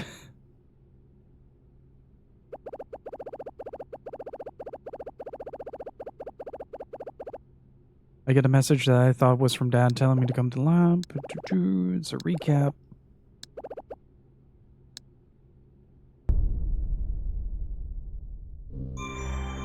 To my sweet daughter.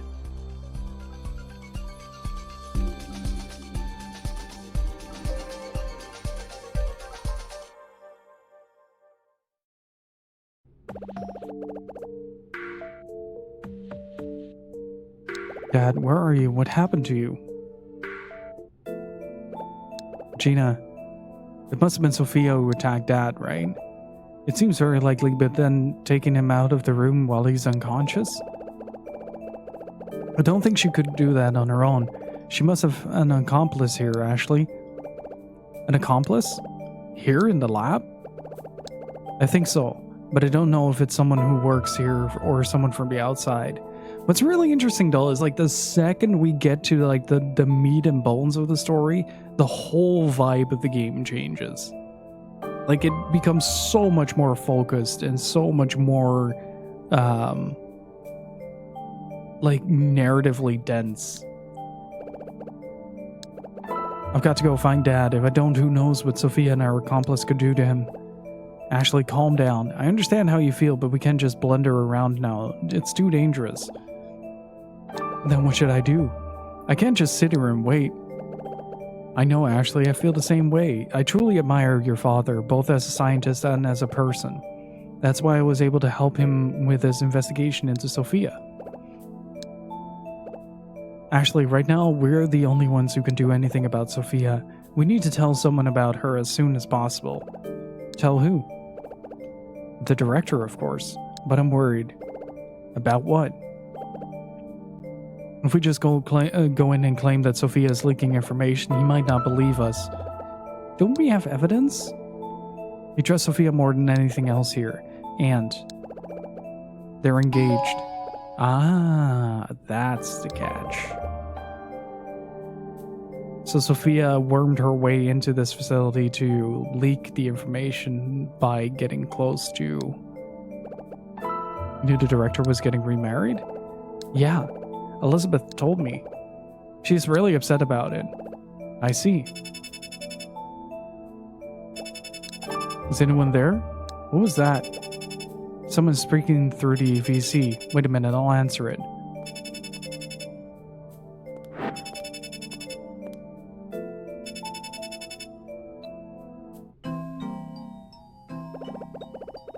Gina, is Mike there? I had heard that he was working today. He's out at the moment, Dr. Gray. Out? Where is he? I don't know exactly, but he should be back soon. I see, that is unfortunate. I wanted him to check something for me quickly. What is it? I've been having difficulties accessing the server. I believe there may be some issue with the network. Dr. Robbins usually looks after the system and he is supposedly here today. I attempted to contact him, but he also appears to be out of office. Dr. Gray, there's something I need to tell you about Dr. Robbins. Ryan! Ashley? What are you doing in there? Ryan, someone's kidnapped my dad. God damn it, Ashley. God fucking damn it. What happened? Ashley says she was called here by Dr. Robbins. Sophia went up to bring her in. Sophia? She called herself Gina and brought me down to the meeting room. She said to wait for Dad, but he never came. Then I went out of the room and into the reception, and I saw Dad in the security monitor, so I called him. Then someone came into his room and the call disconnected. Ashley, who was it that came into his room? I don't know. But after that, I saw Dad collapse on the floor through the security camera, and then he disappeared. Goodness me. Gina, did you know that Ashley was coming here? No. I heard that she was coming to Lake Juliet, but I had no idea Dr. Robbins had called her here to the lab. How curious. And when did Sophia? I think he just accidentally outed himself, but Ashley is too dense to notice. Because she just said that she only knew that Ashley was going to come to Lake Juliet. And Ryan replaced Gina to go to the barbecue. It's something I'd rather tell you in person. It's very important. Well then, please come to my office. Bring Ashley with you. Then both of you can tell me everything. Understood.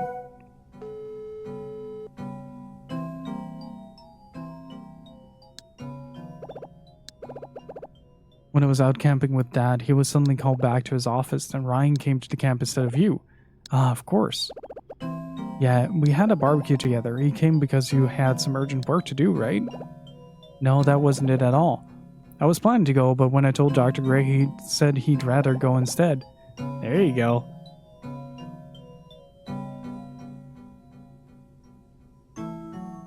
It's something about wanting to try eating outside for once. Really? Yes. Come on, Ashley, let's go to his office. He's calm and an excellent scientist. We can trust him.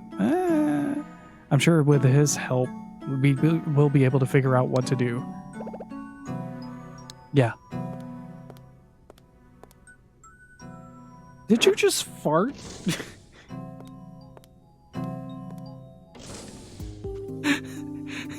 that was loud. Did the mic pick that up? shattered the floor here.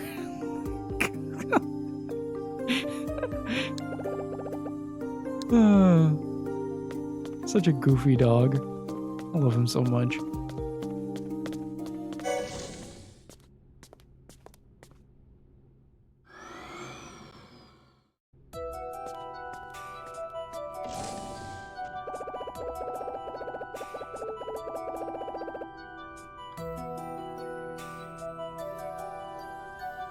Actually, Dr. Gray's office is at the end of this corridor. Right, but weren't the shutters closed? Oh, wait. The shutter is locked. Dr. Gray's office is past here. It's usually open. I wonder who closed it. Hey, it opened. Ashley. Ryan. Gina, what exactly has happened? Dr. Gray. What is it you wanted to tell me about Sophia? Well, could it have something to do with what Ashley told me about Dr. Robbins? It may. Dr. Robbins and I have been carrying out an investigation for several months. An investigation? Into what? Certain classified information is being leaked outside the company. Leaked? You mean to say we have a mole inside JC Valley? Yes, I believe so. Dr. Robbins already reported this to the director, but the director didn't want to make the information public. And why not? I don't know what the director is thinking, but let me guess, you and Dr. Robbins began your own private investigation to find the culprit, and now you think you found out who it is? Basically, yes. Today, Dr. Robbins finally discovered the identity of the mole, but someone attacked him while he was writing me an email to tell me who it was. Gina, when you say that it has something to do with Sophia, do you mean to say that Sophia is the one responsible for leaking this information? Yes, but then Sophia discovered that Dr. Robbins and I knew the truth. Not just us, but also Mike and Ashley. If this is true, then this is a very serious problem, especially for the director. Gina, you are aware that he and Sophia, they're engaged. I now understand why the writing is the way it is. It's written in an episodic format.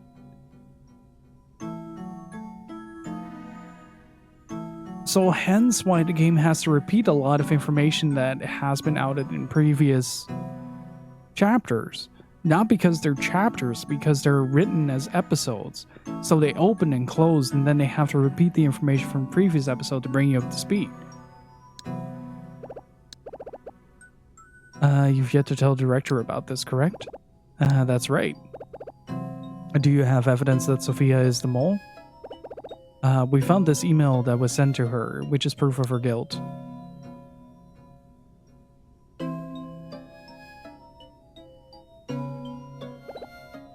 If it decrypted the code? Yes, we used my own scanner pen to do so. The email concerns an exchange of information.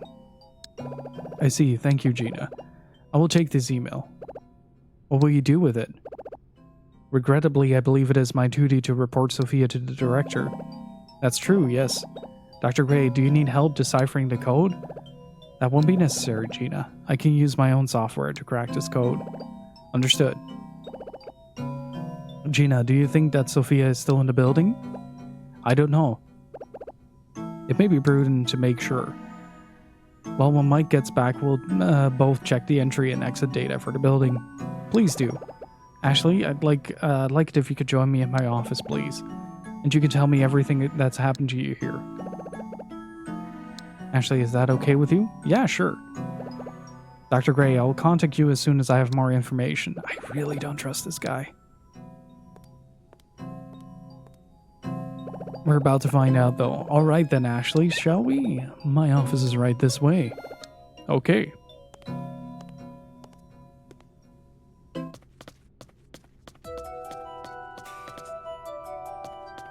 And Rex's. Interesting. This is my office. Please enter. Okay. Then he's gonna lock the door. No.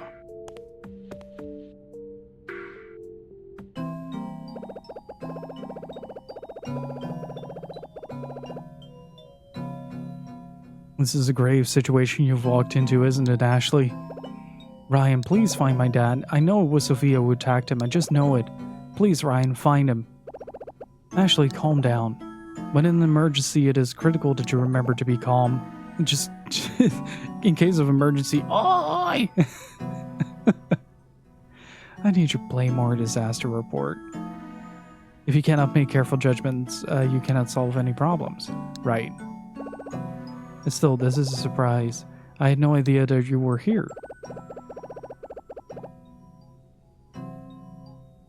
It came out of nowhere for me too. I didn't even imagine all this stuff would happen when I was coming to Lake Juliet. Now for a second, I come here and start remembering my mom, my dad gets attacked. So much has happened. Indeed. Today has been quite unsettling for you, hasn't it? Yeah. How did all of this happen?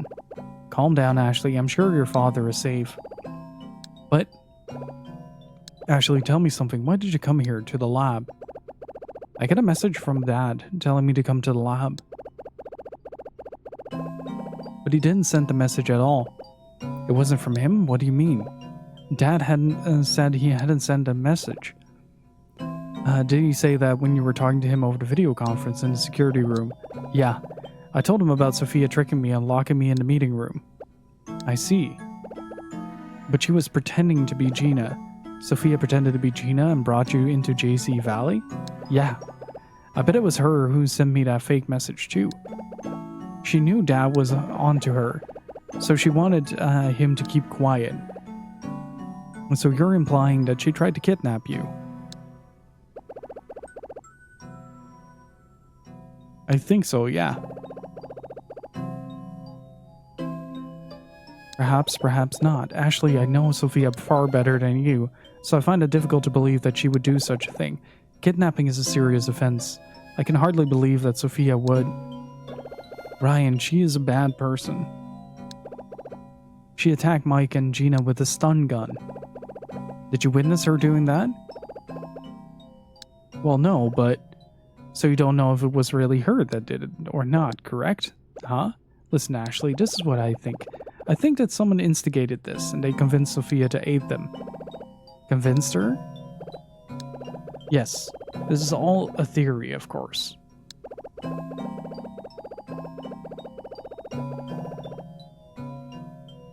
I'll tell you about it when you're more trusting of my theories.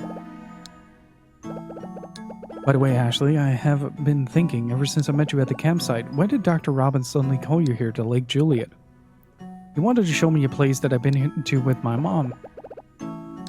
I wonder. I don't claim to know what he is thinking, but do you think he maybe wanted to test you? You're right, buddy. Hang on.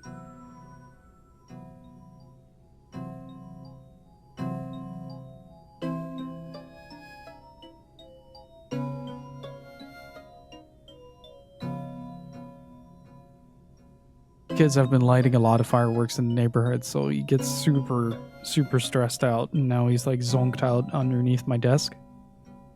Can't move my feet because he's on top of them. Test me? Why would he have to test me? What for? Think about it, Ashley. All these coincidences since you arrived, are they really coincidences? No. Why do you think that? Well, from what you've said, maybe Dad knew I'd remember Mom, and that's why he called me here. This is what I think. Dr. Robbins knew that Sayoko had brought you here 13 years ago, so he decided to have you come here. He was expecting me to remember your father researches memory. He likely predicted that these things would happen to you. Perhaps he wanted to know what Sayoko did here, and was expecting to find out from your dormant memories. I believe he intended to open the doorway to your memories. The doorway to my memories? Yes, and he wanted you to journey into those lost memories. Title drop! Yeah! If he could bring you here and induce such a journey, then he could unlock his wife's past, the secrets that he wanted to uncover. I can't believe it. Ashley, when you came here, you remembered your mother from 13 years ago. What did you remember? Well, and after you came here to the lab, did you remember anything else?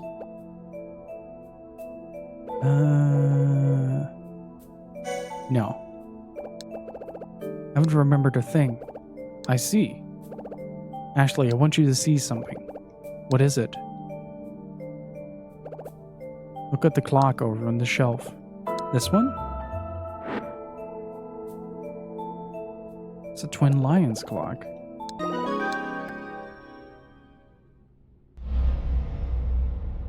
Oh, he is 100% in on it. He is 100% in on it.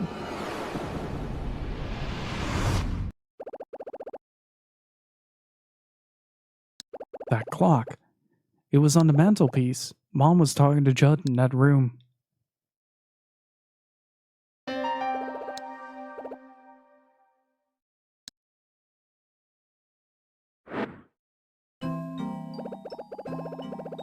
Did you remember something?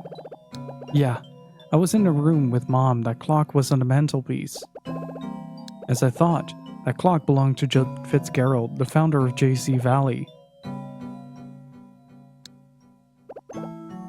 It used to be his villa. Thus, if you remember it, that could mean only one thing. 13 years ago, Sayako went to that villa, taking you with her. Ryan, did you know my mom went to Judd's villa? I have my theories, but now I'm certain. Actually, don't you see? I intentionally showed you that to trigger a flashback. Just like Dr. Robbins. Ashley, let me tell you something. About 6 months ago, Dr. Robbins volunteered to take charge of the security system, and around the same time, a file stored here relating to the EC project disappeared. That file contained the research of one Sayako Robbins. Ashley, I don't suppose your father ever told you about that? Or showed you any research materials? Huh? Did he show you any materials? No? Are you absolutely sure? Yeah. He hasn't shown me anything. I see. Ryan, is that important right now? Shouldn't we look for Dad? Please find him. Actually, I want to tell you something, and only you.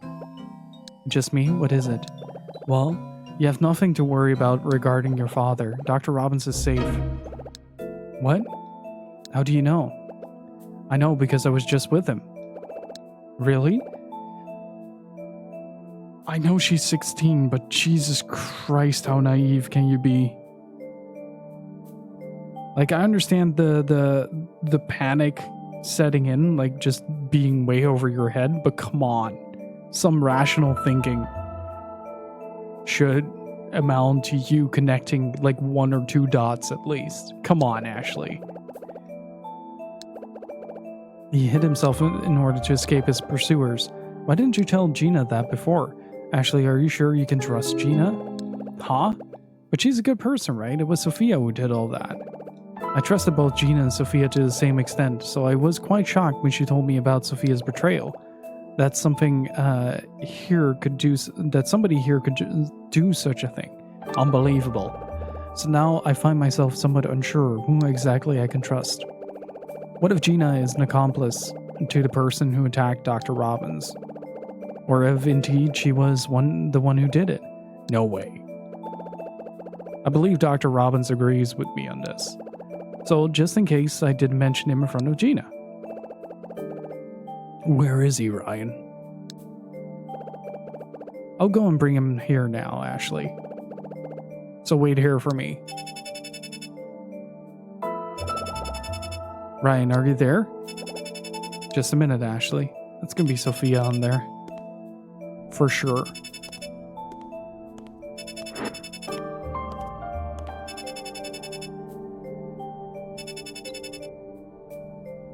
Oh, it's Rex. I'm in the security room. Something terrible has happened in there. The security camera control panel is destroyed. What's going on? I have something urgent I need to report to you. He's gonna frame Gina!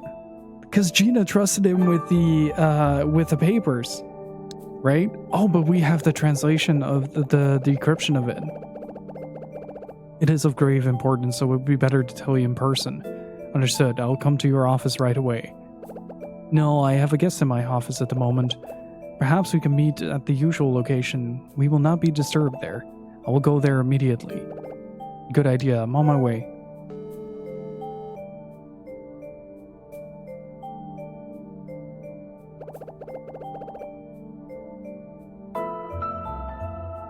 Where are you going? I have to meet with the director before I bring your father back. I'll report to him about Sophia and of course about Dr. Robbins. Wait here for me. Understood? Got it. One last thing. Just in case something happens while I'm away, I'm going to lock the door from the outside so that nobody can get in. Wouldn't it be better to lock it from the inside and just block out access? Okay. She is way too trusting. Like, it's really problematic.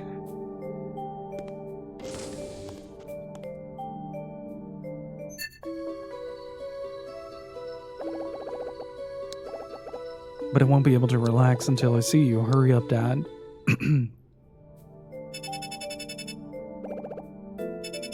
Another control room. What the? Ashley, where are you? If you're there, answer me. That's Dad's voice. Okay, let's answer.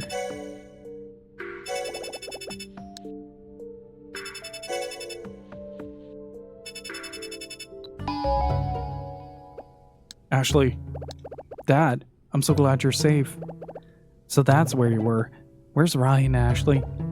He was here just a minute ago. He said to wait here while he went to get you. What? Dad, where's the control room? I'll go there right now. I'll help Ryan to get you back. Ashley, wait, don't come here. And don't give the task to anyone. Huh? What do you mean? Ashley, calm down and listen to me. You have to get out of here right now. Go to Rex's office. Elizabeth's dad's office? Yes, Ashley, you can trust me. Tell him I'm locked in the control room. And don't trust Ryan, Ashley. Ryan is...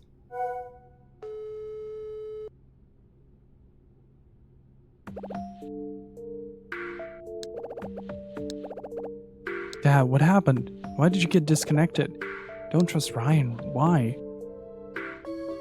It's like she's going into an absolute internal panic right now.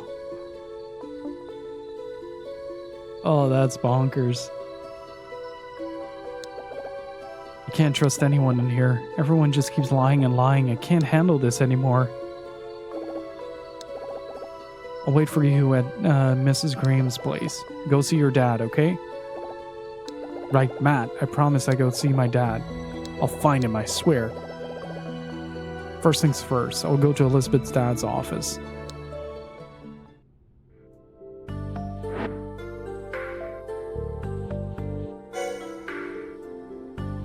Oh, hey, it's another JC Valley bin. 003. This is the same as the one I found in the clock tower.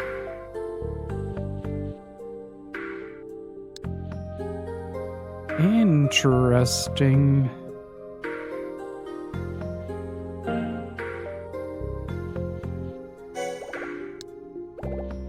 There's something on the monitor. Ashley, please come to JC Valley right now. We have no time. Just hurry up. This is the message I got from Dad on the desk. But that means... Finally! Dot meets dot. Yeah. We spent the last 20 hours trying to figure out what we already knew.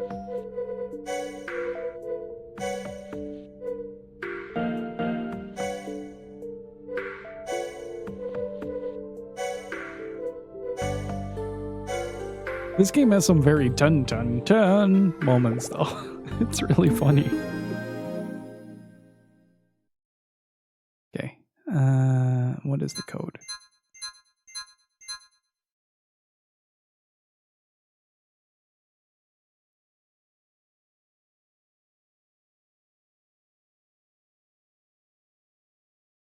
Wait, what?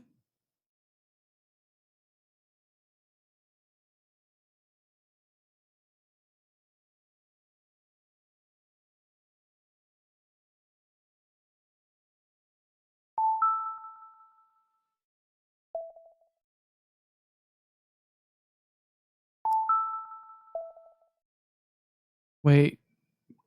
I need to...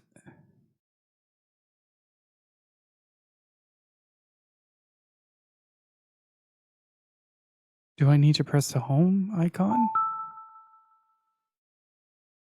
Oh, wait, no. Okay. That is a problem.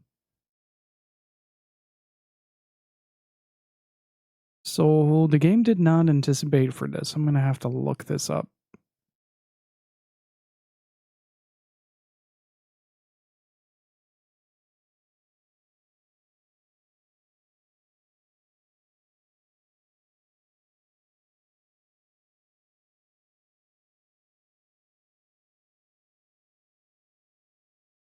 Mm,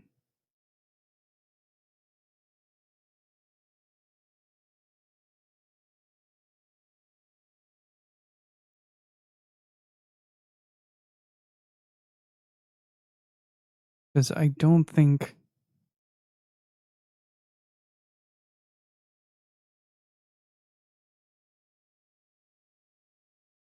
this works.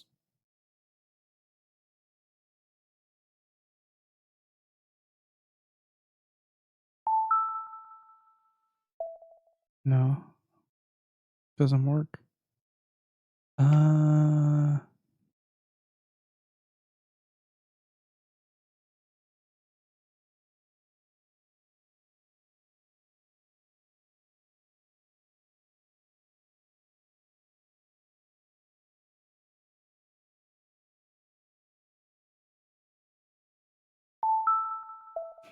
Oh, wait, no, wait.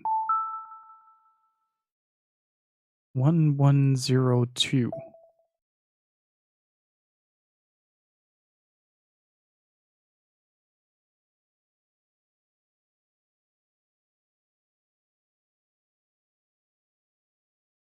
Okay, so it wasn't like it would change or anything. The code just covers it.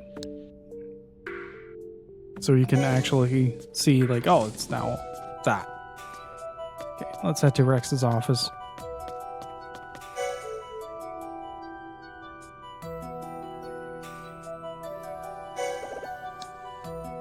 Card lock in Japan. There you go.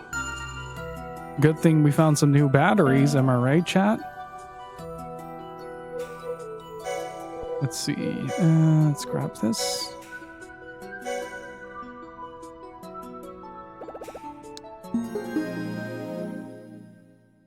That's really inventive, though. Like, I really like that.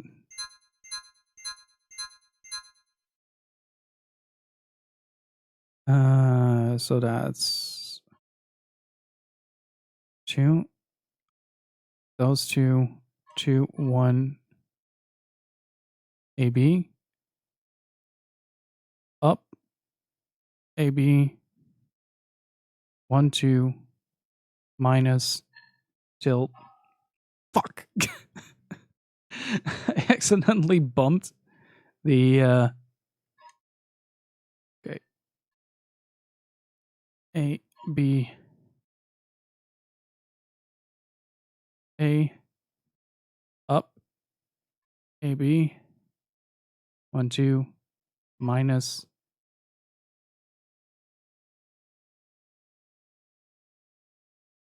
plus plus plus minus AB down. That was a long code.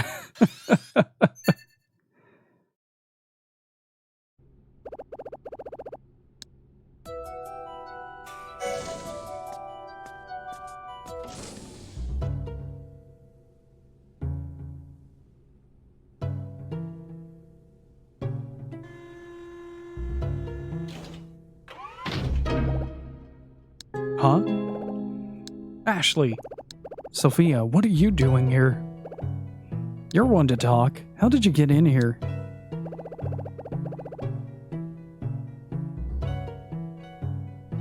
The door was open. The door was securely locked. I should know. Huh? Do you honestly expect me to fall for that? Now, tell me, who helped you unlock the door?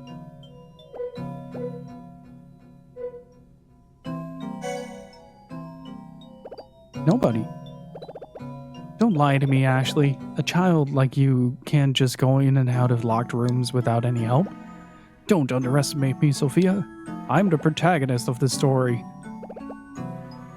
I'm the daughter of not one, but two brilliant scientists. Card locks like this are nothing to me. You mean to say you unlocked them all by yourself? That's what I said. Well, it seems I really have underestimated you. Wasn't expecting this at all. You really are quite an annoying little girl.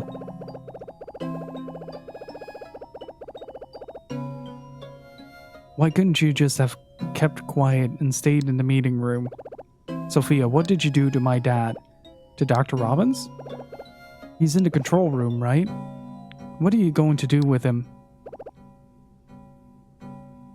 Ashley, you stupid idiot. Why do you go on blabbering about... In a critical situation, she would be an absolute disaster and get everybody in the room killed. Don't lie. And why would I lie to you now? But you got Mike and Gina with a stun gun. Well, yes, I did incapacitate those two, but I haven't gone near Dr. Robbins. He was nowhere to be seen when I went to his room. Then who? I have no idea. Is he safe? You just don't listen, do you? I told you I don't know. You're lying. Anyway, why did you lock me in the meeting room? Because he asked me to, that's all.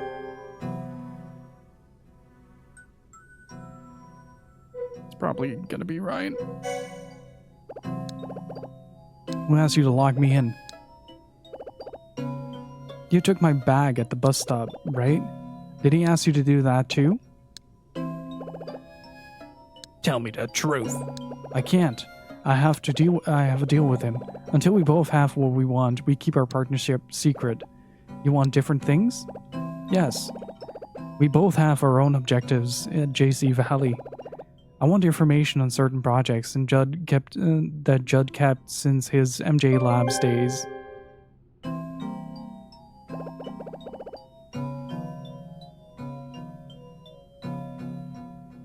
And as for him, he wants to begin experimenting again with the memory control unit.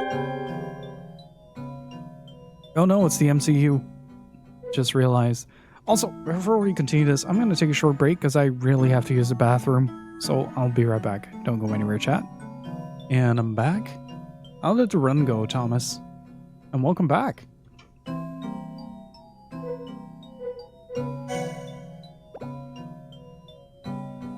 What info? What project? A research project you don't know about, and you don't know about it, so never mind. You mean the EC project? What? You know about the EC project? Of course. My mom worked on it, didn't she? But why would you want information from a project that old? Old? Ashley, you know nothing. Anyone with even a passing interest in memory research would be desperate to get their hands on any information about the EC project. Why? Because the EC project was the last one ever worked on by two true geniuses. Not even 5 hours into the stream, chat. This is gonna go well. Almost 5 hours. Last project, true geniuses. There are two types of geniuses: regular geniuses and true geniuses. A special kind of genius. Regular geniuses will work long and hard to research their new thesis. But true geniuses don't need that kind of time and effort. they just make shit up. Call it science.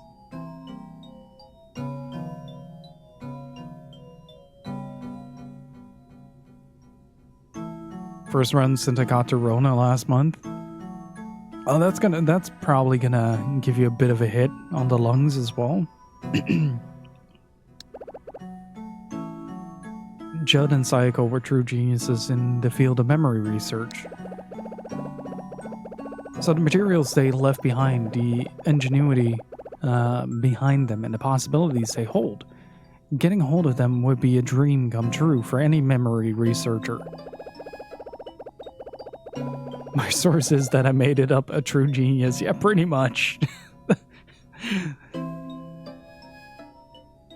And they were buried in JC Valley along with Judd Fitzgerald. Do you have them all now? Yes, I do. Except for one file. What about the mnemonic fluid? You really have to bring that pneumonia fluid. There you go. There, we're just going to call it pneumonia fluid. It's easier to pronounce. How do you know about that? It was in the email you got from your partner on the outside. Ah, you cracked a code. It wasn't that hard. It wasn't much of a code, to be honest. It's just a bunch of QR codes that you had to scan in the right direction. The information about the pneumonia fluid is all that I have left to get. That's why I came in here. Is there information about it in here? Yes, this room contains the prototype pneumonia fluid.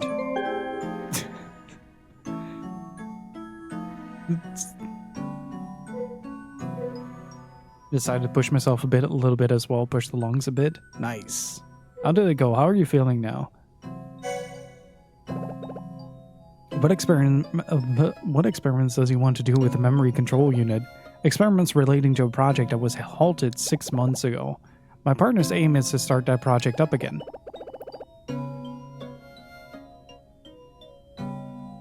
As for the project, what is it? I can't tell you. Because it's sweating my face off feels good. Nice. I recently started like going to the gym again on a somewhat regular basis. And man, like outside of the fact that like I'm obviously like not pulling the weight I used to, but like outside of that fact, like it's incredible how well your body like remembers like the exercises themselves and how to optimize on them. Like I didn't even have to think about doing tricep extensions or anything. I just regret overloading my chest because Jesus Christ, I am in so much pain right now. Like the soreness is bleeding off of me.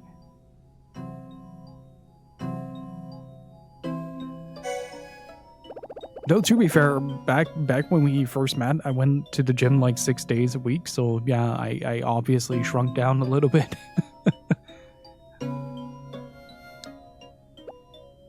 It's liquid memory storage. It's called pneumonia fluid. It's part of the memory research here. We only heard about it recently, but the prototype's been around since MJ Labs. I tried out a new gym a while back, and the exercises were super easy to get back into. Yeah, it's really incredible how much your muscle memory retains that specific information about, like, okay, this is where the exercise feels right. If I position my body in a specific way, then this is how the exercise feels right. So, like, it makes it really easy to get back into benching and stuff like that. So, like, especially, like, benching, deadlifts, and squats, which are, like, these huge compound lists that require so much know-how on like proper positioning and stuff like that to optimize the lift,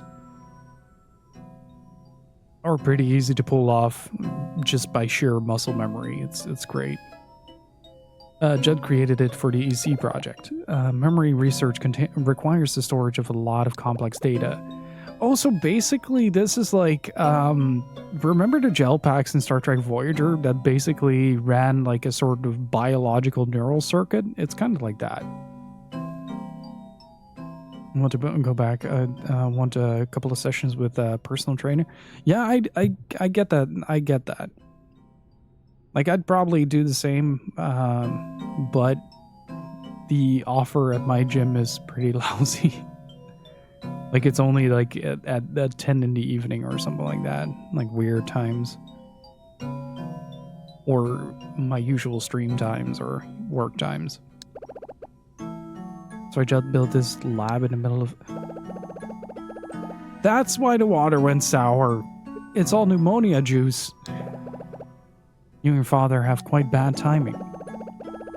If your father hadn't discovered me, I wouldn't have had to attack Mike and Gina.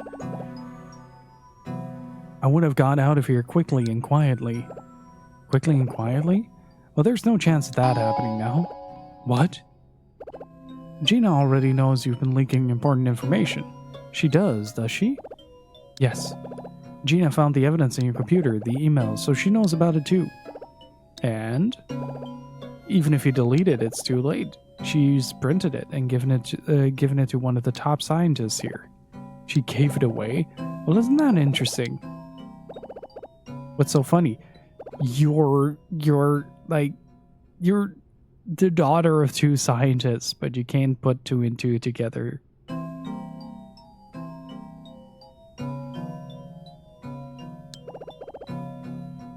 She's not, like, she doesn't care about being murdered, okay?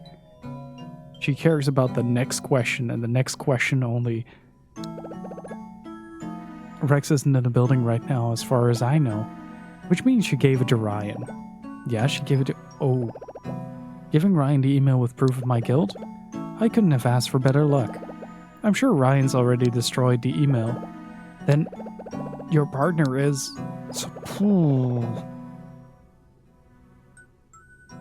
That was a painful 20 minutes of actually just grinding gears in her head, just figuring this out. Ryan Gray is a top-level scientist as well as a cold-hearted, terrifying human being. That I believe. That I honestly believe. He lies and betrays without a second thought, and if it will help him obtain his objective, deceiving a stupid child like you is nothing to him. He's lied this whole time? He said he met my mom. He told me about her. Was it nothing but lies? Ashley, I absolutely have no idea what Ryan has told you, but he always keeps his emotions in check. Every word he says has a purpose, completely unlike your father. I can't believe this. So the one who called me here and got you to lock me in was... Poor Ashley. I think I've told you a bit too much. What are you going to do to me? Good question. What should I do?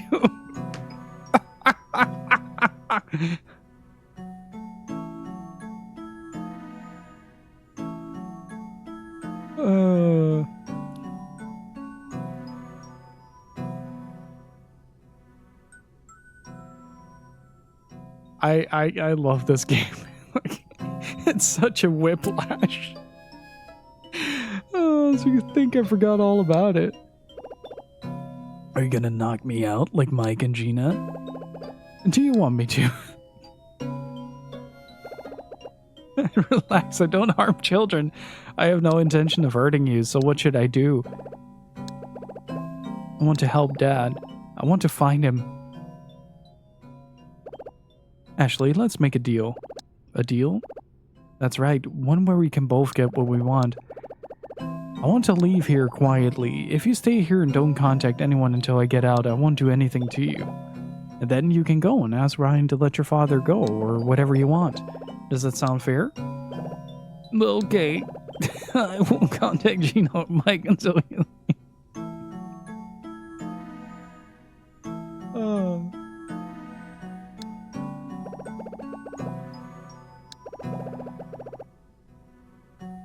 I'll tell you something. You know about another, don't you? It's a memory control unit my parents developed. Yes, your mother researched a memory control unit while she was a part of the EC project. With the help of her husband, Dr. Robbins, she wrote the thesis on another, but then she became aware of certain people's intents of misuse of another.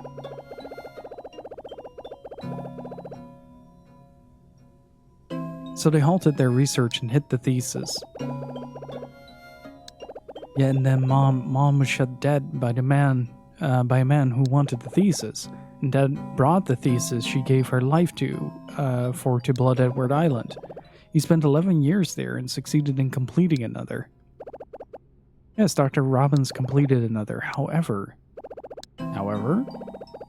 here's the ironic part, Ashley. Another was already completed here before your mother died. What? Well, Judd had your mother write the thesis on another. He was developing his own memory control unit. 6 months later, he had created a test model. He called it Another Zero. That's less than 1. There was another. There was another. There was another.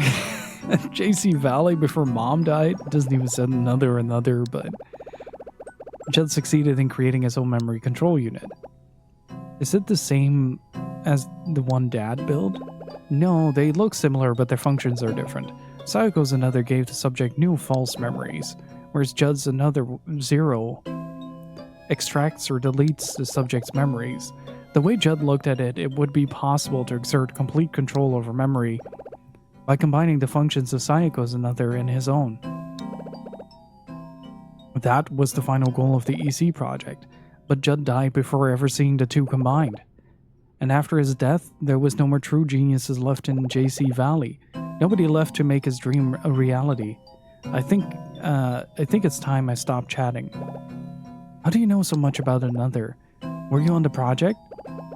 No, I was never involved with another's development. Only a few scientists were ever allowed to work on it. I heard everything from Rex. Eliza's dad, right? I heard you were engaged to him. And who told you that? Gina. Oh, Gina, that woman really can keep her mouth shut. No, it's just a rumor, nothing more. But Elizabeth said her dad was getting remarried. Well, if he is, it's not me. He proposed to me, but I haven't given him my answer. You mean you were using him to get information on JC Valley? As much as I'd like that to be true, not quite. Rex is a very mediocre scientist, but he is quite a warm, caring person. And I suppose he may have melted my heart of ice just a little. What's that supposed to mean? You'll understand when you're older, Ashley, but please tell Elizabeth something from me. Her father didn't just propose out of love alone. He was worried about her and wanted her to have a new mother figure. But I don't think I can deal with being the mother of a 16-year-old. Sorry. Alright, I'm leaving now. Bye. How long should I wait in here? Well, you can leave when you discover the secret of this room. What's that? A secret. When you open it and look inside, then you can leave this room. A secret compartment? Okay, got it.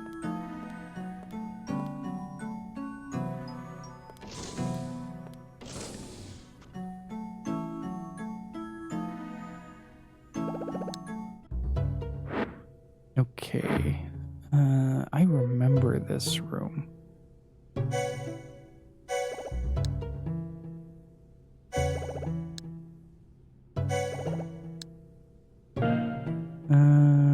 Something on his desk, maybe? There's a picture of Judd on it. It's called Memoirs of Judd Fitzgerald. I wonder what's in it.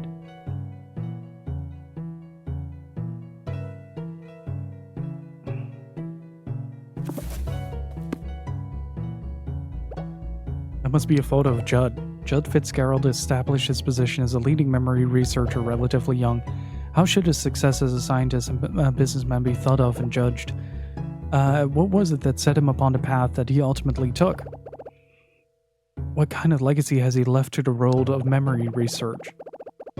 These questions are vital to those working in the field today. This book aims not only to give a brief account of Judd Fitzgerald's scientific background and achievements, but also to shed valuable light on the challenges in memory research that he was trying to overcome. The caption on the photo says, Judd Fitzgerald as director.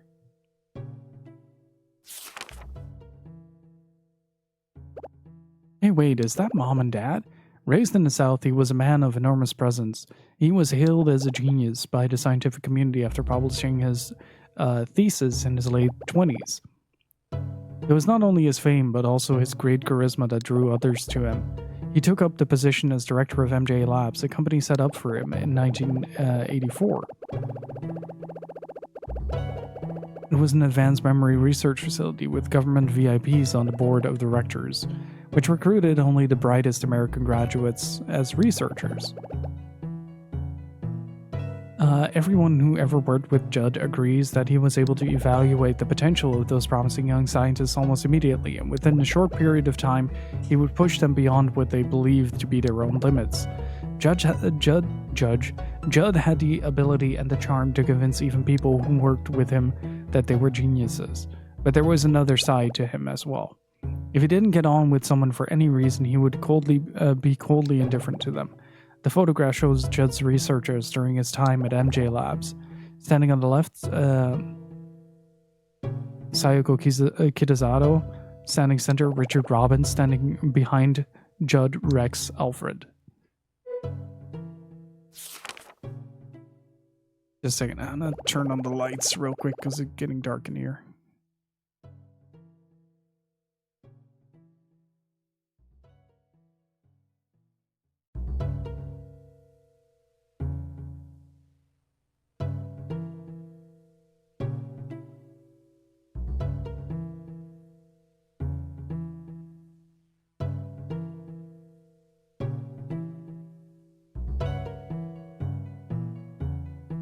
Hey, that's Mom and Ryan.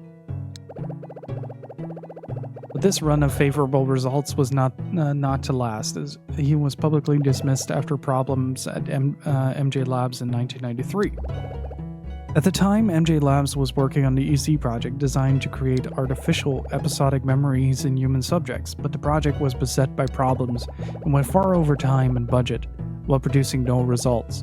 The board of directors decided to cancel the project, but Judd refused to shut down the lab and was eventually fired as a result. After being dismissed from MJ Labs, Judd used his own fortune and funding from private companies interested in the memory business to set up a new research facility, JC Valley, on the shores of Lake Juliet. The photographs on the left shows two of Judd's protégés from his time at MJ Labs, Sayoko Robbins and Ryan Gray. The photographs on the right show the main building of Judd's company, JC Valley. It wasn't always as submerged, apparently. Oh. What the? There's another sheet of paper stuck over these pages.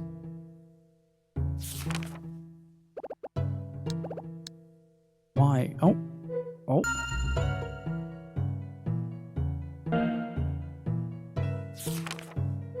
Oh.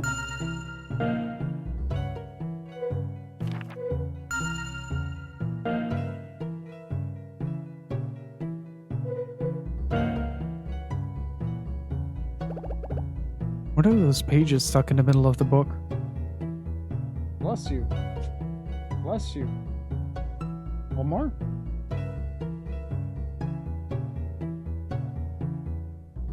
Have you ever seen a dog try to hold it and try to, like, get to the point of sneezing but can't? It's really funny. Okay, so we have two pictures, right?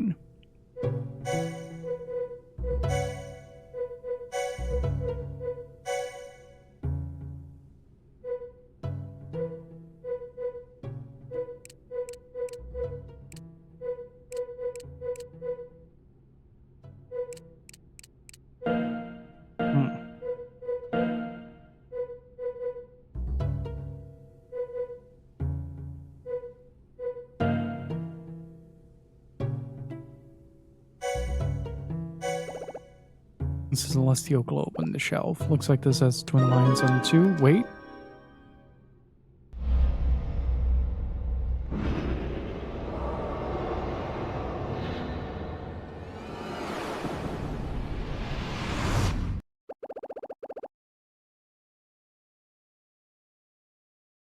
I remember this. This globe was in Judd's villa in the hall. Mom was looking at it. Maybe if I move these.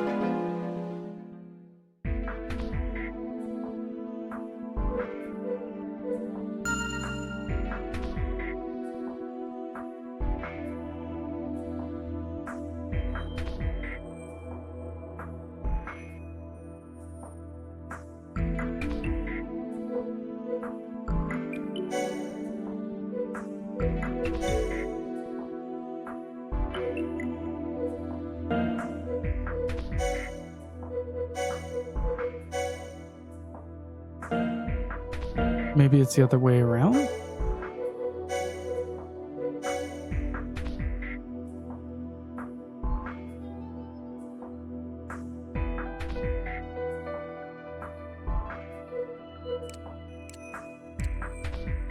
Oh, G, A.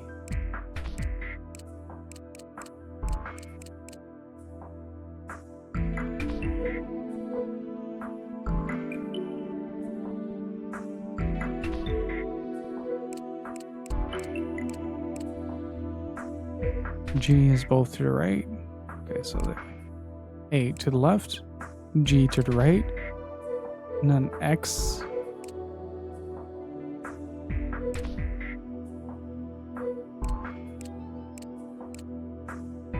Is facing towards one another.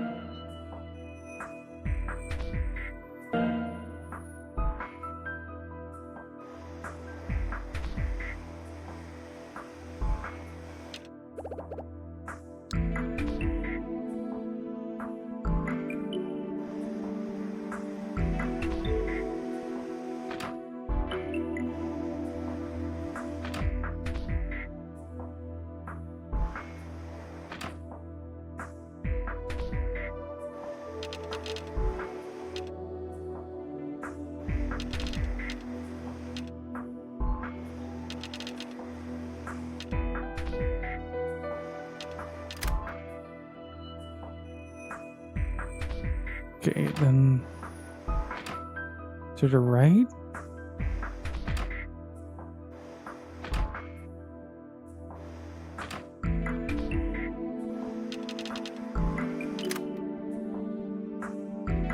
And then facing one another.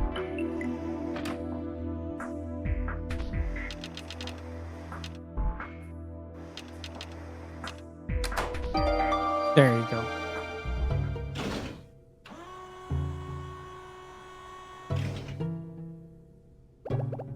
The compartment opened. What is this? It's the ammonia fluid. Oh! There's something written on the label. Sayoko Robbins. It's her memories.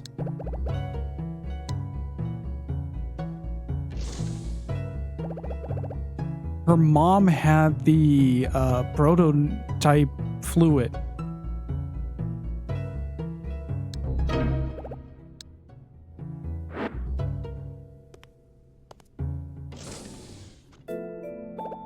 Ashley, what are you doing here? Mr. Alfred, Dad's in trouble. What? You've got to help him. Ashley, what happened? Calm down and tell me everything. Did you come here with Richard? He told me you were the only person in here I could trust. He told me to come here. Okay, Ashley, please calm yourself down and tell me what's happened. Sophia attacked Mike and Gina.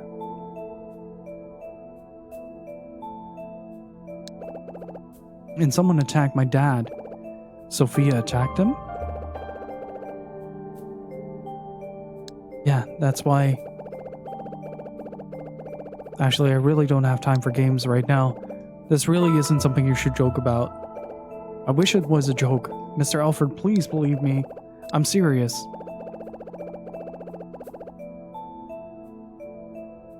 Alright, what happened to Ashley? Did you see Ryan? What's he got to do with this? Did he show you the evidence, the email? He was just with me. What's this about an email?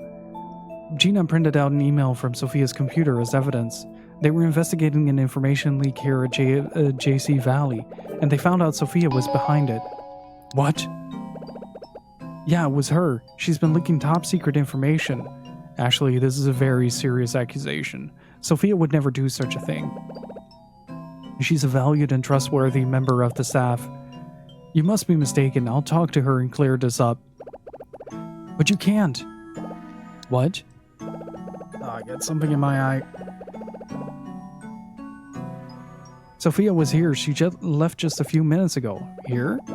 She was here in the office and she left the lab for good. She told me. She said she was only here to get the data on the EC project. What? The EC project? Can't believe this. Sophia told me about another 0 too. And pneumonia fluid. The liquid memory that Judd and Mom developed. Hang on, gotta get this out of my eye real quick. just 2 seconds.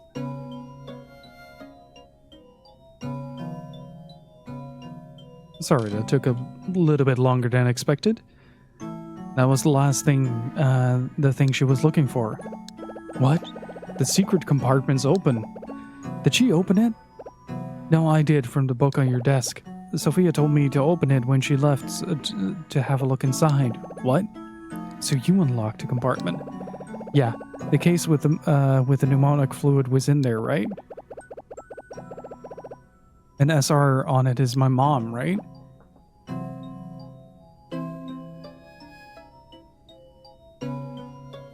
This dog. The pneumonic fluid is in there. When Mom was here 13 years ago, you gave her that pendant in front of the clock tower, right?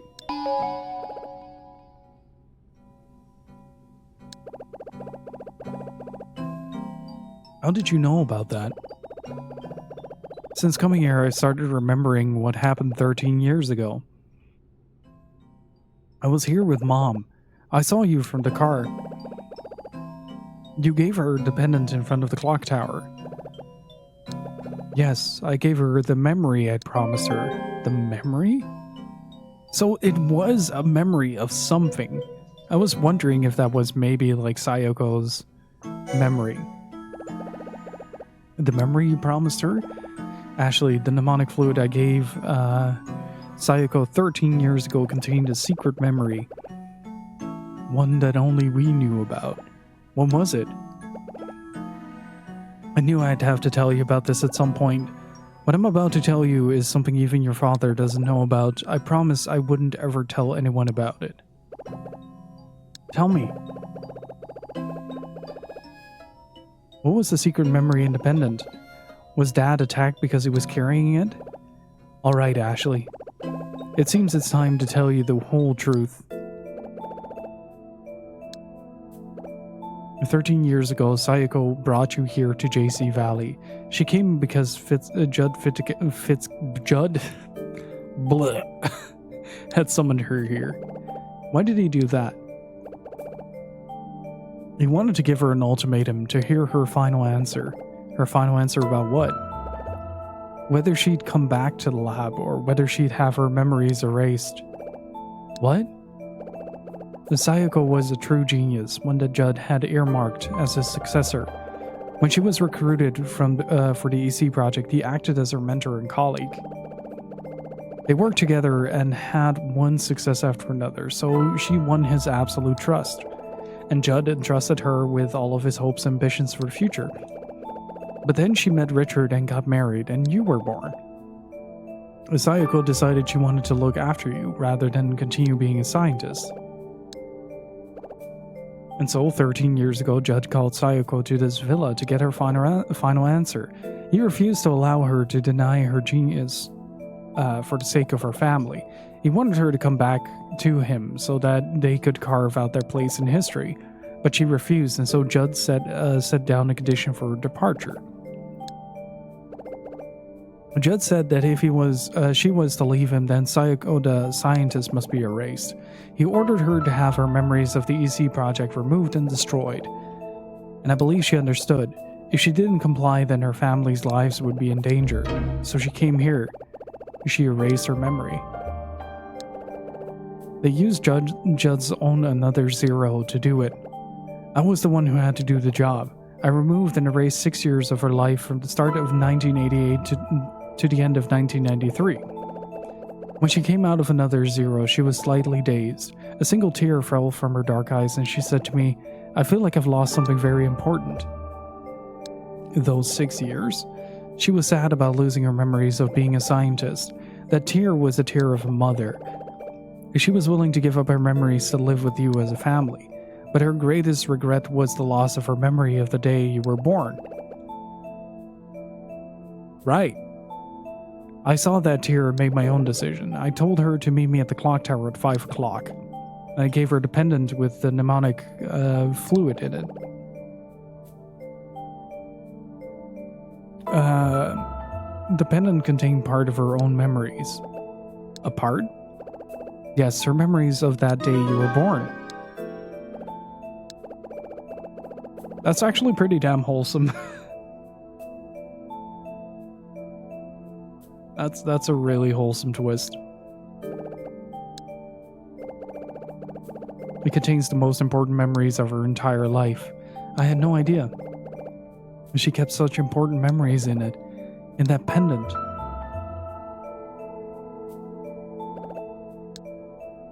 Just because your boss is an asshole doesn't mean you have to be one too. Fair enough. Was Richard really attacked? Yeah. And he's locked in the control room. Please help him. Locked in a control room? Beginning another experiment? That's a VC.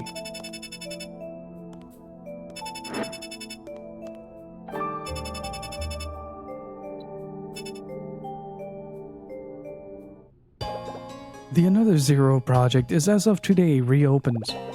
Ryan, the reopening of the project is not yet confirmed. I haven't given you permission to carry out any experiments.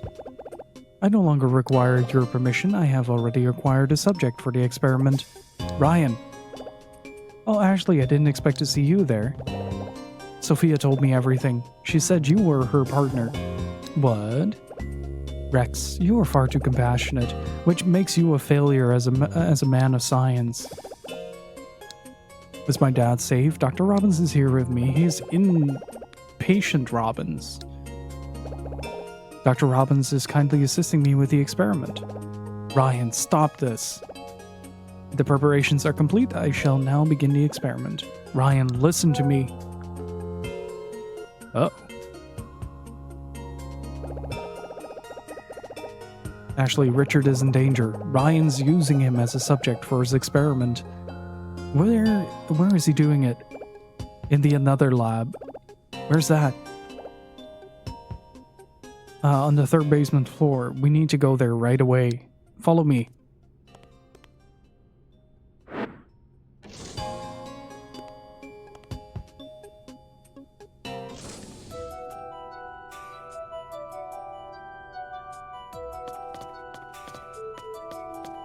I like how he says, follow me, and then proceeds to follow me. Like, that's not how that works.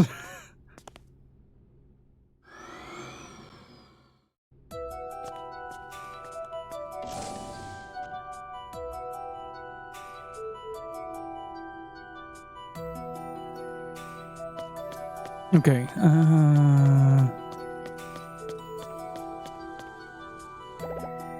this is the Another lab.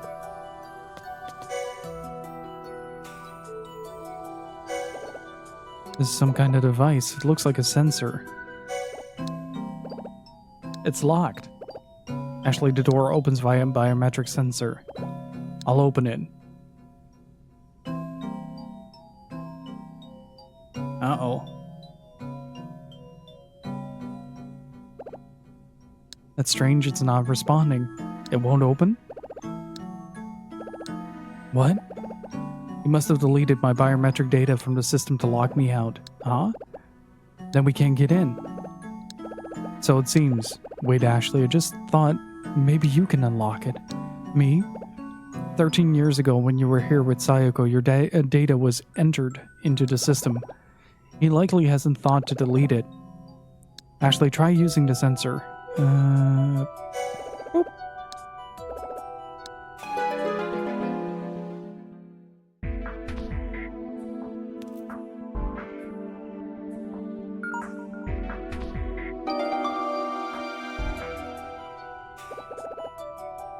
It worked. The door opened.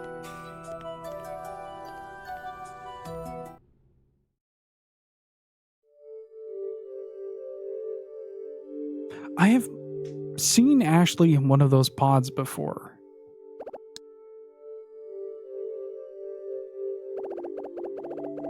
There's no point in talking to him, Ashley. He is unconscious. Ryan, what are you doing? What did you do to my dad?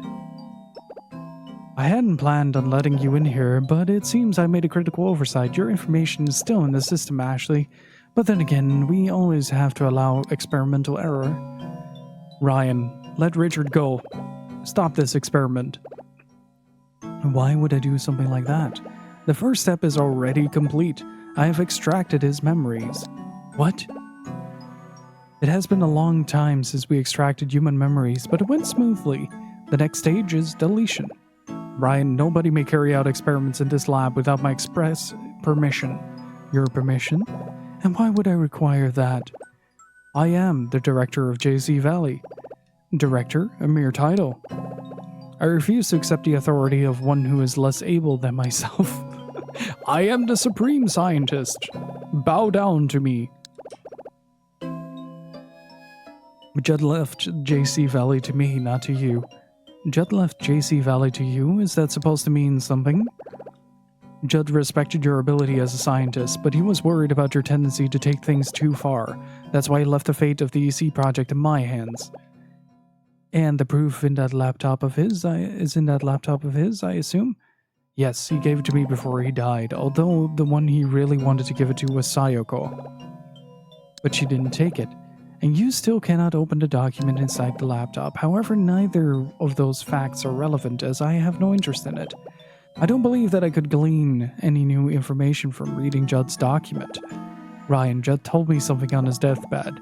He said that that the final stage of the EC project was another zero, and that another zero would be completed by integrating the function of Sayoko's another. So I called Richard here after he returned from Blood Edward Island. Richard has studied and understood more about Sayoko's another than anyone. So if I had him work with you, since you were still studying Judd's another, it would lead to the completion of another zero. That's what you thought, wasn't it? That's right. But you didn't think things through, did you? You did call him here, but then he refused to work on another with us. Ashley, your father is quite a crafty fellow. Crafty? What? Yes, crafty. He pretended to cooperate with us on the development of another zero, but he tricked all of us. Rex, I'm sure you've already noticed. Mr. Alfred, what did Dad do? Allow me to explain. Dr. Robbins came here with one goal in mind.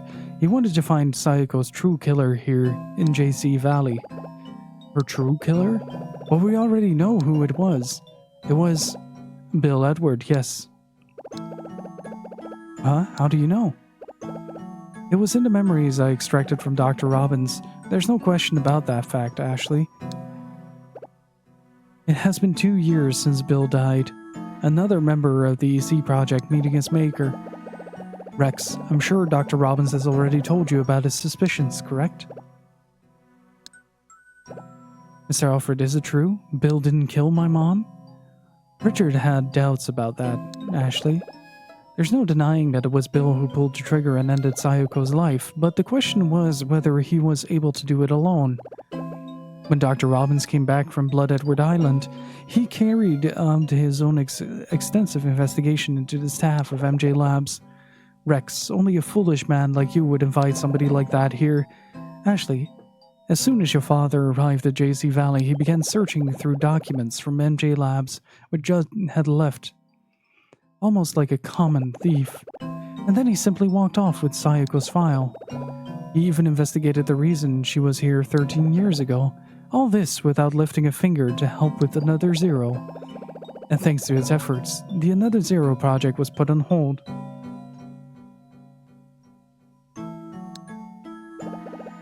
No, Ryan. I put the project on hold because... Rex, please, I can bear to hear your pitiful excuses no longer. Judd respected across the world as a great scientist, but he made one fatal mistake. He gave JC Valley and the EC project to a man like you. A man who put his faith in gambles rather than in solid facts.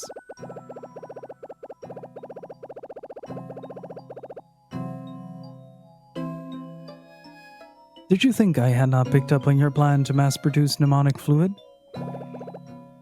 Look, Ryan, I know you're not satisfied with me as your boss. So let's talk this out, man to man. Rex, I have already said that I have no desire to discuss things with you. It is time to continue the experiment. The next stage is memory deletion. Ryan, stop! Rex, please be quiet. I am beginning the experiment. Oh, Ashley's just kind of standing there. Deckham, think about this. Do you realize what you're doing? I don't need your permission. That's not a stun gun, that is just a gun. You leave me no choice.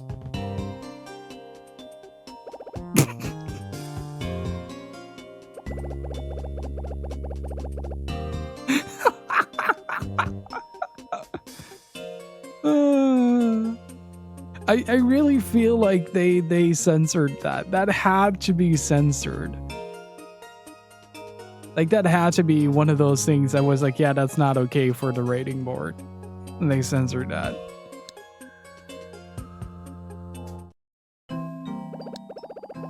Please let Dad go. Don't delete his memories.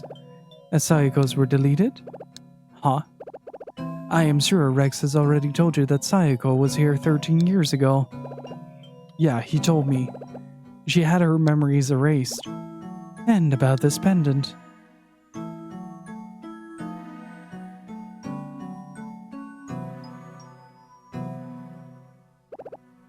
That's mnemonic fluid containing part of Sayako's memory. That's why you stole my bag? For the pendant? Yes, indeed it is. Please don't do this. Let Dad out. Are his memories that important to you? He left you when you were only 3 years old, giving up 11 years just for Sayako's research. You really care so much about the memories of a man like that? Deadbeat dads are still my dad. Damn it. We haven't spent as much time together as most parents and children. But the time we spent together, the time we spent thinking about each other, I care more than anything else in the world. Care? How peculiar. I cannot understand it myself, but maybe that love between a father and daughter does exist. Very well, Ashley, I shall give you a chance. A chance? If you do as I say right now, I will not delete your father's memories. Do you accept?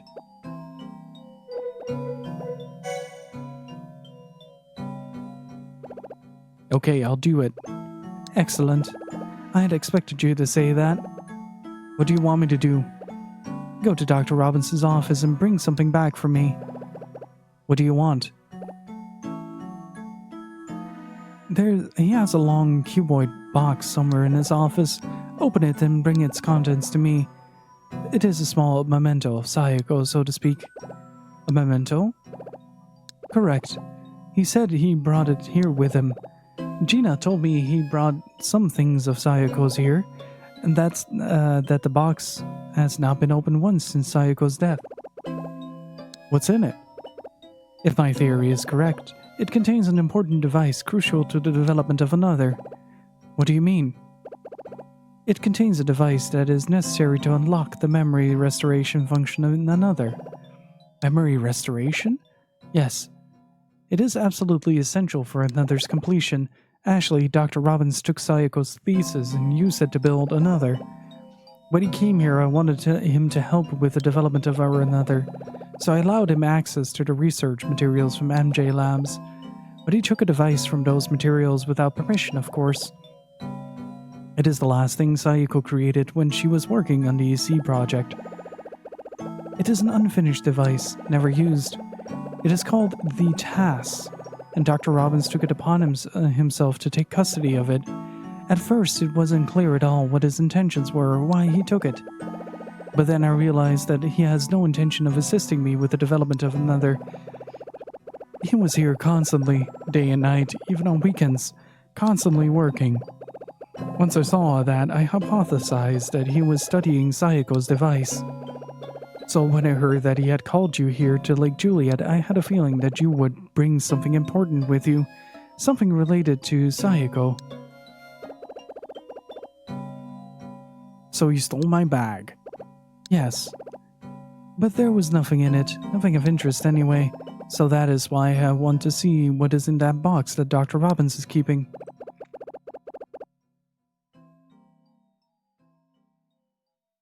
What do I have to get it?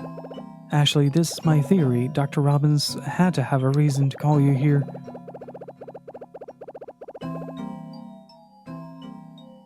And that may just be because you are the key to that box. Me? Yes, Sayako was also very accomplished in the field of biometrics. So there is a strong chance that she keyed the box to your biometric data. So, I want you to open it for me. Ashley, one more thing. I wish to be very clear to you about this. If you tell Gina or anyone anything about this, I will kill your father without hesitation. No, don't. I'll go and get it. Don't do anything to Dad, please. Great. Let's rush his office. Find a box.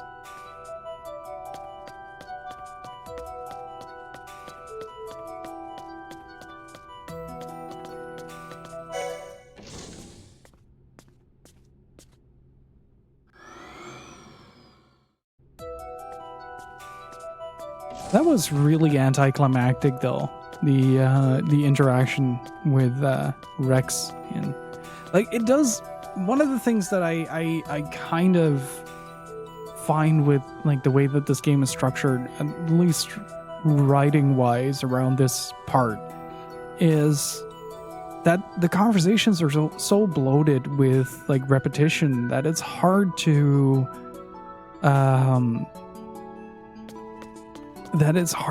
feel any sense of pressure or tension from it, if that makes sense. And places I haven't looked yet.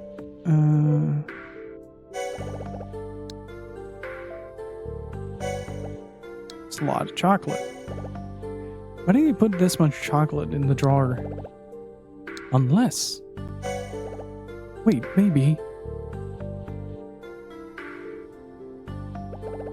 I knew it. There's something under the chocolate.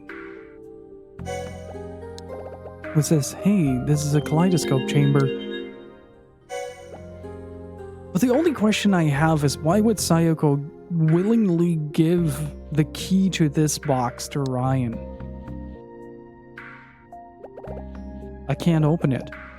But I need to get whatever's in it out so I can save Dad. How do I do it? What if we check the kaleidoscope?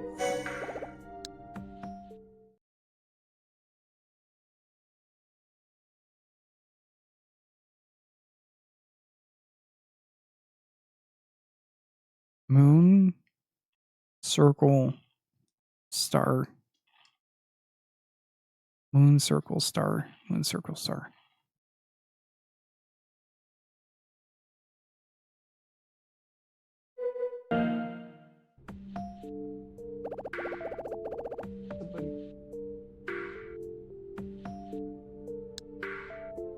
What are these shapes? These shapes, do they have something to do with the box? Will we throw the ball?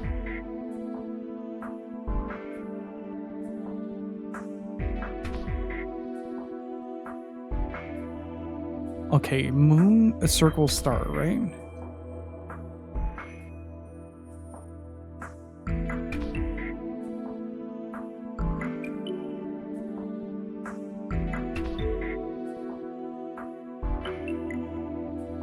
Oh! Jeez, I am an idiot. Moon, circle, star.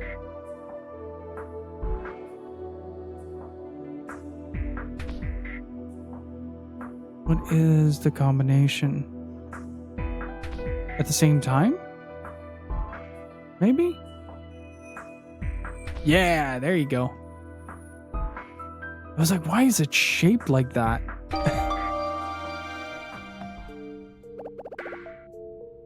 It opened. There's something inside. Is this what Ryan wanted? It's a fucking nunchuck. That sound. Jesus Christ, game.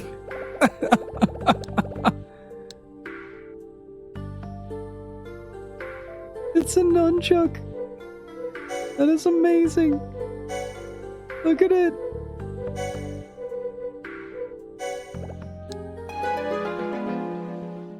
makes it look like one of those, like, really shitty third-party controllers. Check the bottom.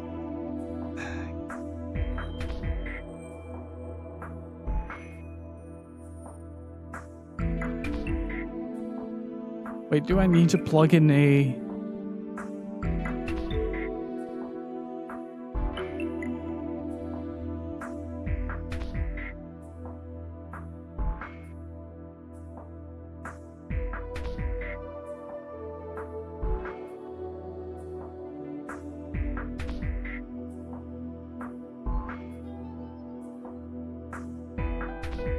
Why doesn't this work? I really don't get what you want from me, game. This is one of those times where I'd be happy to just...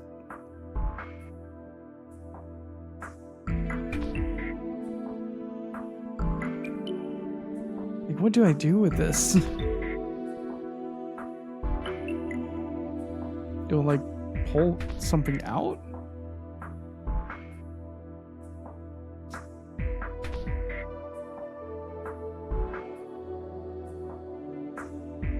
Well, that's kind of stuck in there, though. Do I have to actually insert a nunchuck or some shit?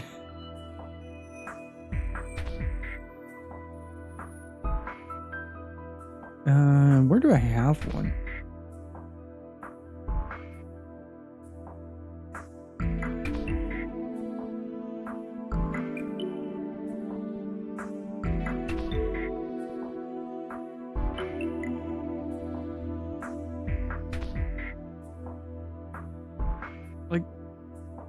What is it expecting me to do, honestly? I'm just gonna...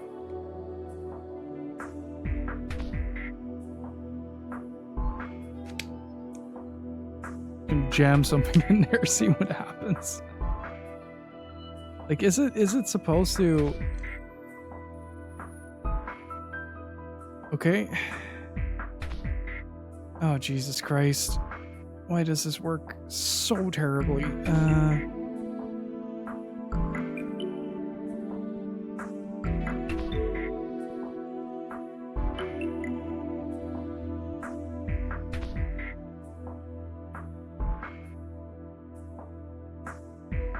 Why doesn't this work? Why does...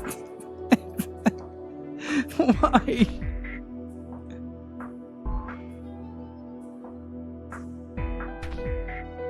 I don't think we needed a...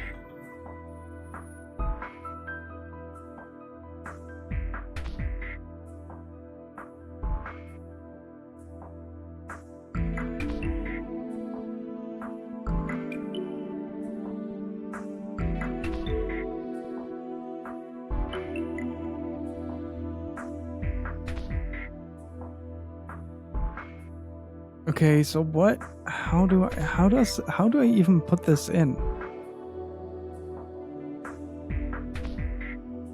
Like this. Hang on, I'm gonna grab a nunchuck, see if I can find one.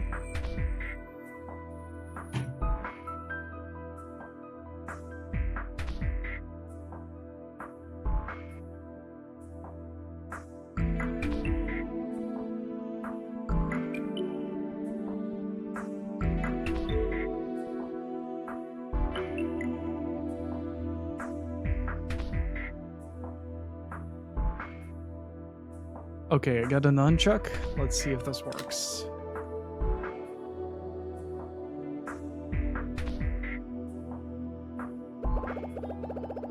I could try attaching this module to the TAS.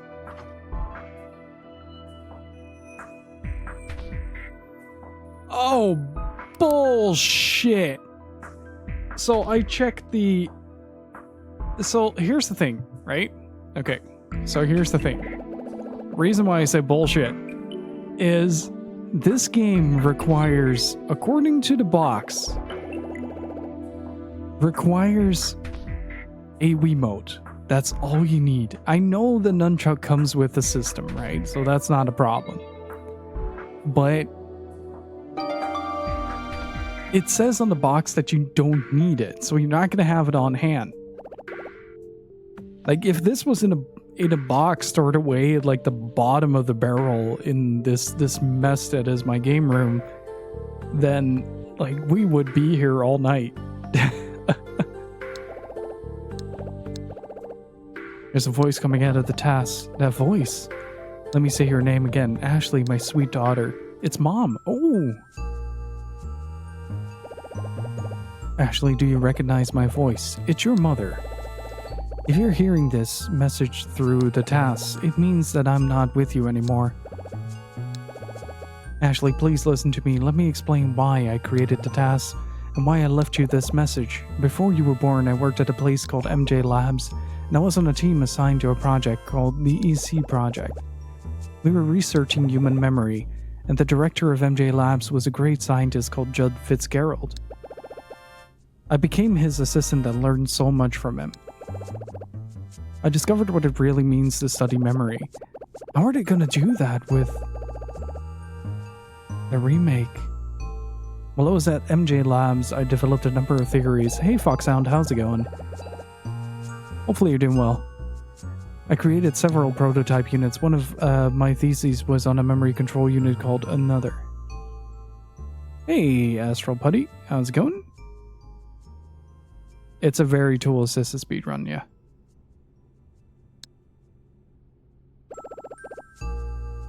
God, that art is so good.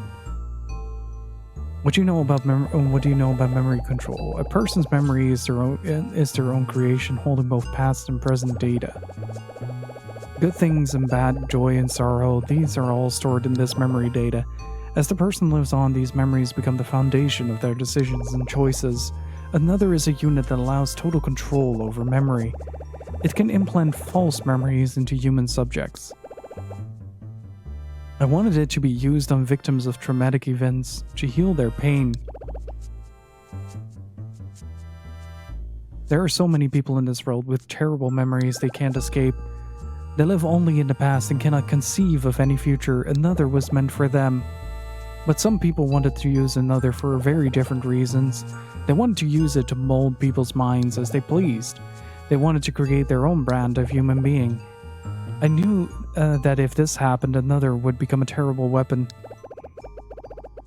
So even as I worked on my thesis for Another, I implanted a security system in the control unit that had been developed based on my theories, and I created this device to unlock the function described in my thesis. I called it the TAS, short for True Another System. Then I coded it so that only you could use it, and I left it in the materials related to the EC project in case Another was ever developed and used for the wrong reasons. Actually, when I was a teenager, I knew without a doubt that I wanted to be a scientist. I left Japan for America and embarked on a path of research. The pursuit of knowledge alone made me so happy. I wanted to go out and change the world, such as an arrogant mindset.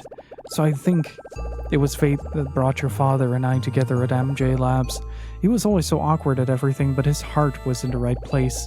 He showed me the blue sky and green trees, when all I had known was gray offices. He showed me how amazing it was to love and to be loved. He was the first person to ever show me that. And then he gave me the greatest gift of all. You, Ashley. You smile when you look up at my face. You cry loudly and sleep peacefully in my arms. The first time I held you, I made a decision. I would dedicate my life to you. So to me, the day you were born is the most important day of my whole life. I wish this happiness could last forever, but there are people who want Sayako the scientist back, and they don't want me to live as a mother. And as long as they're around, I don't think we can truly be at peace. I think that's why I decided to leave you this message. Ashley, everyone dies 2 deaths. The first is when their soul leaves their body. The second is when they no longer live on in people's memories. Ashley, do you still remember me? That was your voice. I can't believe it. You left that message just for me. How's the game? I'm really liking it. It's a bit bloated on the text. But I'm really liking it. the puzzles that require like accuracy from the controller can go suck it though. Like those are way worse than I remember. Gyro controls and just general motion recognition has improved tremendously since 2006.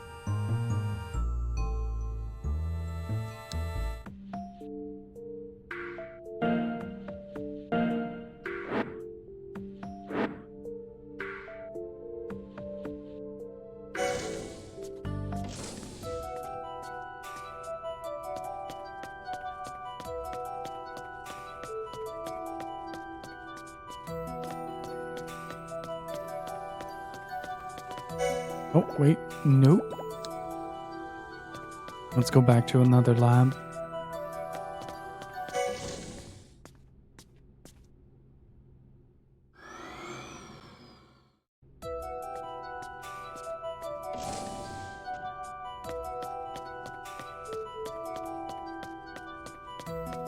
And I will say the false advertisement on the box for not being able to, not needing a nunchuck was kind of like, oh man, I came ill prepared. Should have known. Oh.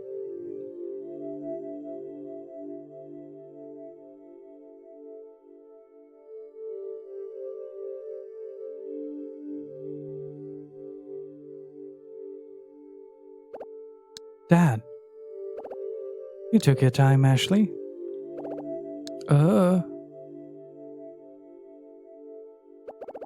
I opened the box and brought back what was in it. Dad, what's wrong? Gina and I told Ryan about what Sophia... This is the most awkward chapter transition yet. And then Ryan brought me into his office. What did Ryan show me? The two-headed twin line clock. Want to play some Street Fighter, Worf?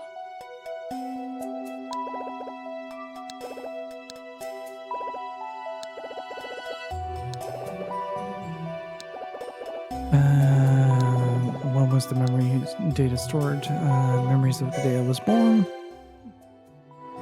That's really wholesome though. That the mom was that like Rex was like, okay, like I'm okay with deleting your memories as a scientist, but I can't let you forget the day your daughter was born. So here you go. Have some memory juice.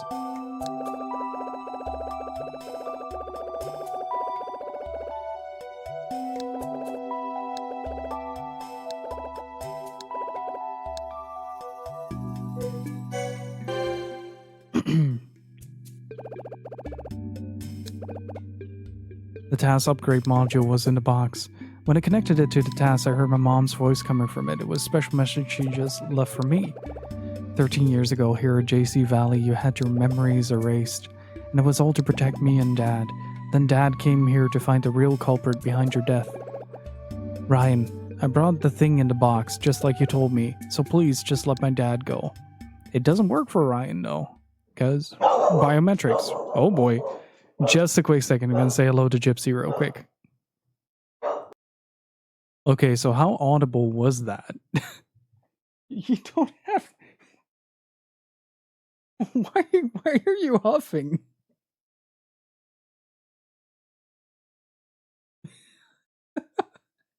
He's so insulted.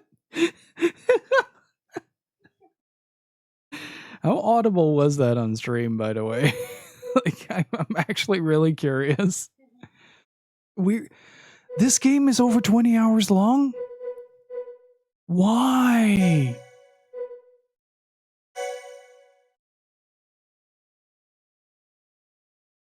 This game has no reason to be that long.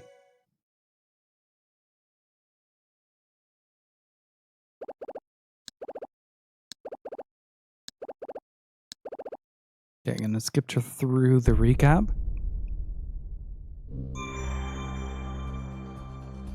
Final chapter, Doorway to Memories. I mean, yeah, sure, it's half the size of your average visual novel, but, like, I feel like a lot of the dialogue could be slimmed down by at least, like, 50%.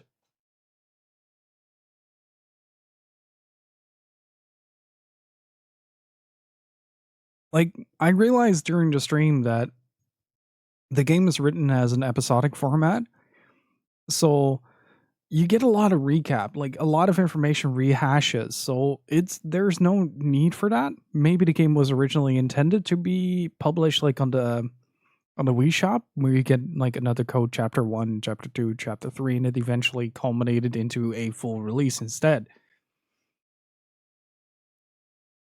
Like that would make sense for me, but like a lot of the dialogue there's a lot of dialogue.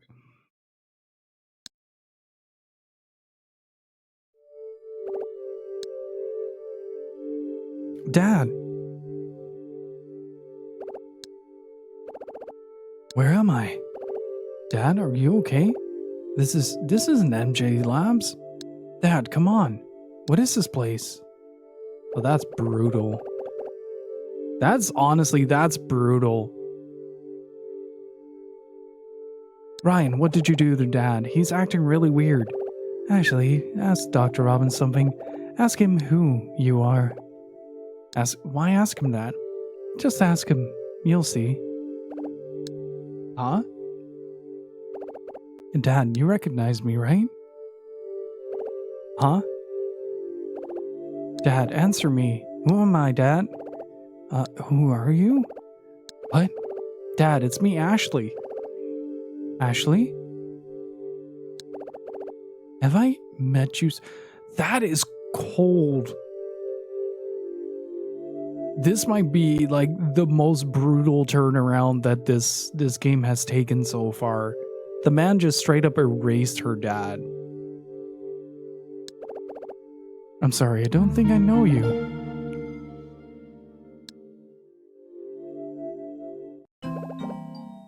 Why are you calling me Dad? What do you mean, why? Dad, this isn't funny. Why don't you know me? Oh dear, how can I make you understand? I'm not your father. You really don't know me? Like, this is kind of the frustrating thing, right? They have to act out, like, little scenes like this in order to get to the conclusion where you were, or to conclude what we've seen in the previous episode. Like, it would make sense if the development of this game was episodic originally, right? It would make sense that how long it is. Like, the Silver Case, for instance, is a good comparison. Silver Case and 25th Ward have, like, individual chapters that released. Like, no, 25th Ward would be... No, wait. Am I saying it right? Silver Case released on phones, right? Yeah. I think... Which one of the two was the phone game? Or were they both? Either way, one of the two released on phones, and they released chapter by chapter by chapter by chapter, and they also produced something called the placebos. And this is kind of structured similarly, but slightly different. Like, how it works in Silver Case is you get a story of, you get like the main story with gaps. Those gaps are then filled in by the placebo, but the placebo also repeats a lot of information that you've gotten for the main chapters. But what it does differently is the placebo chapters are meant to contextualize and provide like the missing link between the chapters, like putting things into context, putting things into perspective, and giving slight bits of information that the player was missing. The downside of using it as a linear path to go through is that you stumble across your own feet every single time. It's kind of like, I don't know, but like the only best way I can compare it to is the Dressrosa arc in One Piece. Like, at some point during the Dressrosa arc, the manga caught up to, or the anime caught up to the manga, and as a result, the episode pacing slowed down. What you got then was, you got like 5 minutes of recap, then you rehashed part of the first scene for the next 7 minutes. You got a little bit of progression in the story, and then you got an epilogue with on the next episode. And then the next 10, 12 episodes would repeat the same thing, and it would take like 10, 12 episodes to beat a single dude, a single side enemy, and then the final fight lasted like 3 episodes because they caught up. The manga went ahead again. And this is kind of structured similarly, so rather than trying to fill in the blanks, It's repeating a lot of information. I feel like they could have used the memory angle a lot better. Oh yes, you look like Sayako. This is brutal though. Don't get me wrong. Like what Richard just did or what Ryan just did is absolutely brutal. Where's Sayako? Dad. The experiment is a success. Ryan, what did you do to him?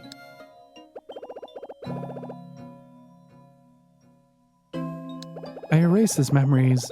Dr. Robbins has now forgotten the last 17 years of his life. So you no longer have a place in his memories. That said though, if you enjoyed any bit of this playthrough, please do go play this Overcase in 25th Ward. They are fucking phenomenal. As they are, by and large, my favorite visual novels next to Steins Gate. And like especially if you like that punk style that Suda brings to the table, highly recommend. They're fantastic.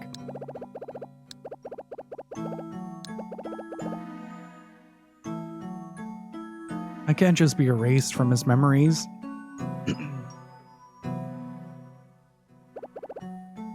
Is that you, Ryan?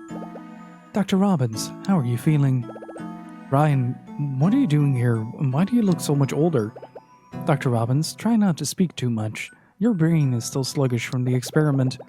If you try to think too hard, you'll become unwell. Oh, I feel like something's missing. What is it?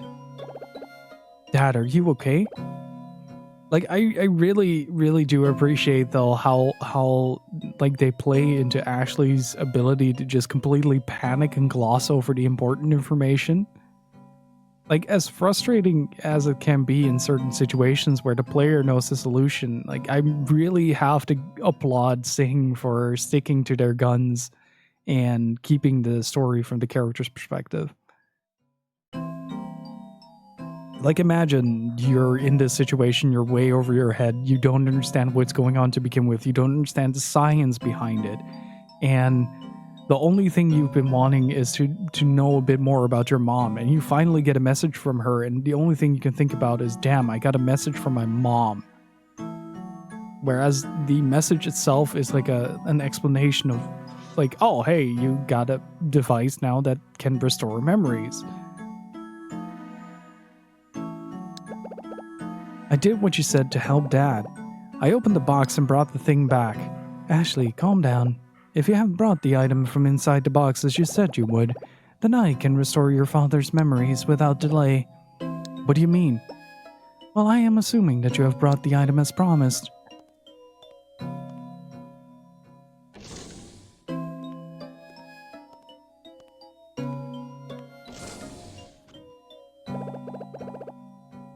Show me, Ashley.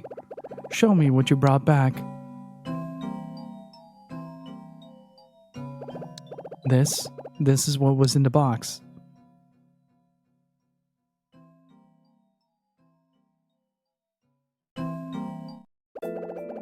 Is this all? It has a connector, but this won't fit in the control panel. Ashley, is this really all that was in the box? Yeah. I see. Well, that is a pity. Why? It appears to be nothing more than an extra module.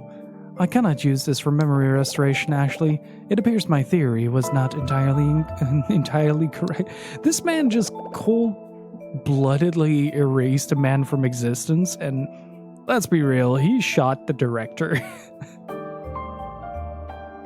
And now he's just like, oh well, experiment failed, I'm out of here. Have a nice evening. Have a great continuation of your day. Bye. I thought that the box must contain a security key for another, something that Sayako developed during the EC project. However, it seems that there was no such key in the box, correct? And thus I cannot restore Dr. Robbins' lost memories. But you promised. You said that if I opened the box and brought back what was inside, you wouldn't erase my dad's memories. I did promise that, yes, but you took such a long time to return. I assumed you had given up on your father and simply gone home. Okay. After the slightly obsessive need for her father to be safe, like, you're just like, oh yeah, she left. Wouldn't just leave my dad here. You wouldn't? Of course not. I'm the only one who can help him. I wouldn't just run off. Honestly. How can you say that? I don't understand you, Ashley. I don't understand why you wouldn't be willing to turn your back on your father. What's there to understand? He's my dad. Ashley, is your father truly that important to you? Of course he is. Come on, Ryan. If it was your dad in the line in serious danger, even you'd feel exactly the same as me, would I? I can't say I've ever considered it. I've never felt anything like that about my father. Not once. Please, Ryan. Give my dad his memories back. Please.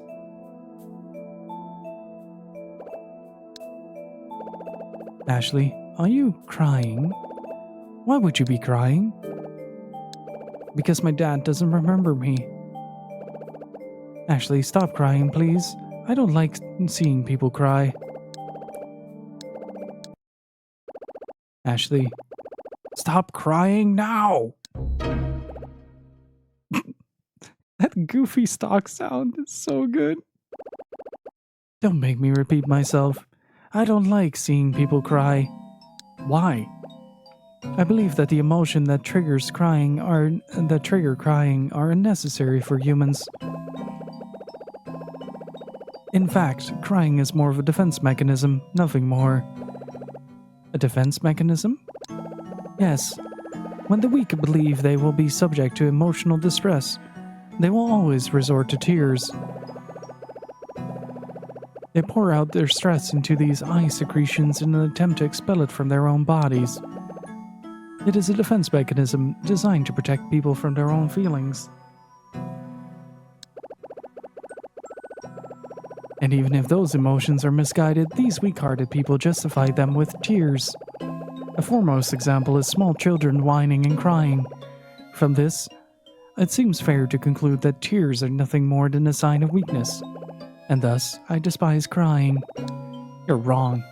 Am I? You're totally wrong, Ryan. Everyone cries, not just weak people. We cry because our hearts are overwhelmed. Oh, really? What could possibly overwhelm your heart? Maybe getting your dad's memories erased in front of you? Maybe?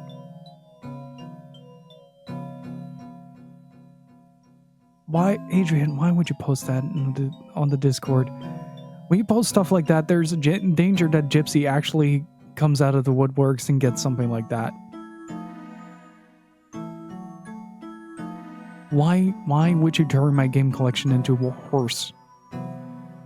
Why?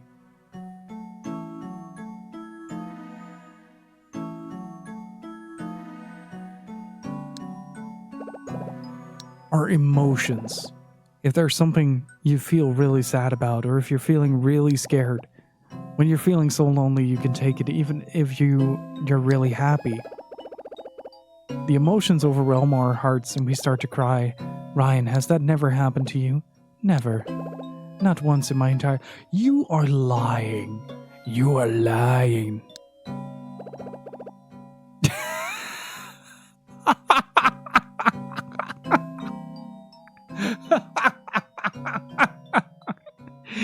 I really gotta stop being predictive text for this.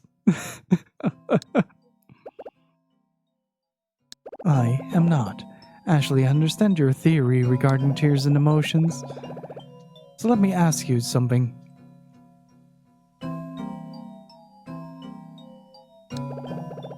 Using your previous statements as a base, when you saw Dr. Robinson lost his memories, your heart was overwhelmed. So tell me, what emotion were you feeling? Sorrow, because you were erased from your father's memory? Or anger, because I carried out the experiment before you returned? Neither. Then what was it? It was because I couldn't save Dad. I was upset because there was nothing I could do. It was regret. Regret? I see. So such a situation can also give birth to tears. Ashley, would you like to restore Dr. Robinson's memories? Of course. Curious. Why would you say that? I see. Then let us restore his memories. Really? Are you serious? Indeed I am. Provided, of course, you aid me with something. With what? A memory experiment. If you aid me with my experiment, I will restore your father's memories. What kind of experiment? What would make someone want to restore their mother's and their father's memories? Well, mothers as well. A memory overwrite experiment with you as subject using this data.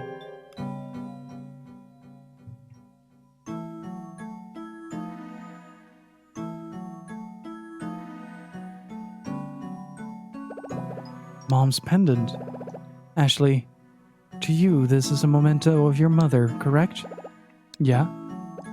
But to me, this is merely an old data sample, memories extracted 13 years ago. I wanted to find out what was in the memory data, so I analyzed it, but I could not read the memories directly from from the fluids. So I wish to examine this memory data using a different method, namely a memory override experiment. This is the perfect data to use for such an experiment, and you are the perfect test subject.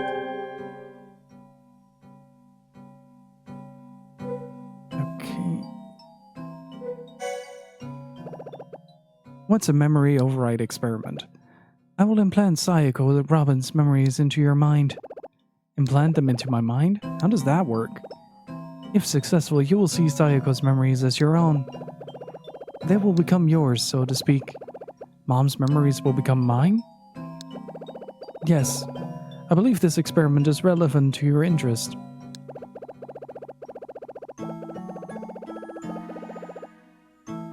But the memories overridden in the experiment will be destroyed. What? Will I lose my memories? I'm afraid so. But don't worry, the experiment will not destroy any brain cells. The memory deletion will be selective deletion.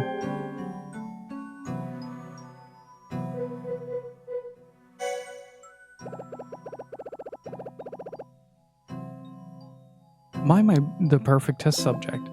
You shed Sayako's body before you were born, so your memories have a common source. The foundation of your own memory were created while you were inside Sayako's womb, which means that you should have extremely high compatibility with her memories. This man is going far and wide for his thesis. What does selective deletion mean? Your brain stores the memories which contain data for both past and present events. When implanting memory data from another person into your mind, the new memory will clash with a previously existing memory, and if the original memory is disposable, your brain will erase it and override it with new memory. What do you mean by disposable? A disposable memory is one that you want to forget. One that I want to forget? Yes. Ashley, you are 16 years old, correct? By the time one turns 16, there must be many experiences that one would wish to forget. And these are the memories that will be overridden in the experiment. What if there aren't any that I want to forget? Then you're shit out of luck. Forget horses, please. Please, why does everything turn to horse? I have no data regarding such an occurrence.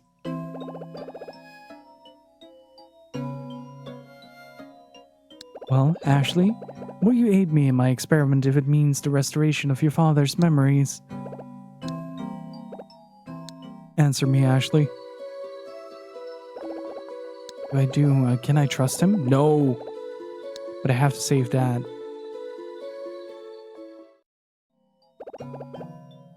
Memory loss fills you with determination. Excellent choice, Ashley. When you have those memories implanted, I will require you to tell me about them. I know. I will forget this deal ever existed because I want to forget this day. It has not been a good day.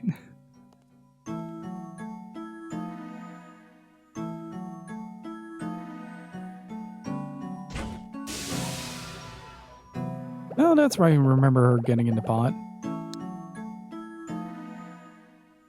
She does actually, in fact, get in the pot.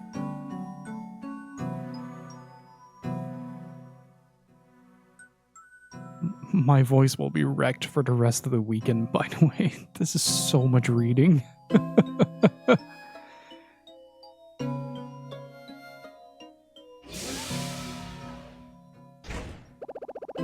Commencing the experiment.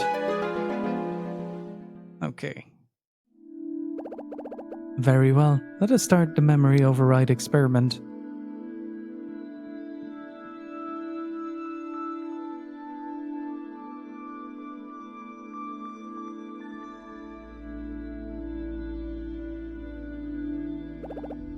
Scanning the experimental subject memory and the data from the mnemonic fluid. Ooh, food.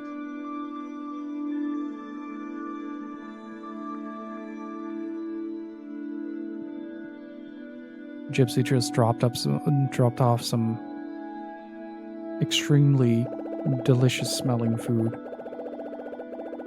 I had to go get groceries. What happened? Our dad is a potato. He doesn't remember the last 17 years. The director got shot.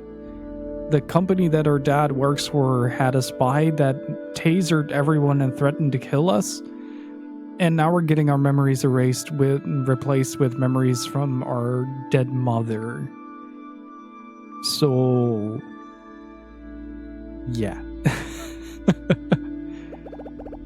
I will now initiate the memory override experiment. Selective memory deletion becomes possible once Sayako's memories are placed into your mind. In other words, you will keep whichever memory you most wish to, yours or Sayako's. Let the experiment begin.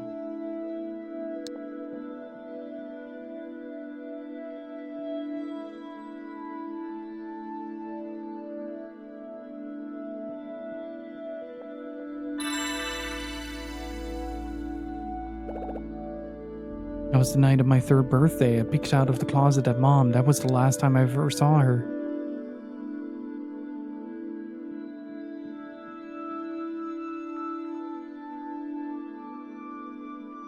I'm just gonna be super counterproductive. God, the art is so good, though. It was Dad who found me hiding in the closet. I remember he seemed so big when he lifted me up. It felt so warm.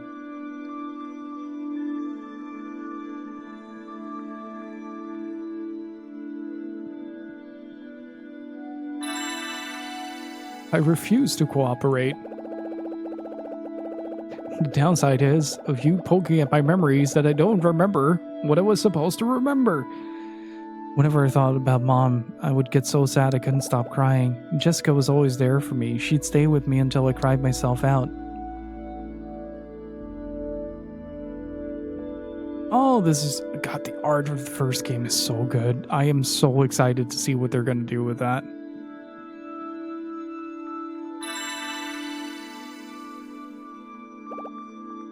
Two years ago, I got on a boat with Jessica to Blood Edward Island. I never forget my 14th birthday there on that island.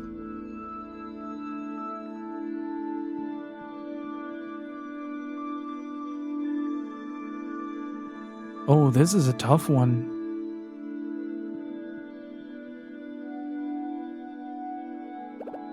No, I don't really remember that. That's Mom's memory. Oh, wait, that's the, yeah, that's Billy, I think he was called. That's right, Dad learned the truth about Mom's death from her killer in that cave. He was shaken with grief and rage, but he did everything to protect me.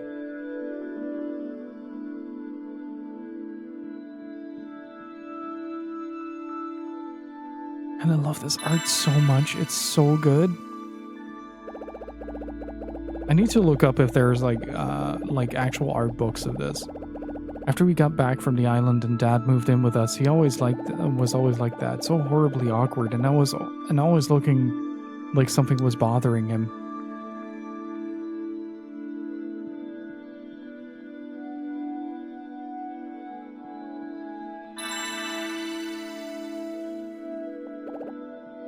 That's true. It's only when I'm practicing guitar that I can let go and forget everything.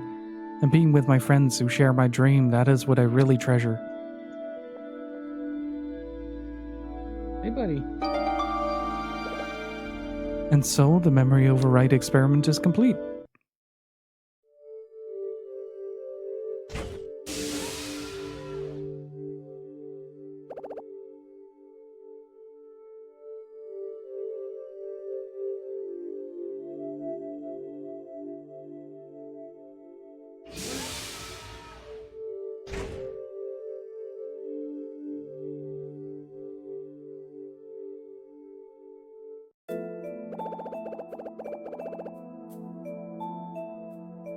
Hang on just a second. I think my dog dropped his ball.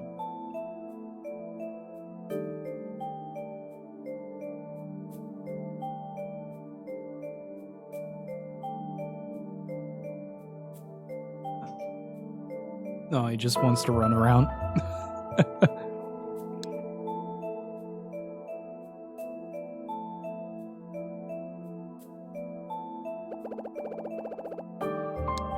I feel kinda dizzy. I see.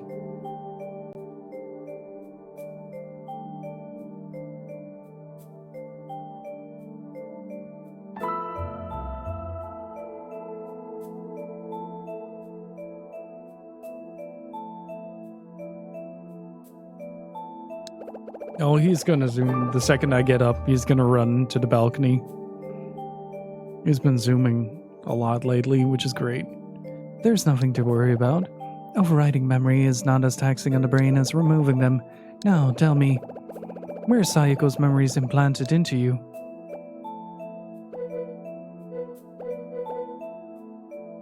Yeah.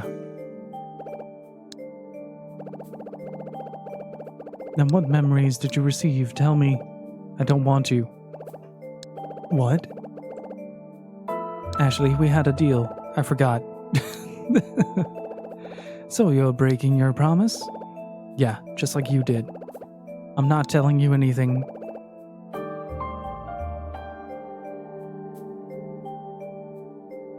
Ashley, you couldn't possibly have rejected all of her memories, could you? Yeah, I did. How could you be so foolish?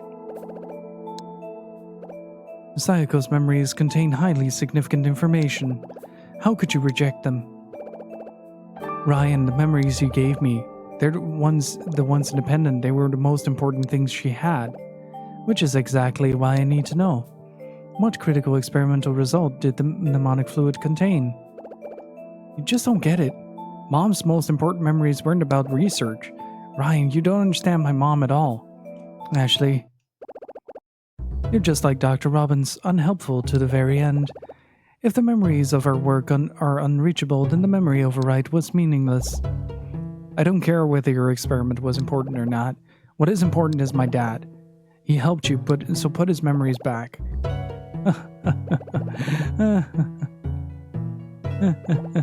That promise was made to be broken, Ashley.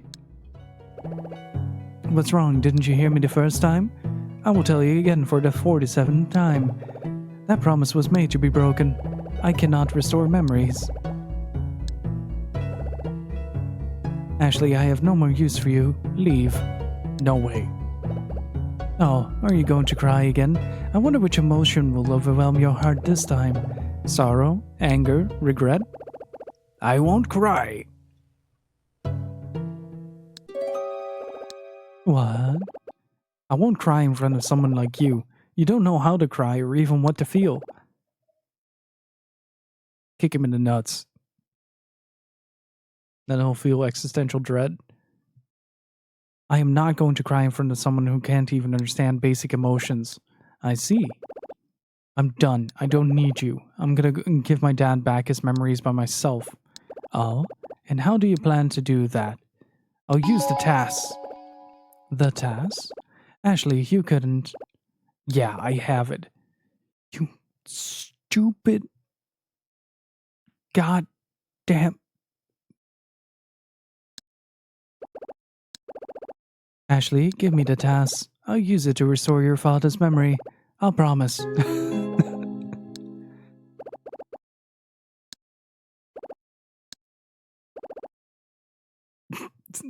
But see what I mean with like how the dialogue is like severely bloated? You see, I want it very much, and I will do anything I can do to get it. Actually, he has a gun. Run. What are you going to do? Stop. You brought this upon yourself, Ashley. Didn't you? Give me the task.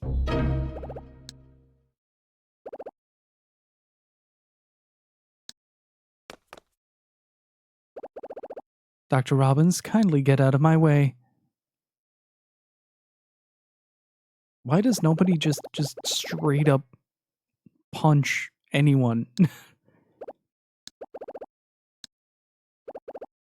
If you don't, I'll shoot. Stop. Ryan, put down that gun. Dr. Robbins, you don't know this child. You don't need to protect her. Please, get out of my way. Ryan, stop. Out of my way. If not, I won't hesitate to pull the trigger.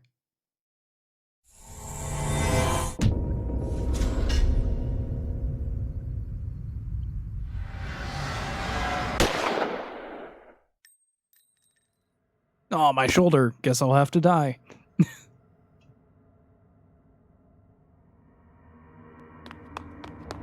Oh, that's enough for me to leave.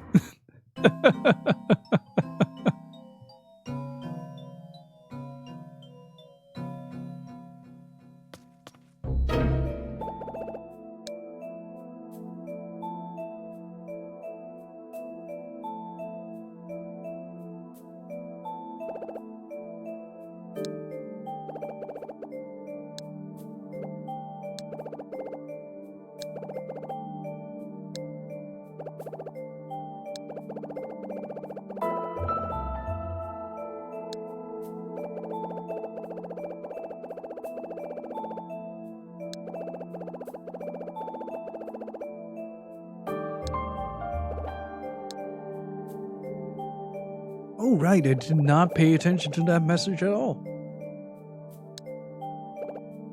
What is that? It's a task. So you had it all this time. She made it in case another was used for the wrong reasons. Only I can use it, so I can use it to save my dad.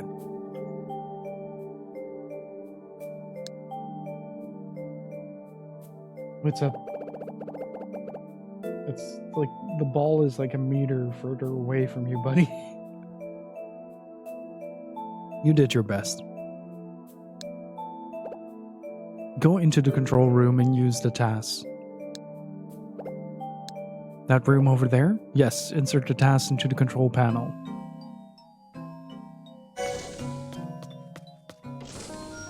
Okay.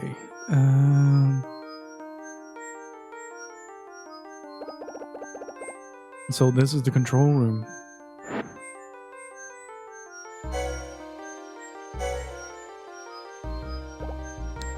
There's some kind of round thing. Is that the control panel? That's the one.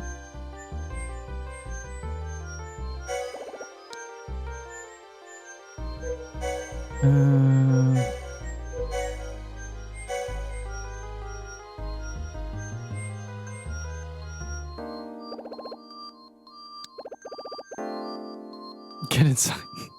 Get inside another is such a wrong sentence in a wrong context. Insert the task.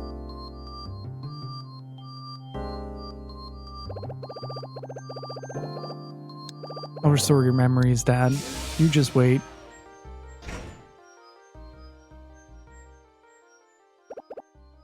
Do it, Ashley.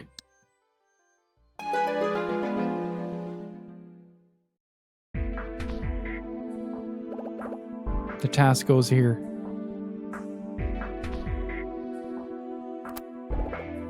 Okay, that should do it.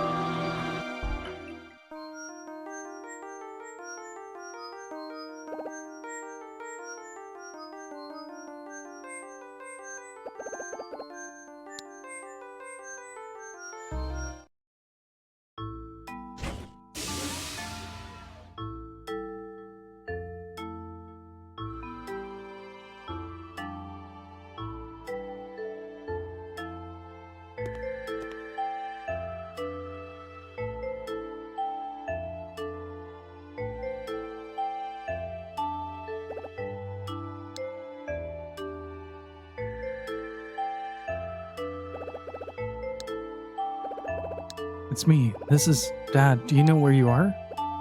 Isn't this the another lab? Yeah. Ashley! Dad? You recognize me? Of course I do. You're serious, right? You bet. You're my one and only daughter. You're the most important thing in the world to me, my sweet Ashley. I'm so glad you remember me, Dad. I'm sorry, Ashley.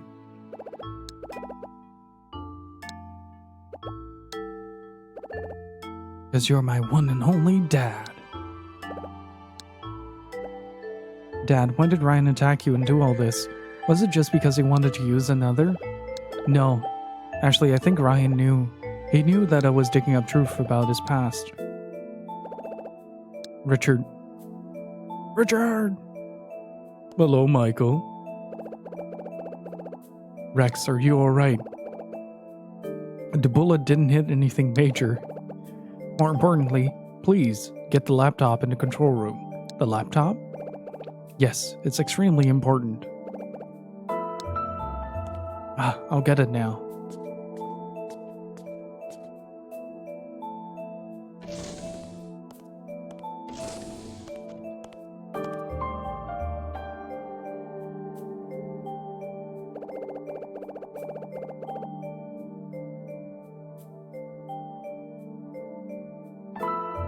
Ashley, I'm sorry about all this.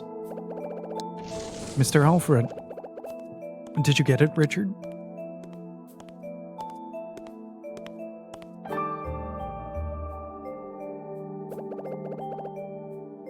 Is this the one?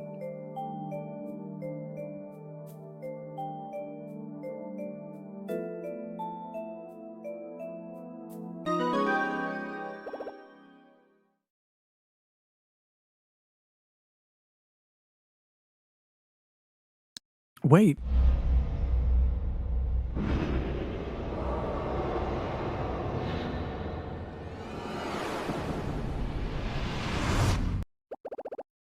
I remember now, this laptop. Judd had it. He was standing by the window. That is a glorious... Is that a global emote?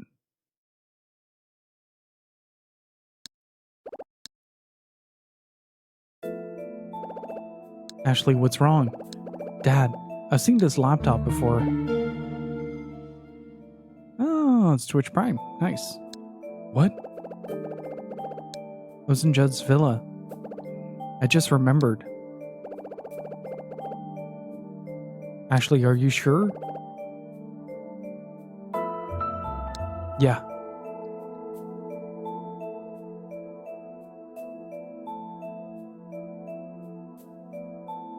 The freaking Pocket Pikachu.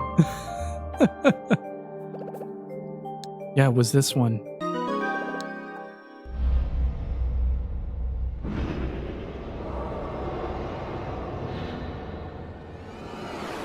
Okay, I'm gonna have to draw that, aren't I? Was standing beside Judd. She had the laptop. She was writing something on it. That's gonna suck. Please tell me I can do an approximation.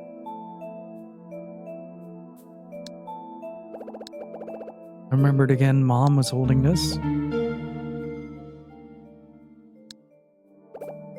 Mom had it. She was using the screen. Sayako was holding it? Are you sure, Ashley? Yeah. How did she have that memory, though? It was Judd's. When Ryan restarted the another experiments and attacked you, he stole this from my office. What's in it? It should have Judd's research results. It's still locked, though. Richard. What is it, Rex?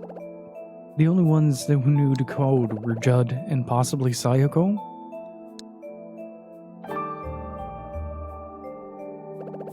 Ashley, you said Sayako used this. Yeah, she touched the screen as if she was drawing a letter. Ashley, can you reproduce the letter that Sayako drew? I'll give it a try. Oh no. Okay.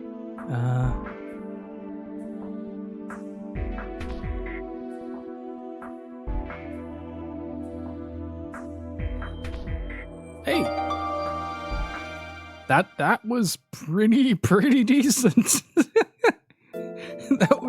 The game was like that. That is a sufficient enough approximation of the letter J. I accept this.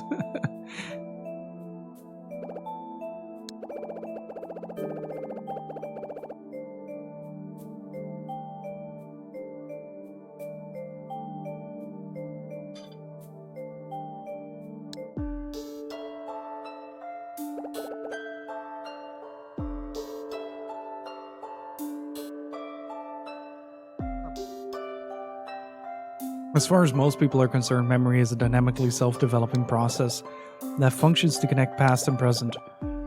To me, however, it is the sole subject of my research, the source of my most fundamental discovery, of my joys, of the fascination that drove me to my most pioneering work. How different it seems now that I am contemplating my own death. Now memory is nothing more than a record of my past, and that past is full of sorrow, regret, and repentance. I choose to be a scientist. I followed the path that I believed in. But all of the fame, all of the riches I gained are worthless to me. Perhaps I have gone from being Judd Fitzgerald, eminent scientist, to being nothing more than another man among many. And now that I am reduced to this, I cannot allow myself to go on living as I have done. The fame and fortune I gained as a scientist were not for my work alone. I gained them through the sacrifice of Sayako Robbins and Ryan Gray. And now I leave this world without being able to repent for what I have done. Sayako, forgive me. When you refused to be my successor, the paternal love I had for you turned to hatred. I stole your memories, the one thing you never wanted to lose. And then one of my former employees stole your very life. I cannot but regret all I have done and all that has been done to you. And Ryan? You're just a fucking dick. I am to die without ever telling you the most important thing in the world. I know that you have a terrible secret that you have never told another soul. You have no memories of your own childhood. I know how this came to be, Ryan, because I am your father, and also the one responsible for your memory loss.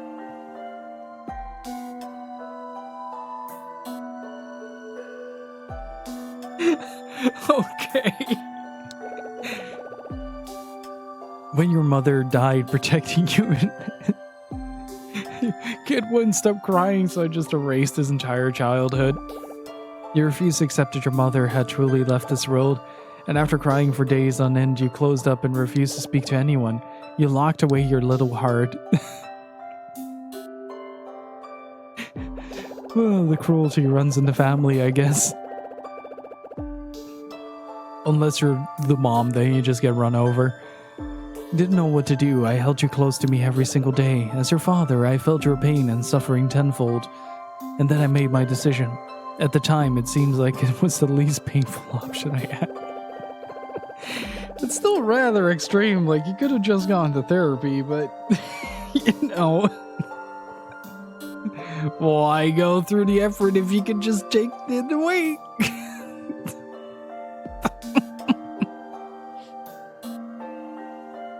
I decided to remove your mother's life and death from your memory. Even though I knew that it would also remove your memories of me, your father, I used a formula that I had prepared in my lab to erase your memories. I gave you over to someone I trusted and then distanced myself from you. When we met again, I had no idea how I should treat you. Apparently, Skygazer. It's a bit of a bomb to drop like 7 hours into the stream. Good lord. I didn't know what we were to each other anymore. It's like the memory erasing episode from Gravity Falls. Yeah. The Society of the Blind Eye. Good lord. Good episode though. And just generally go watch Gravity Falls if you haven't already. But I will never be able to see that with my own eyes. At age 12.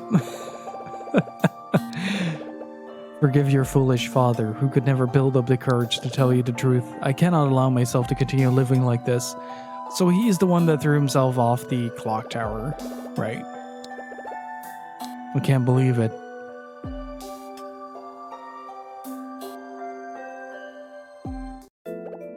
Rex, did you know about Judd and Ryan? No, I had no idea. I would never have imagined that something like that was stored on this laptop. Did you know that Ryan had no memories of his childhood? Actually, I asked him once what his most vivid childhood memory was. He told me that his childhood memories were useless and that he didn't want to remember. Did he know that Judd was his real father? No, I'm sure he never opened that laptop. I don't think he knows the truth. But if he does, Richard, he might... I'll go after him. I need to ask him something anyway. Yes, go after the man with a gun. Yes. No, Dad, I'm going with you. Ashley, the man has a gun. You should wait here. I'm going with you. But, Dad, take me with you. I have to do this. Okay, Ashley, let's go. Right. It's such a bizarre turn of events.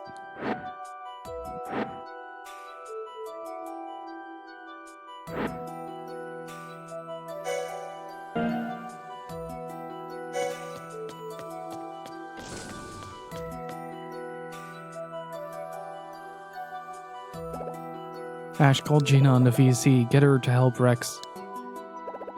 Okay. I'm sure he's very open to negotiation. Get past 50 questions. It's... There is a certain art form to this, isn't there?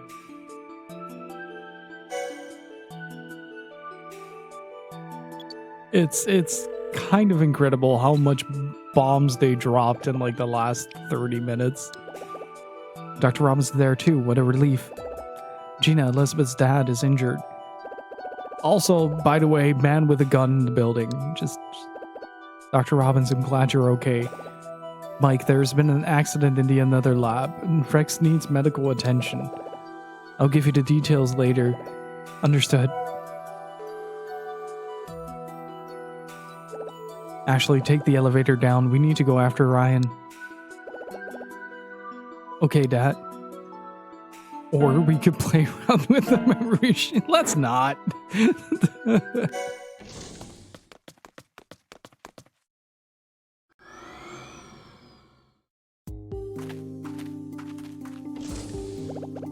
The lab has a tunnel underneath it?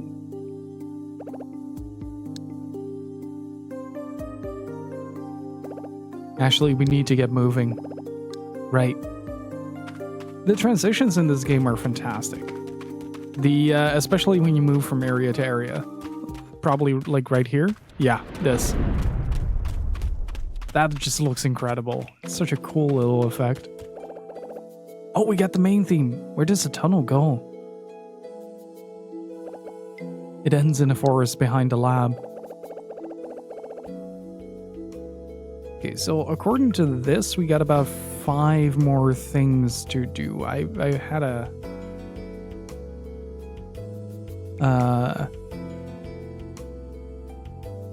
I've had a guide open for a while now to check where I was. According to this, it's like 5 more things. Because there's a door at the end of the tunnel. There's a small spring in the forest, and the path leads to a wharf on the lake. You can get a boat in the wharf to a little island out in the lake. An island? I never saw it before. Yes, it's tiny. It's only good for walking around on. What's up, buddy?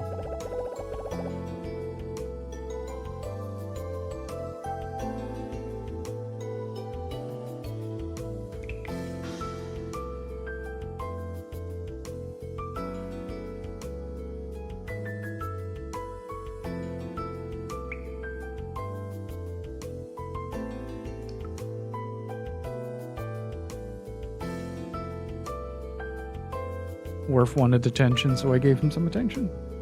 Good boy. Go grab your ball. Used to go over there with Sayako when we came here. You went there with Mom? Man with gun on the run. If you want him to ask him some questions, might run a run.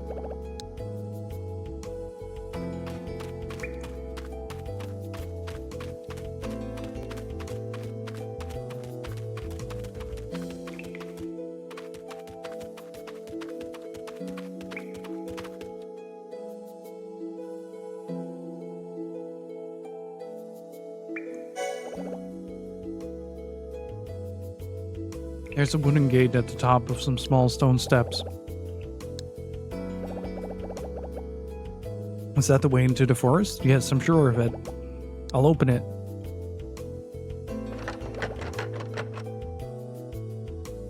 Huh? It won't open. Let me try.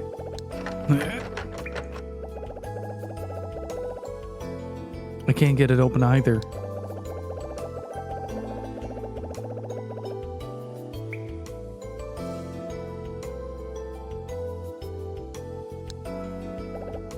What do we do? We need to find another way out. Yeah. Okay, so I'm gonna take the other path.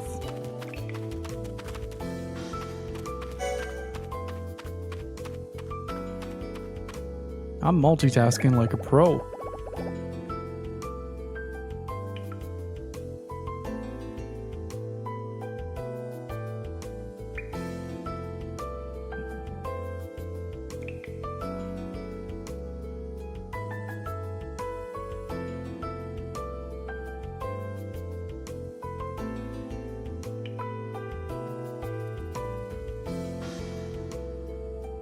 Just a quick second. I'm just gonna go BRB real quick before this dog flies into the ceiling. Just a second. Okay, back.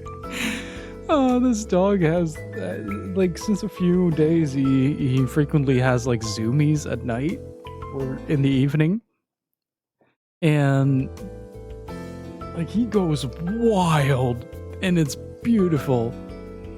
And hey, Kelvin, thank you so much for the 20 months of support. Really freaking appreciate it. Gonna get some Kev's riches in chat. Please. Can we get past? There's some large rocks at the back of the cave.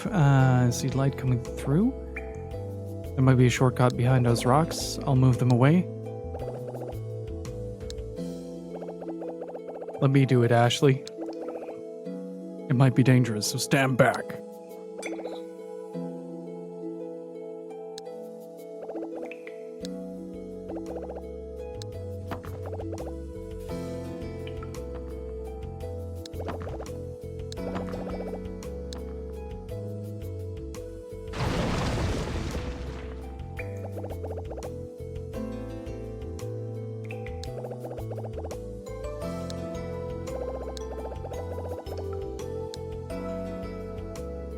I'm still slowly munching on my dinner, so sorry if I'm not voicing everything. It'll be dawn soon. Which way should we go? There's a spring straight ahead. Let's go there first. Okay.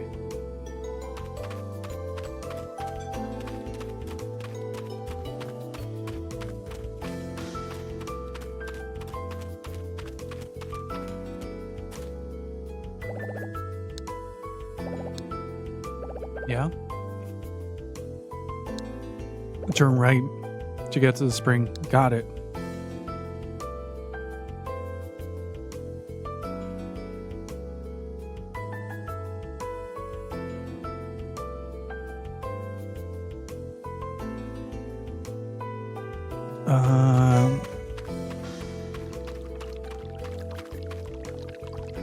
Let's see. No footprints. Ryan hasn't been here. Wow, it's beautiful. Actually, this place is known as a secret spring. What are you looking at? The spring water. Den once told me that this is a source of Lake Juliet's water. Really? The whole lake is filled from here. Look at it, Ashley. The lake. These people might be the most distracted people I have ever seen. It's just like, oh, we're supposed to chase a man with guns, but here's a little tidbit on this spring water. Might have been polluted more than once in the past, but as long as the water remains clear and pure, the lake will always recover. But it's polluted now. Do you think it can still recover?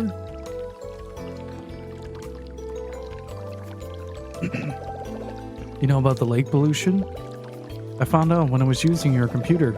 You used the testing kit in your drawer to check the lake water. Ah. Dad, this is so beautiful. It is. Do you think the lake can be pure and clear like this again? I'm sure it can. But there's a lot that we must do to help. Yeah. Ashley, let's go to the wharf and find Ryan. Alright.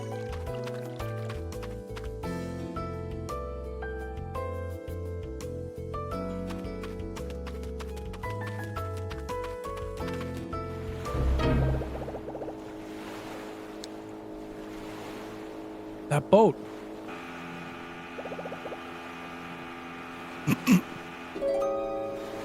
Oh. That cut-in was really funny.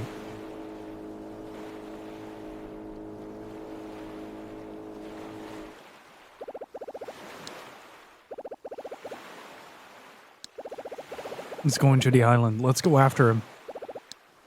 Right.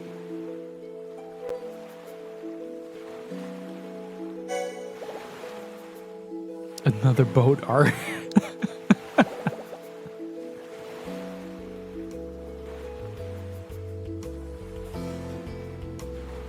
I am definitely slowing down at like the 6-hour mark because that remark was way faster than I could have ever come up with it. Beautiful. Well done, Thomas. Also, can you do me a massive favor? Please link your YouTube stream in the chat, please, if you would be so kind.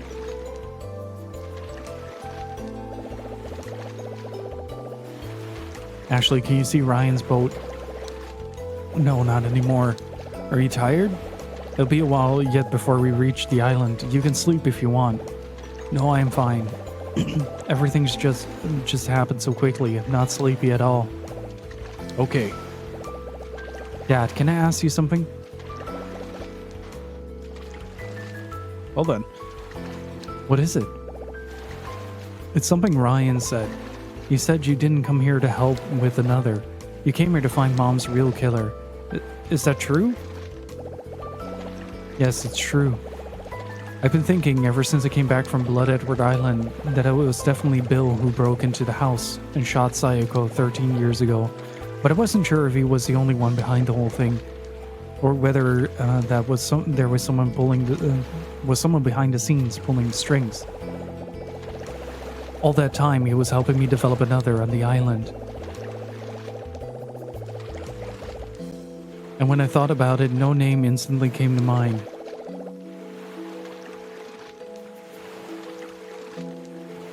If you guys want to see some miniature painting and just some relaxing creative work, please do go follow up my friend Thomas at Crazy Myrmidon on YouTube. Thank you very much. Only Judd could have made Bill do what he did, but he was already dead, so there was no way of getting the truth from him. Then a year ago, I got an anonymous email. It said there was another person responsible for Sayako's death. And when I saw that email, it clicked. The email, or if there was anyone still alive who knew the truth behind what Bill had done,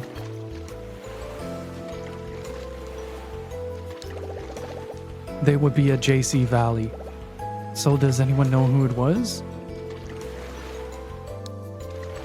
Ooh, nice. Planning on some new Adventure League stuff? Well, you'll find out soon enough. Huh? Ashley, can you see the island? Yeah, I can see it now.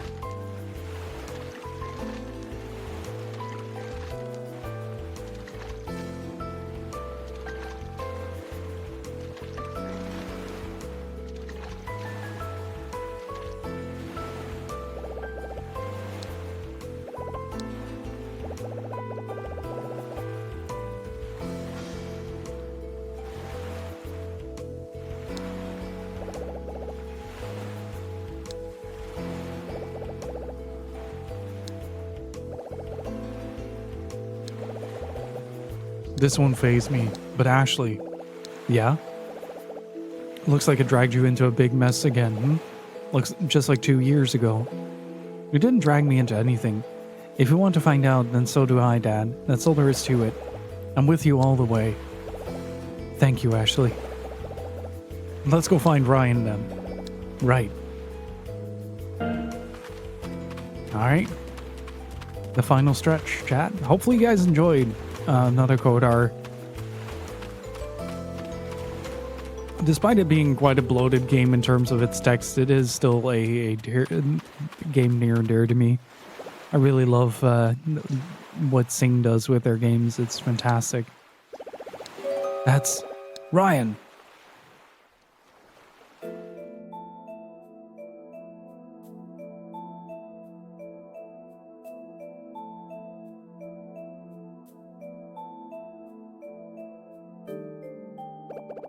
Dr. Robbins. Ryan.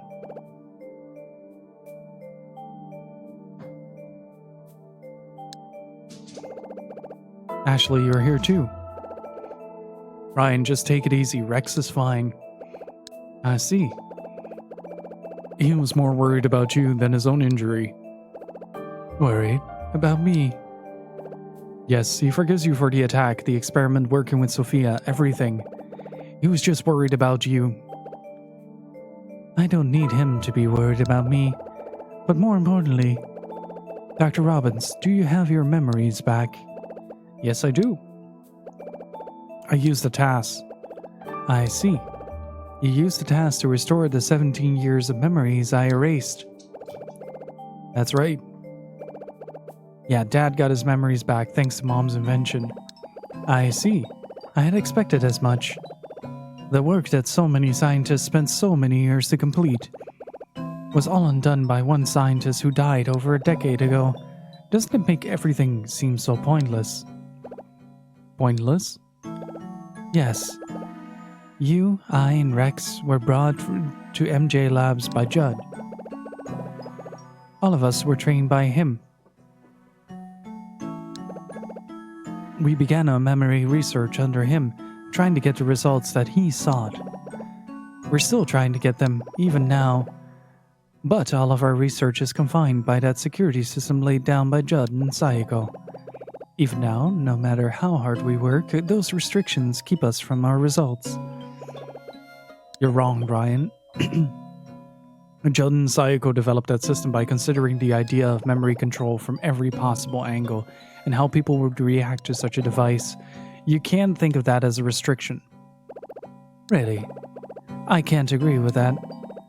Those two had no plans, which is why they put restrictions on the system itself. Dr. Robbins, the woman you loved was cruel indeed. What did you say? He just was angry for just, 3 frames.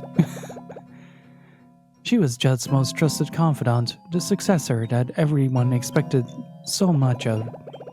She was even tasked with the development of the primary system for the EC project. And yet, as soon as she married you, she turned her back on those experiments and his trust.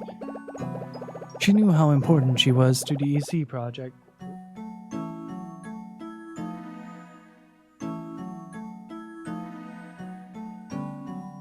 Okay. Yet she just took off. And what's worse, she hid crucial information about the system. No, she didn't turn her back on anyone. She wanted to live as my mother, not as a scientist. And what do you base this theory on? When Mom made the TAS upgrade modules, she recorded a message just for me. She knew Ryan. She knew people wanted her as a scientist.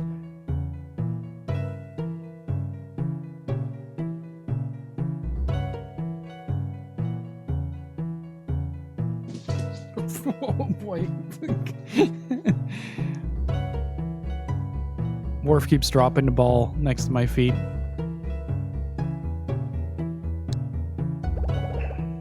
In danger? She knew from the beginning that she might be killed. Yes, Ryan. She thought that far ahead when she decided to hide the another thesis. She hid it because she knew people wanted to develop it and use it for the wrong reasons. And Bill was one of them. Bill Edward. The man who killed her. Just a second.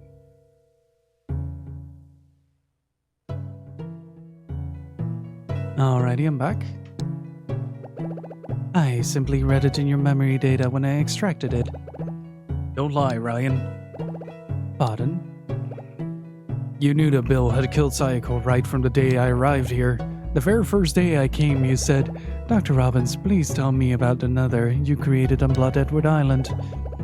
When I heard that, I was taken aback. I had told Rex about another and about Bill, but I had never told him where another was created. So how did you know that I created it on Blood Edward Island, Ryan? Well, answer me. The other person responsible for Sayako's death. The one who had Bill kill her. Who was it? Was it Judd? Or was it you? Dr. Robbins, your theory is correct. The one who chased Sayako to her death was none other than me. What? Dun dun dun! So it was you. I was happy and relieved when Sayako left the EC project.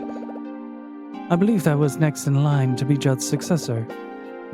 But the reality was quite different. Judd refused to give up on Sayako and insisted on getting her back.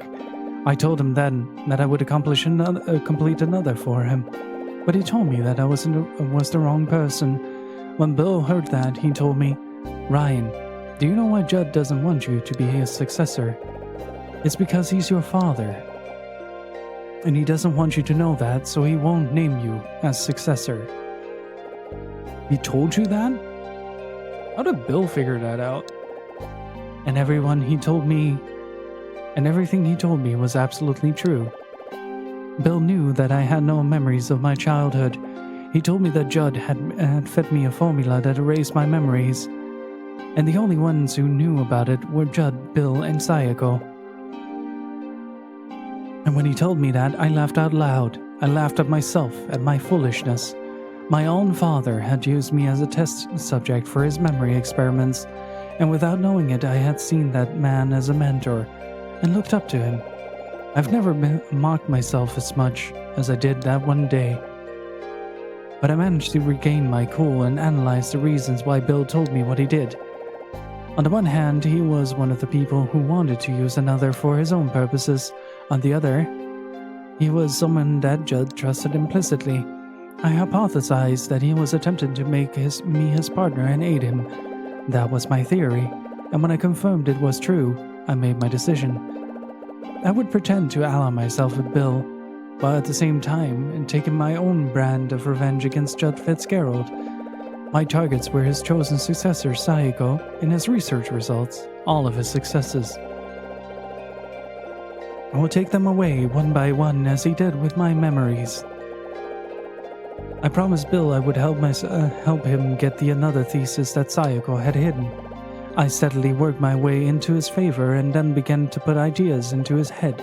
If Sayako died, leaving the thesis behind, what would the man who loved her and wrote that thesis with her do?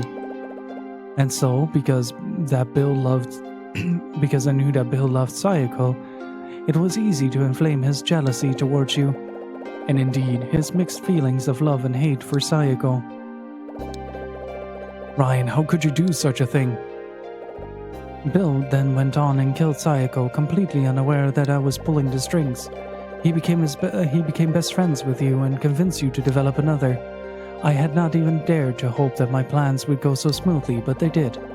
Then I worked with Bill and began removing things that Judd held precious to him.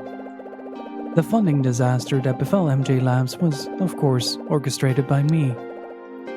But when Judd suddenly died 6 years ago, my revenge was unexpectedly halted. And then Bill died on Blood Edward Island 2 years ago. Before I realized, the only thing left to me was the shell of JC Valley, and the incomplete another that Judd had left behind. Dr. Robbins, I was the one who sent you that email, to bring you here to JC Valley.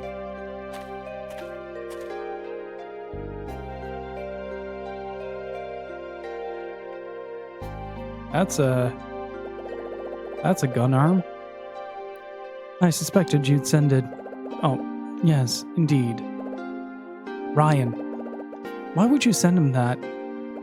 Why do you think? Don't you understand how I feel about all this, even after hearing my story? No, I don't understand you at all. And I don't want to. Why? Why did you have to kill Mom? Just for your revenge? Why did you have to make Bill kill her? If you hated Judd, why not just take revenge there and then? Why did you take away Mom? Why were you so cruel that you had to kill Mom? When I met Bill on Blood Edward Island 2 years ago, I remembered looking through the closet where Mom had hid me. I remember Bill's face as he shot Mom. For me, then remembering that time was... remembering things I'd forgotten was... it was horrible. But I didn't know how horrible it really was. Ryan, you were the one who told me, right? You told me Dad brought me here to open the doorway to my memories. But you were wrong. The one who opened that doorway and brought me on the journey into my memories, it was Mom. She started me on that journey. She told me and she showed me just how much she loved me. But if she was still alive, if she hadn't been killed, then I'd never have had to go on this journey. Ashley, do you understand why I sent that email to Dr. Robbins? Are you done crying? I haven't finished my monologue yet. I've worked months on this. This is what I had planned, Dr. Robbins. You're actually doing it. First, I intended to convince you that everything I did was part of Judd's plan. And I would get you to cooperate with me in completing another. After that, I would sell it to the company Bill and had been dealing with, and thus my revenge on Judd Fitzgerald would finally be complete. But you didn't do it, Ryan. Why not? Because of you, Dr. Robbins. You trusted me from the very beginning, just like you did with Bill. How can you trust someone else so completely? It's basic human nature. I cannot accept that. Why didn't you ever doubt me? Oh, I had my doubts about you from the start. You did? Then why didn't you carry out your revenge on me? Why not avenge your wife? Ryan. Why? I don't understand you at all. You should be thirsting for revenge. Dr. Robbins, if I were to shoot Ashley here right now in front of you, what would you do? Would you take revenge? Could you go on without killing me in return? Stop. Don't push me, Ryan.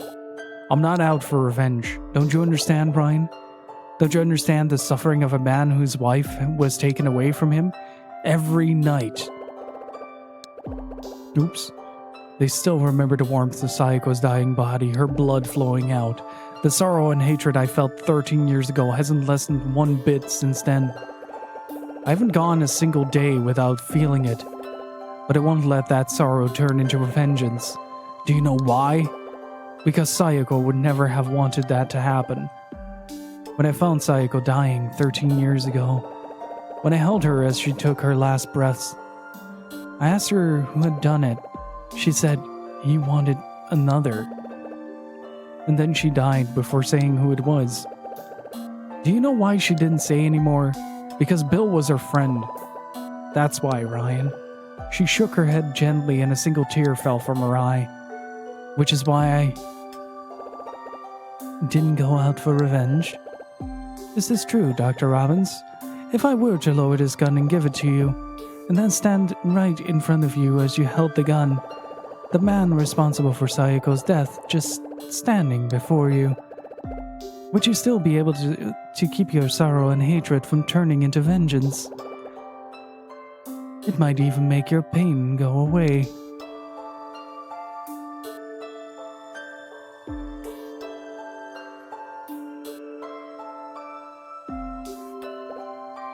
Dr. Robbins, I am the man who caused your wife's death.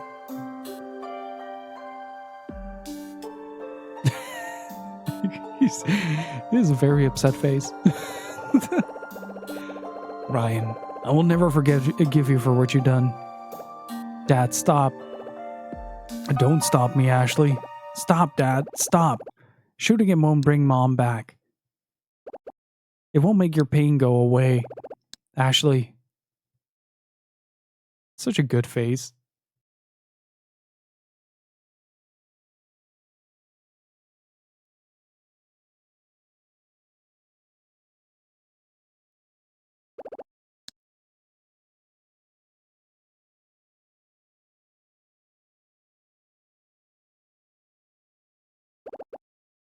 So, I am not even worth shooting.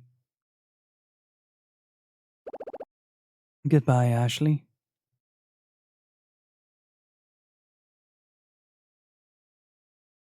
And just walks off into the sunset. Dad, he's going to...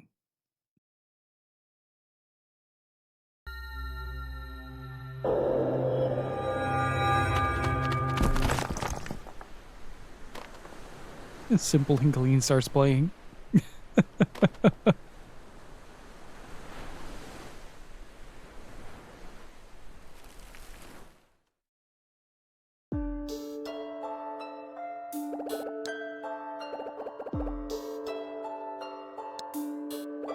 Let go of me. I won't let you die here. I won't let you run away. Only the weak take their own lives, and you despise the weak, don't you? Dad. Getting full-blown cutscenes near the end here. Buddy.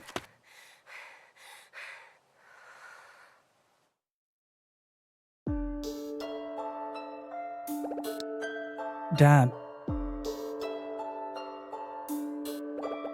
Are you okay?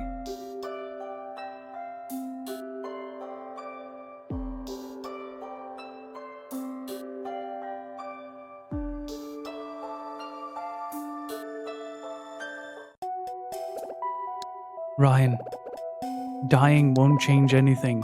It won't absolve you of your crimes or of Sayoko's death. You have to live on and pay for your crimes, and you have to figure out for yourself why Judd removed your memories, why he removed the most important thing in the world to you.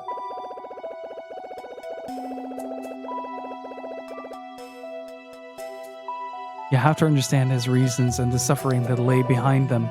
Ryan, it's okay to cry now. You can stop holding it all back.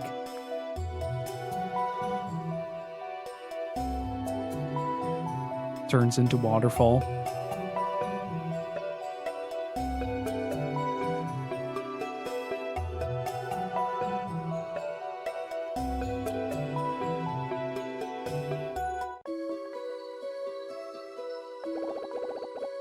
After that, Dad, Ryan, and I got on the boat and went back to JC Valley. Dad took me to his office, laid out a makeshift bed, and told me to sleep for a while. I wanted to go to Mrs. Graham's house to pick up Matt, but Dad told me not to worry and tucked me in. Then while I slept, Dad had a long talk with Ryan. When I woke up, Dad was there, and we went back to his cottage together. We didn't talk the whole way back, but we didn't need to. We both understood. We both felt each other's pain about Mom, about everything.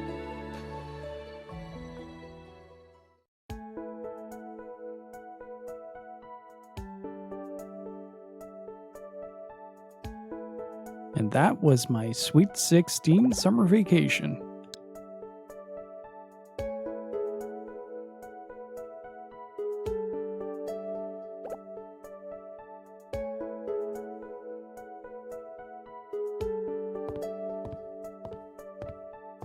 Ryan evolved into crying.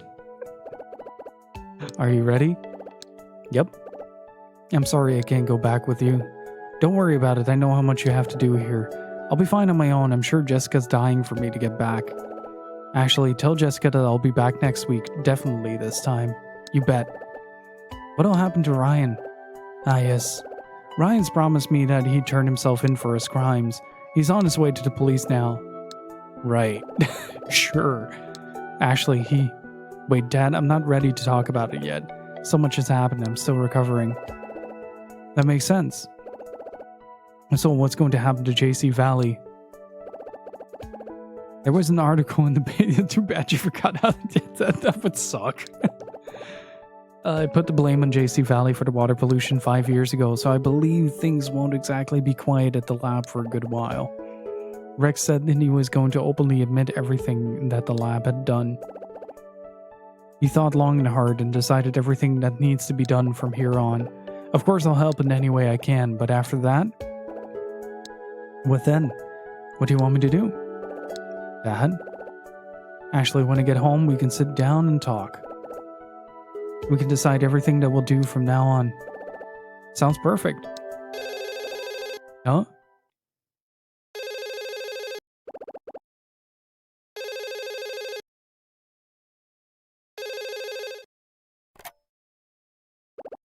This is Dr. Robbins. Oh, Bob. I'm sorry I asked you to do that out of nowhere this morning. Oh, you've already asked him? Yes. Oh, I see. And then? I see. Thanks a lot, Bob. I owe you one. Bye. That was Bob on the phone? Yes. Ashley, I asked Bob to do something for me. What? I asked him to get the full story about the man who fell from the clock tower 5 years ago. Apparently the guy who saw it was an old acquaintance of Bob's. Does that mean... Yes, Ashley. I want to know what happened to Matt's dad too, and ask Bob what he knew about it. This is what Bob heard. 5 years ago his friend was out by the clock tower, and he heard a loud splash of something hitting the water. He didn't see the person falling? Exactly, it was just a big splash. It seems like it spread like Chinese whispers, hanging into something completely different. I'm sure that if the matter is looked into more thoroughly, the truth will come out. The Matt storyline is deliberately left open, by the way. They originally had plans to do like 3 main series. So you had the Kyle Hyde arc, which is Hotel Dusk, Glass Window, and Cold Case. And then you had Ashley's side, which is another code and another code R. And there was supposed to be a game featuring Matt searching for his dad, and then a game featuring all 3 characters. But that never happened because the company went under. So I'm worried about your friends too, Ashley.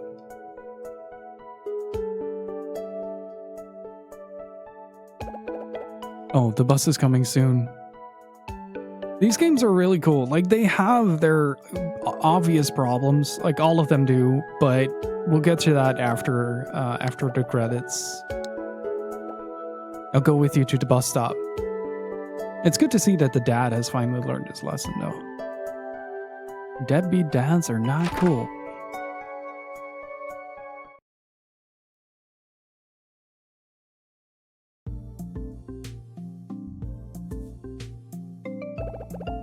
Dad, you told Matt what time the bus was, right? I did indeed. He said wild dogs wouldn't stop him from seeing you off. I'm sure he's waiting somewhere. Right. Ashley? Huh?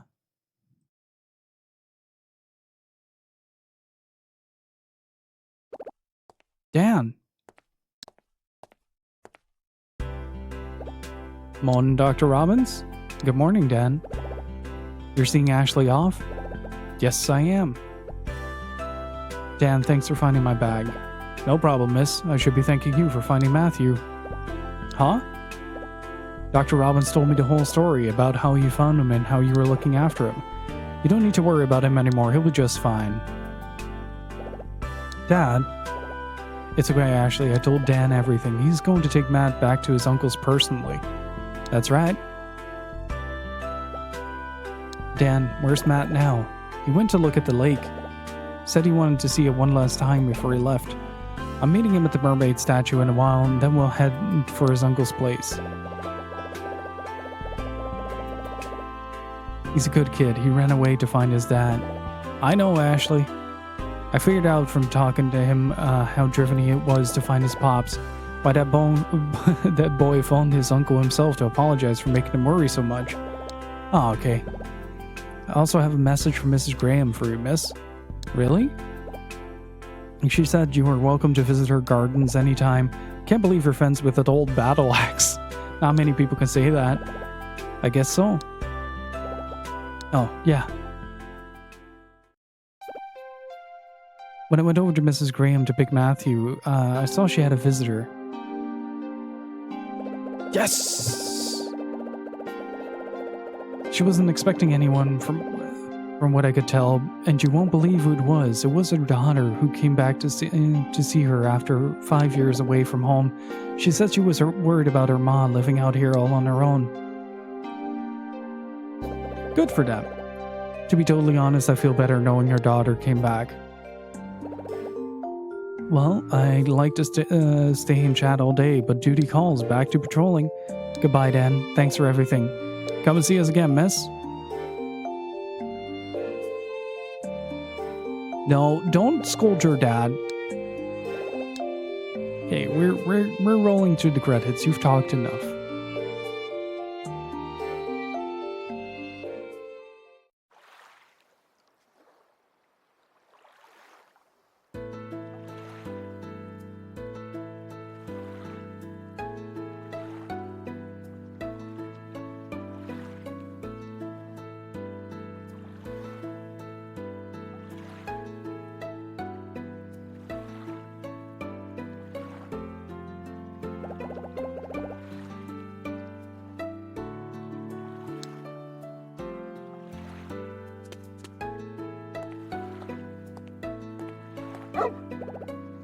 Wolf. That's...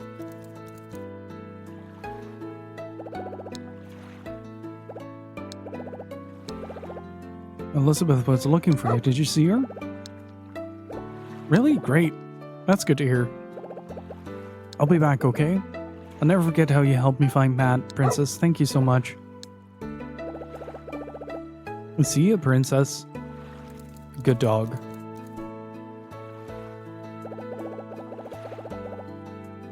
Let's go find Matt, Dad. I'm sure he's around here somewhere.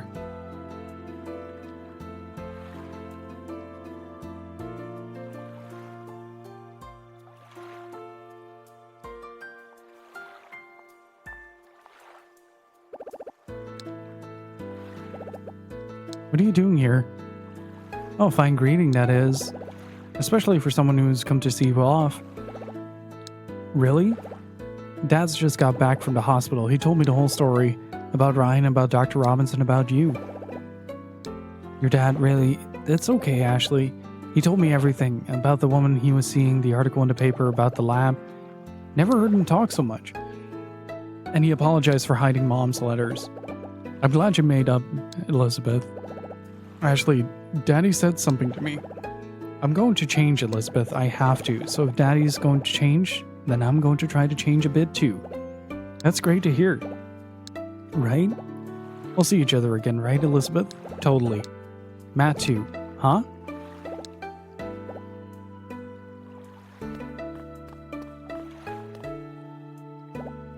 Matt. Hey, Ash. I'm sorry I left you alone, Matt. It's okay, Ash. Mrs. Graham let me sleep at her place. Hey, Tom, thank you for the raid. Coming in at the tail end here. How was your stream, buddy? How are you doing? Welcome on in, everybody. My name is Gil. We're on the tail end of a very long session of another Code R. I'm just saying goodbye to Lake Juliet. But how was your stream? What were you up to? If you guys want some excellent retro gaming, then please do go follow up Retrograde Tom. Was this game good? It's pretty bloated. Like the text and dialogue is pretty bloated, and a lot of it is like the pacing where it should feel fast is very slow. Like no matter how you look at it. But through the cracks of that is a beautifully written story, beautifully presented, and I just have a very big soft spot for cing. Like they did Trace Memory and they did Hotel Dusk and Last Window, and Hotel Dusk and Last Window are my favorite DS games, so like I can just get lost in those games for days on end. It's fantastic what they do. And they recently announced that they wanted to do that they're doing Another Code Recollection, which is a remaster of the first two games of Another Code and Another Code R. And I kind of got in the mood to play Another Code, so yeah, now we beat Another Code R. I will say though, you're going to be surprised at how long this game is. The first game is like maybe 6-7 hours long, 10 if you're taking your time. This one is around 25. When I woke up, your dad called and said he'd met up with you. Right. I kept my promise. I'm going to go back to my uncle's place. Dan said you called him yourself. Yeah. I said I was sorry for making him worry. I still am bummed out though that we didn't get a game with this guy. Like, but it would be really cool to kind of see like the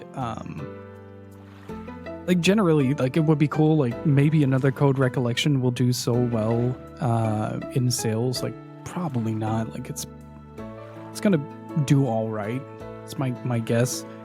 But if it does well enough, we might see Hotel Dusk and Last Window remastered, and that could open a gateway to seeing new cing games developed under a new company.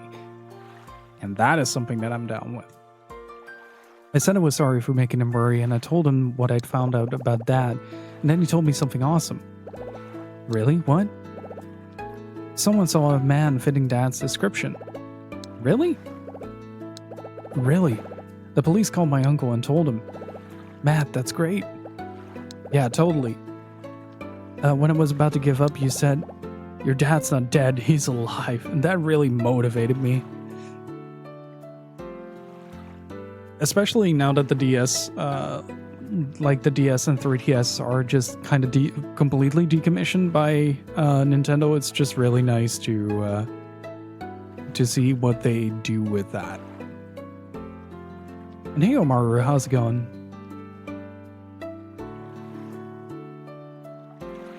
And Smuggy Bear, how's it going? And Ghost Trick recently came out as well. Still need to get that. And I kept on believing it. I believed he was alive. I'm sure you get to see him. Let's make a promise, Ash. I'll find my dad and I'll come back here so we can see each other again. Baten Kaido's recently got a remaster as well. You got it, promised. Hey, I want in too. I'm doing well. My voice is going to be shot by by tomorrow, but I'm doing well. Also, if you're new here, we play a lot of like RPGs and a lot of like very narrative-based games. I like to explore like a little bit of the unusual, more niche side of like PlayStation 1, 2, and 3. And if that sounds like your cup of tea, do feel free to hit that follow button. And thank you again so much for the raid, Tom. Really freaking appreciate it. Thank you for bringing your people over. And Smuggy Bear, thank you for the follow. I appreciate it. Right, time for me to take off. See you again, Ash. And thanks for everything, Dr. Robbins. Of course. Yeah, I'm not usually on this late. Like, this is very late for me. Normally, I'm already, like, well on my way to bed by now.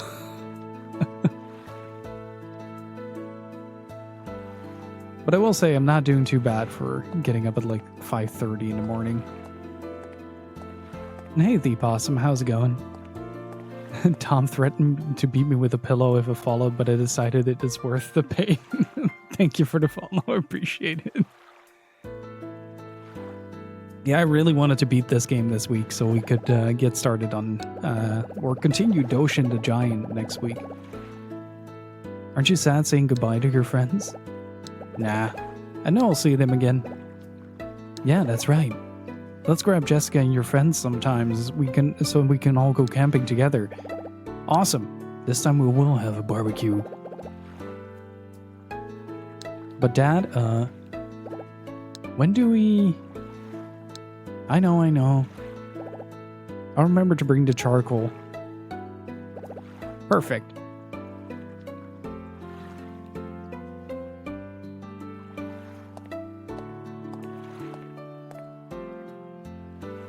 Yeah, it's pretty rare. Usually I'm pretty beat up from work, so, like, depends on how much energy I had left, but today was a really easygoing day, so... And it helps to have a goal.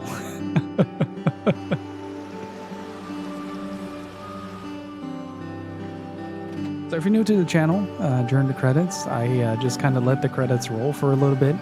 You guys can vote on a rating for the game. So if you played this before, feel free to join in on the fun. And it all ends up in a massive spreadsheet.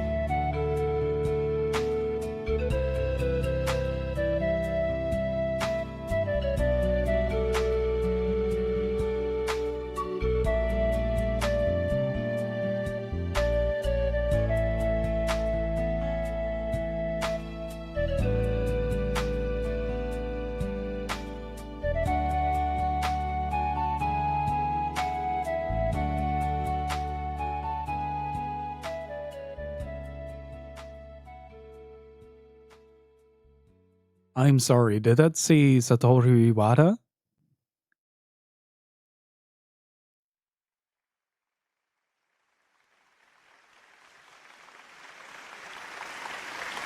I would get a little...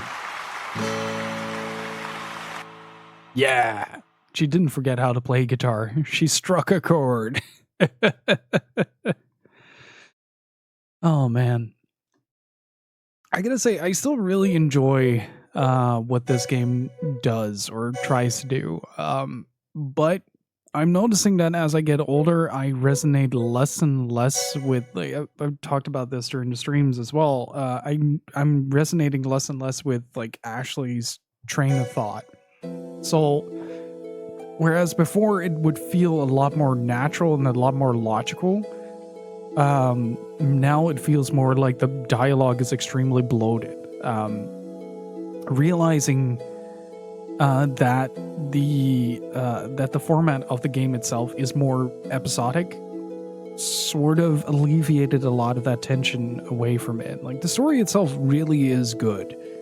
Like it's very heartwarming near the end. It holds a nice decent amount of tragedy that's well written. Characters are well defined.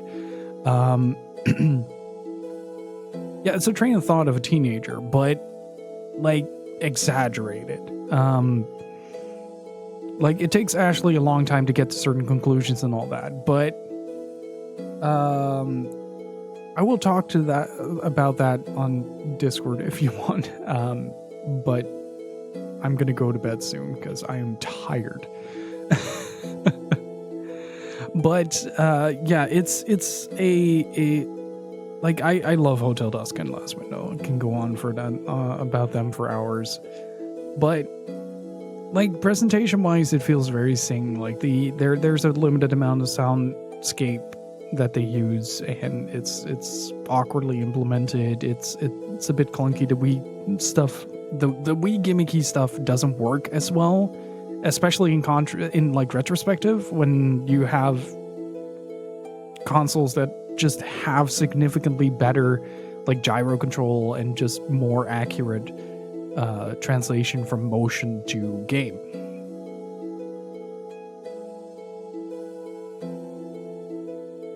But what really made me like what really kind of sets this game apart though is just that it's a really unique story presented in a really cool manner that I really enjoy. It does mean, however, it doesn't mean that I don't think the script should be at least 200 pages less. Like this game does not need to be 25 hours long at all. Like a solid 10 to 15 hours is a fantastic stopping point for like a casual playthrough. Like you have a condensed narrative, condensed everything, like everything falls into place relatively quickly, and you don't have those moments where tension builds and then de-escalates pretty much immediately due to the fact that the tension just leaves the conversation. And I really like it. Like I really like it. Cing is one of those companies that I really wish more people would play their games of, and especially now that Another Code Recollection is on the horizon. If you enjoyed this playthrough, please do consider picking that up. Please do go support the people behind the fantastic library of Cing and Cing's catalog, and just enjoy their stories. It's a unique take, and it doesn't always like it teeters on that brink of just like being like really immersive and just like very almost like, I don't want to say amateuristic because it's not, but it feels that way, you know? Like it feels sort of like there are a couple of like things in the games that make them feel like, oh, they could have probably, with a bit more experience, solved this problem. Don't quite know how to put it, but anyway, since it's getting late, I'm gonna keep this relatively short. You guys sent this game home with a 7.0, 7.6. I wrote down 7.2 out of 10. And I'm going to go with a 6.5, mainly for the dialogue bloat. Like, a lot of the repetition is not a lot of fun to sit through in a single sitting. Like, it's a lot of repeating, it's a lot of dialogue rehearsing. And like, you just basically get stuck in a loop, and on the last episode and on the next episode, just kind of weighs the experience down. It's a beautiful game though. If you have a Wii around and are from European soils, do consider picking that up. If you aren't and enjoyed this game, do consider checking out Recollection, coming out summer next year. Not sponsored, just fan.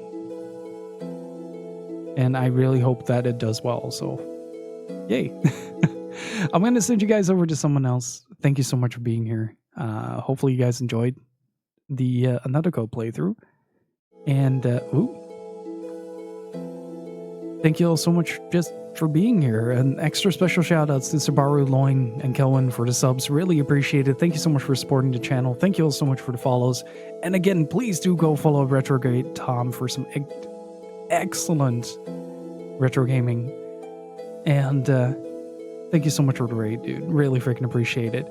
If you're new to the stream and enjoyed hanging out with this community, or just enjoyed the vibe here, do consider hitting that follow button. We also have a Discord that you can join, and 2 separate YouTube channels. One is an archive for the VODs, and the other one is the main channel where I post video essays and all that stuff. And for everything written, like reviews of Another Code, for instance, coming up on Tanuki Chicken Attack. So do keep an eye on that. Currently, there is a plethora of articles that you can delve around in for fun if you do so desire. And with that said, I am going to see if I can send you guys over to someone else. Rat Clown Car is playing video games. I'm going to send you guys to Rat Clown Car. He is a really good dude. Please go check him out. He's playing some Master of Darkness. But thank you so much for being here. Really freaking appreciate it. And hopefully see you on Monday for more Baten Kaidos. And until that moment arrives, stay beautiful. Keep on gaming, dudes, and hope you all have a fantastic weekend. Until next time, have a good one. Bye-bye.